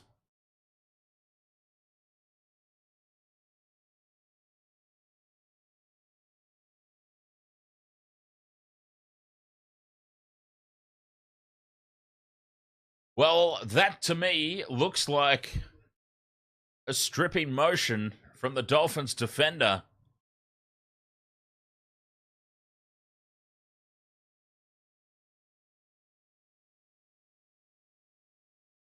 Ooh, Ewan Aitken is making a tackle and attempting to wrap the ball up. Subjective. Challenge unsuccessful. That is a very subjective call, of course. One person says strip. Another person says he was just attempting to make a tackle. Even though he didn't have clean contact of the ball, it still looked like a pretty pure stripping motion to me. Anyway, scrum down for the Dolphins. 40 out from their own line. Farnworth beats the first tackle.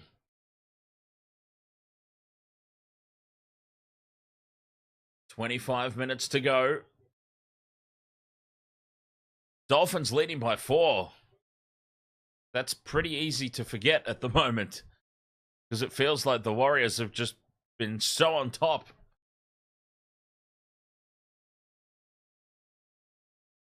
Katoa out the back to the hammer. To Farnworth. Bostock has to stop and step back in field. They were running out of space there, the Dolphins. Tackle 4. 20 out from the line, though. Passing all the way back to the 30. Katoa shows a couple of times on the inside. Goes outside to Nikorima, who puts a step on and almost goes through. 5th and last. Katoa puts a little dink in over the top, and Tamari Martin secures it for the Warriors. But look where they start this set. Half a metre out from their own line. 24 minutes remain. Warriors looking up and having to go a long way upfield. Tackle 3, 10 out from their own line. This is a big set. That's the 4th. This is a massive set. Barnett needs a strong carry here. Gets it, but still not enough for the Warriors. 5th and last, 30 out from their own line. Martin needs a huge kick here. Plays for the penalty. It's a good kick, and it's been lost by the hammer. And the Warriors dive on the loose ball. It's play on. Forward to Harris Tavita, keeping the ball alive. And on the outside goes Laban. Passes back to Bunty. And Bunty takes tackle 1. 15 out from the Dolphins line with front foot ball. Short side they go. That was the 0 tackle. Now it's tackle 1. Oh, that's a big mistake from the hammer. Martin, a 6 again now to boot. And Tamari Martin takes tackle 1 on the back of that set restart. 5 out from the Dolphins line. Here they come, the Warriors. Barnett to Harris Tavita. Jackson Ford goes through half a gap. Another set restart. Straight off the shoulder is Watene Zalesniak with the crash ball. And Mr. Soulglow himself gets another tick off the multi. But more importantly, the Warriors potentially about to take the lead for the first time in this match. Another tick off the multi. This will be an interesting cash-out offer, I'm sure, because there's still 22 minutes remaining. This should be something reasonable of a cash-out offer. Watene Zalesniak scores. 2 legs down, 1 to go. 16 all. Another one going down to the wire, perhaps. And for the Warriors, some reward for this just massive wave of momentum that they've been riding for the past 30 or 40 minutes of the match.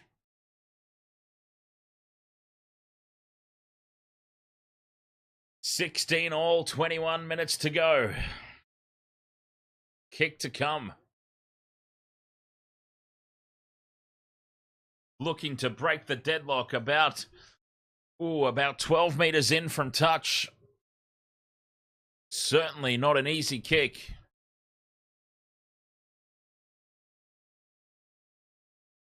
And under the circumstances, under the scoreboard pressure, makes it even more difficult.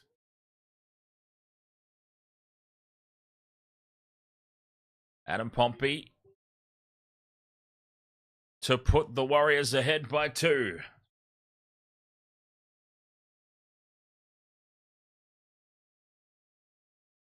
He moves in, he strikes it, it's on target, Pompey. And the Warriors lead the game.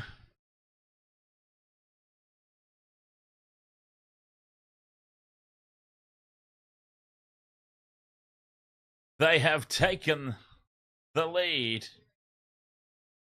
Seb Watson says, what's all this breathing exercises in a circle? Yeah, I did notice that before, actually.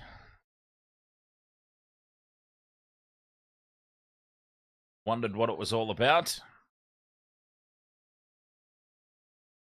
Scott Hughes, I told you the Warriors were about to turn. They lead 18 points to 16. We've got 2 legs of the multi done and dusted. Bunty Afoa winds up from the back fence. This has been such an impressive display for a severely depleted Warriors team. Justin Liu, ahoy there. You need Montoya, do you?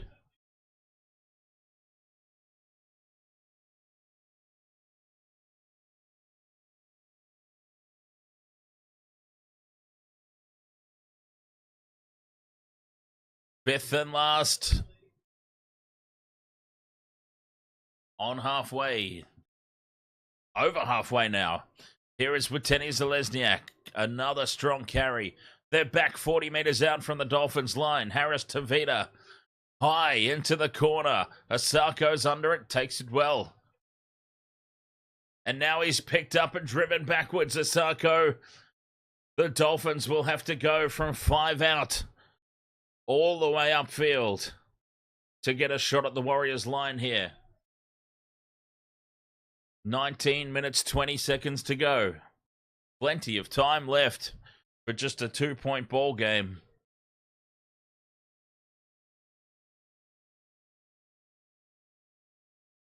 But the Warriors,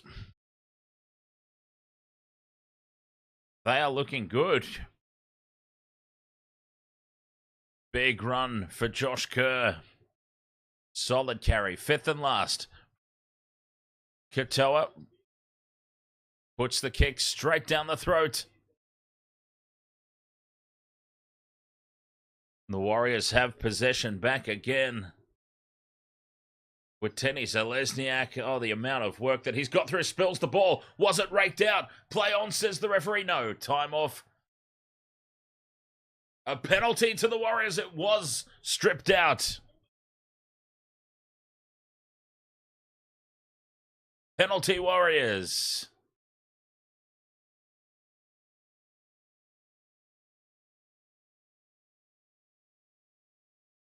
SS Storm fan, ahoy mate.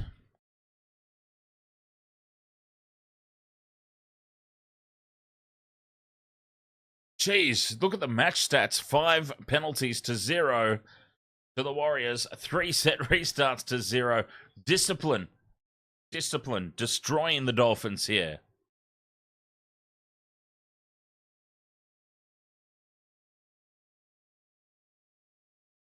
"17 minutes 40 remain. The Warriors,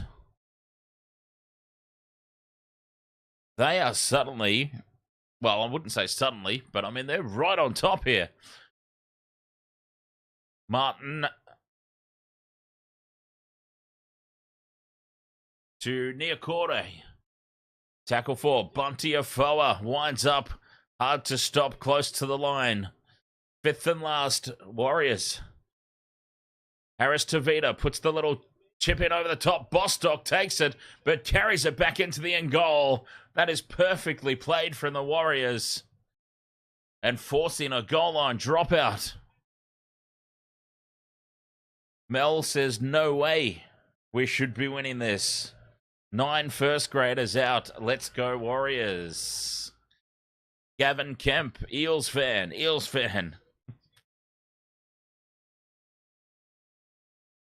Dolphins go long with the dropout. It's a huge kick. It's up over halfway, but Jackson Ford is able to carry back into Dolphins territory. 16 and a half minutes remain. Niokore winds up. Another strong run. Slow play the ball. They're 20 out from the line. Bunty Afoa from the back fence. On tackle 3. Martin, short ball to Barnett. That's the 4th. Jackson Ford takes the 5th and last. Barnett in at first receiver. Martin puts the grubber kick in, perfectly placed, and Bostock's wrapped up, and they've forced another goal line dropout. The Warriors are playing this perfectly. Absolute perfection.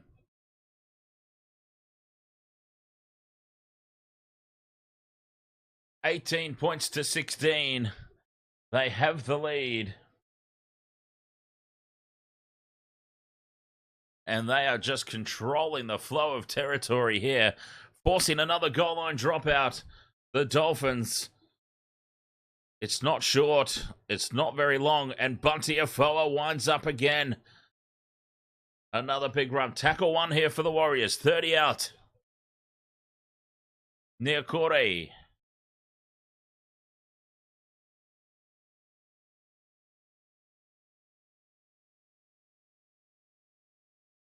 Takes tackle 2. 14 minutes 50 remaining, Tay. For the Warriors. On top at the moment, leading by 2. Tamare Martin. To Harris Tavita and Niokore again. His second carry of the set. 10 out from the line on the 4th. Barnett in at first receiver. Out the back to Tamare Martin. Harris Tavita bumps off 1. Takes tackle 5. They stay on the short side. Martin Grubber kick into the end goal. The hammer is there. Can't get back into the field of play. They are just playing this perfectly. The Warriors controlling the flow of territory. And another goal line dropout incoming. Dr. Pooh says if the Warriors win, they should bench their so-called superstars.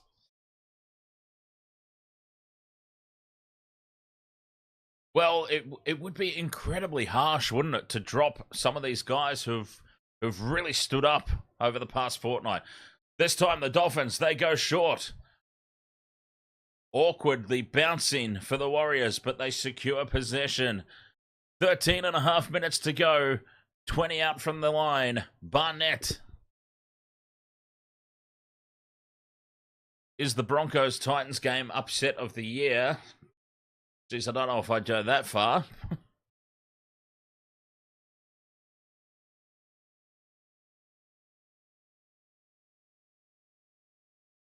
Niokore fights off 1, gets himself to the line, has momentum taken him over. It has. The Warriors have scored a try to extend the lead.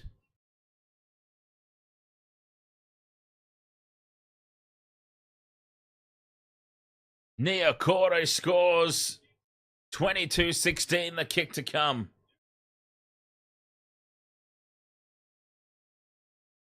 The pass was perfectly held up from Tamare Martin. The defense raced up on Watenia Zalesniak out the back, which left just enough space for Niokore to get a one-on-one and break that tackle. Has momentum carried him across. The initial tackle is made. Yes, momentum's taking him over. That's a try, surely. Try confirmed. And the Warriors have it 22-16. The kick to come. This is now a big kick.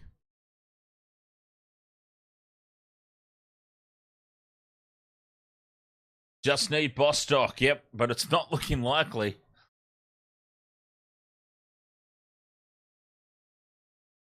It is now not looking likely at all. Adam Pompey, this is now a big conversion attempt in the context of the game. It should be a relatively easy one from just to the right of the post. Oh, he's pushed it. No, it's hooking back around, and it's through. It's over. The kick, not the match. 24-16, the Warriors lead. In the context of the game, massive two-pointer.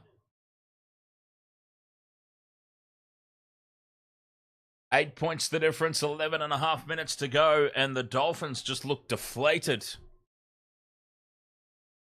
How do they respond to this?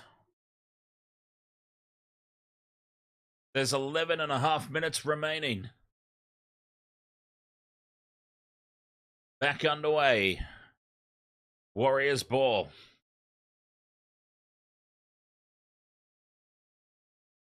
They have had so much more possession.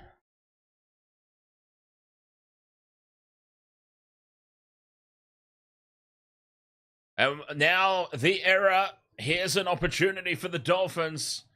Jazz Tavanga has spilt the ball early in the tackle count, running out of territory. And a loose carry. There is still time here for the Dolphins.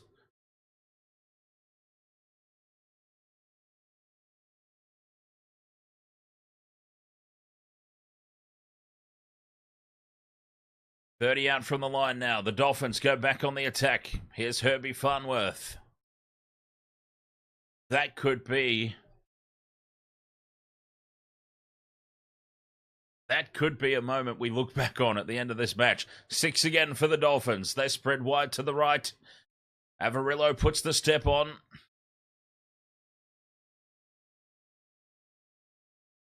For tackle 1. Lemuelu. 10 out from the line. Pressure now. 10 minutes remaining. Plath in midfield. To Katoa, who's chopped down by his opposite. Plays the ball to nobody.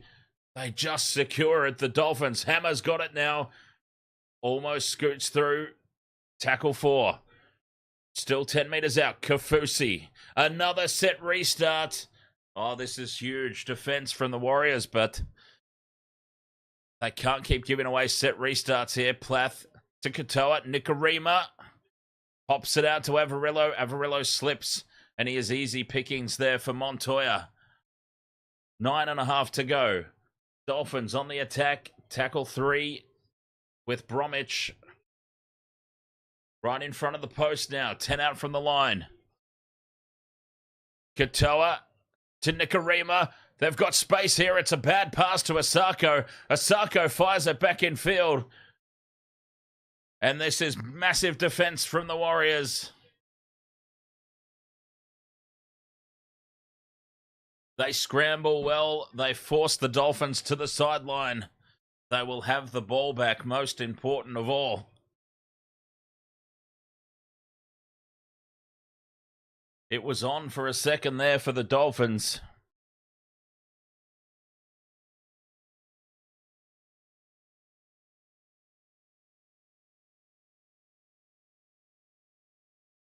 What a day it's been of footy. The Generations podcast with the old Panther,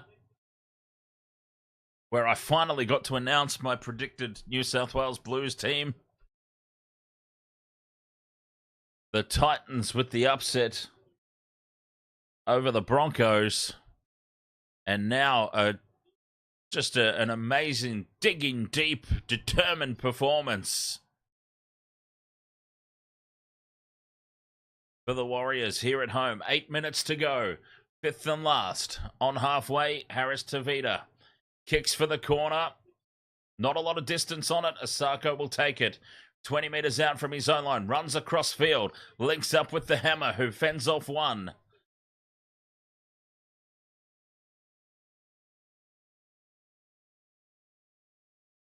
Bostock takes a hit up. Good leg drive there from Bostock. It's looking like we're going to have another one-leg fail.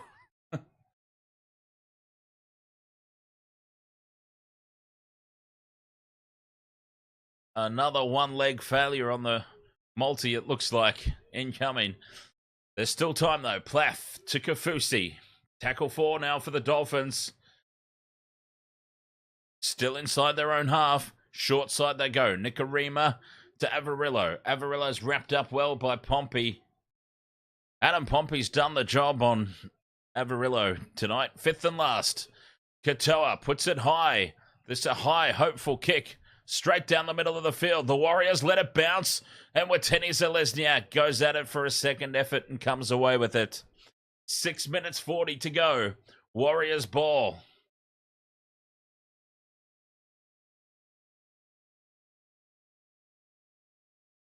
leading by 8.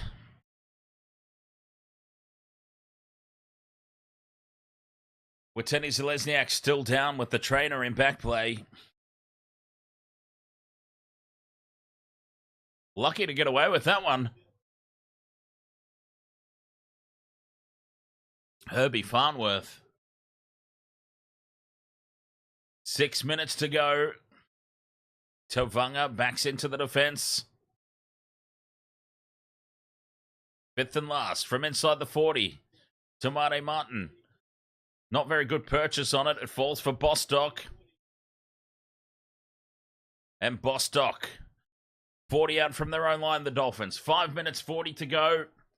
Pretty much have to score off this set of 6, really, you would think.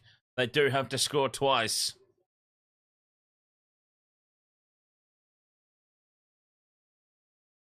Asako plays it to the hammer. Tackle 3, still inside their own half.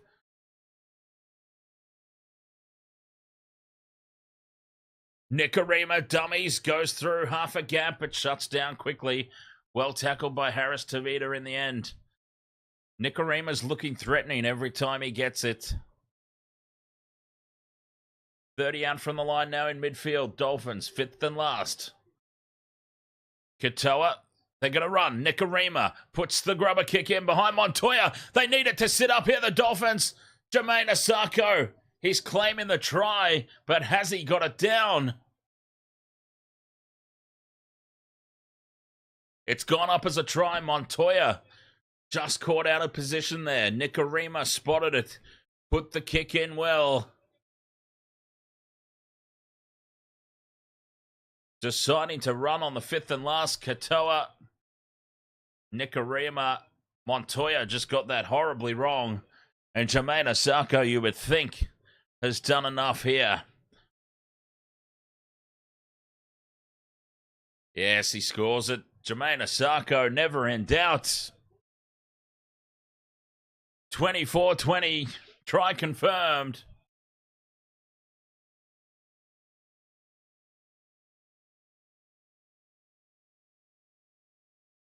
Four and a half minutes to go. Montoya caught in no man's land.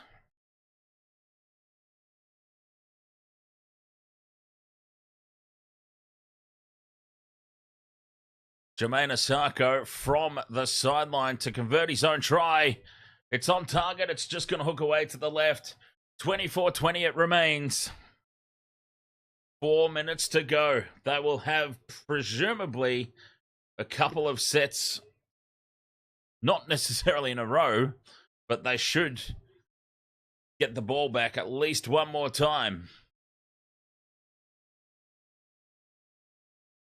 24-20, 4 minutes remaining. The Warriors holding on. Time is off.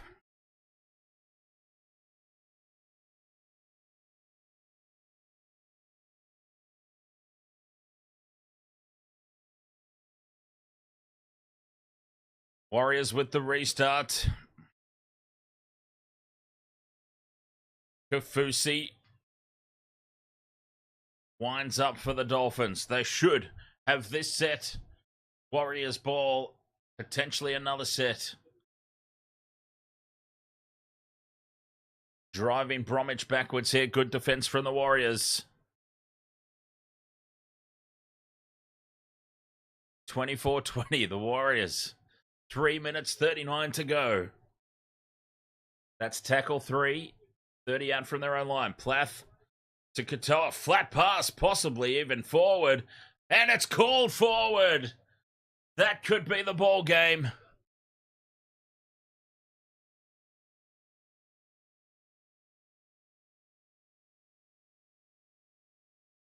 Katoa just holds the pass up a little too long. That could be the match. That's a huge mistake. With 3 minutes left,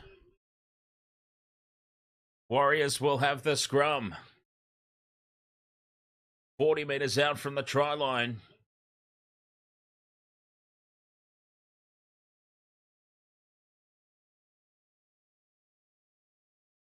What a huge moment that was. Warriors go left. Harris Tavita with Pompey cutting back on the inside.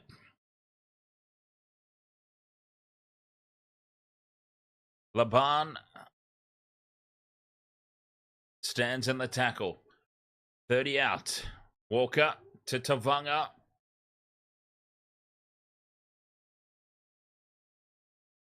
Goal line dropout incoming, says BFTA Vibes. Do they even take the kick? With 2 minutes to go, do you take the kick or do you just rumble it up? You don't want to risk giving away a 7-tackle set. No, I won't be sticking around till tomorrow for the team announcement.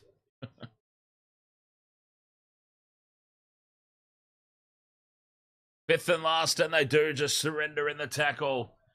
That's the smart option. That is the game-controlling option.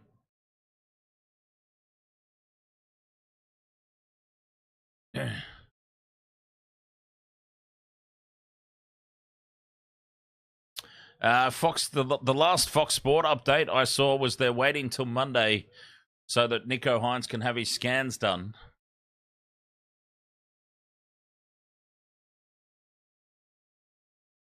One minute 17 to go.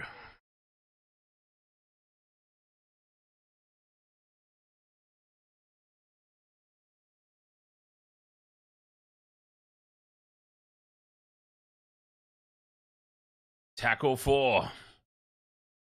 Kafusi to Katoa. Nikarima throws a forward pass to Bostock. Flying down the sideline, Bostock. That one wasn't called. Fifth and last. This is it. It's high from Katoa in midfield. Pressure on the kick chase. Watene Zelezniak takes it and wins the match. That will surely be the match winner, short of anything stupid. For the Warriors now, Watene Zelezniak with the most important kick defusal of the game. 26 seconds remain.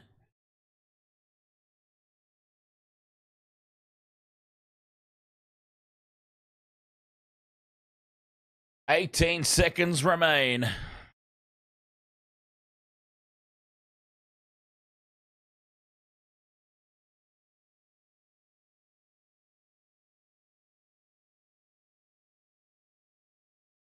Yeah, I'm not really sure what's happening with the New South Wales team announcement. But either way, I doubt that I'll stick around for it. There it is. Victory for the Warriors. Another gutsy performance. And another big victory as they continue their march up the table.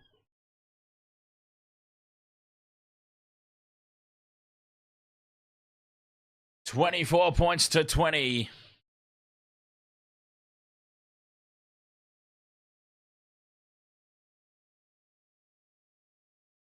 That's a big win. Considering all the outs that they had, they were given no hope by the bookies.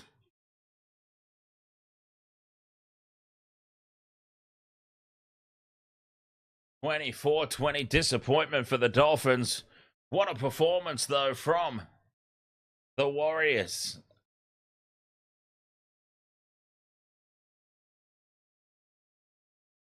They controlled that to absolute perfection at the back end there.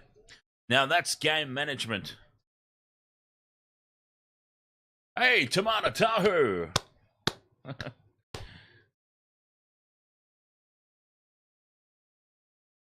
Tamana Tahu on Sunday night with Matty Johns.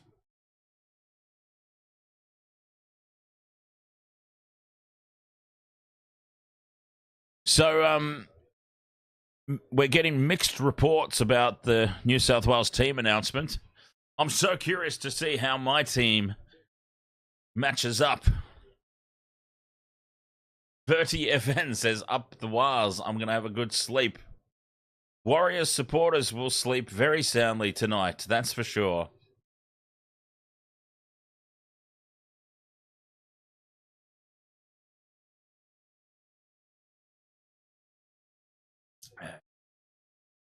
Yeah, so I'll leave my predicted New South Wales team up on the screen for a little bit longer, and we'll see what they end up coming out with. Verdi FN says, I always say Dolphins can't play rugby. Oh, that's a bit harsh. I think the Dolphins have done extremely well this season. Certainly wasn't one of their finer performances today. But in fairness, the Warriors, they performed extremely well. Didn't really let the Dolphins run away with the game. They dug deep when they had to, and they pulled out a big victory.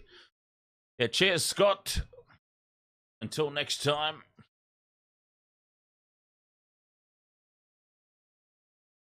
All right, yes, Wasted Water Sports. It's been a huge weekend, Indigenous Round. There you go, Mel. The reverse psychology worked.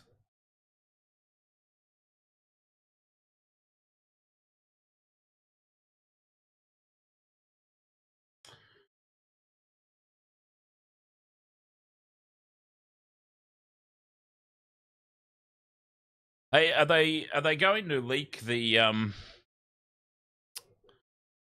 Are they going to leak the team lineup through Instagram? Let's have a look. New South Wales Blues. Remember when the Blues started announcing the team through Instagram?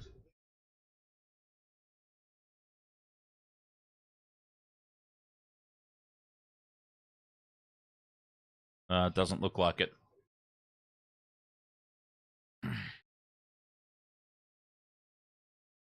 Yeah, Mega Gene. Some very, very excited Warriors supporters.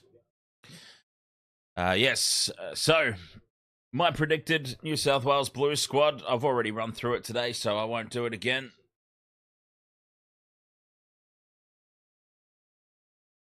We'll do a video for it later once it's all up and about. Indigenous Round success, I would say. There were a few blowouts there on Saturday, wasn't it? Was it Saturday? Yeah, Saturday. A few blowouts. But overall, some quality games. I really enjoyed the Storm Manly game. The Titans Broncos game was amazing, and this was an exciting one as well to finish.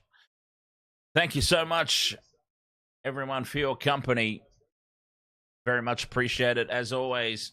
Here on the Wasted Water Sports, we'll be back next week. Coming up next round. Oh, which is next round a short one? There'll be a few buys, I'm fairly certain, yes? Yeah, so there's no... Eels versus Sharks on Thursday night. What about that one, James? Eels versus the Sharks at Combank on Thursday, the 30th. And then Friday night footy, the Knights versus the Bulldogs. Saturday, we've got Panthers versus the Dargans, Dolphins versus the Raiders, and Roosters versus Cowboys on Sunday.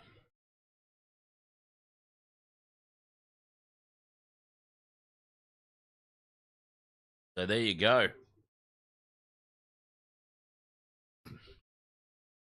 Good matches. All right, Wasted Water Sports, thank you so much for your company. As always, some good games coming up next week, although there's going to be a lot of players out. So we'll have to wait and see on that one. Cheers once more. Thank you, and catch you next time.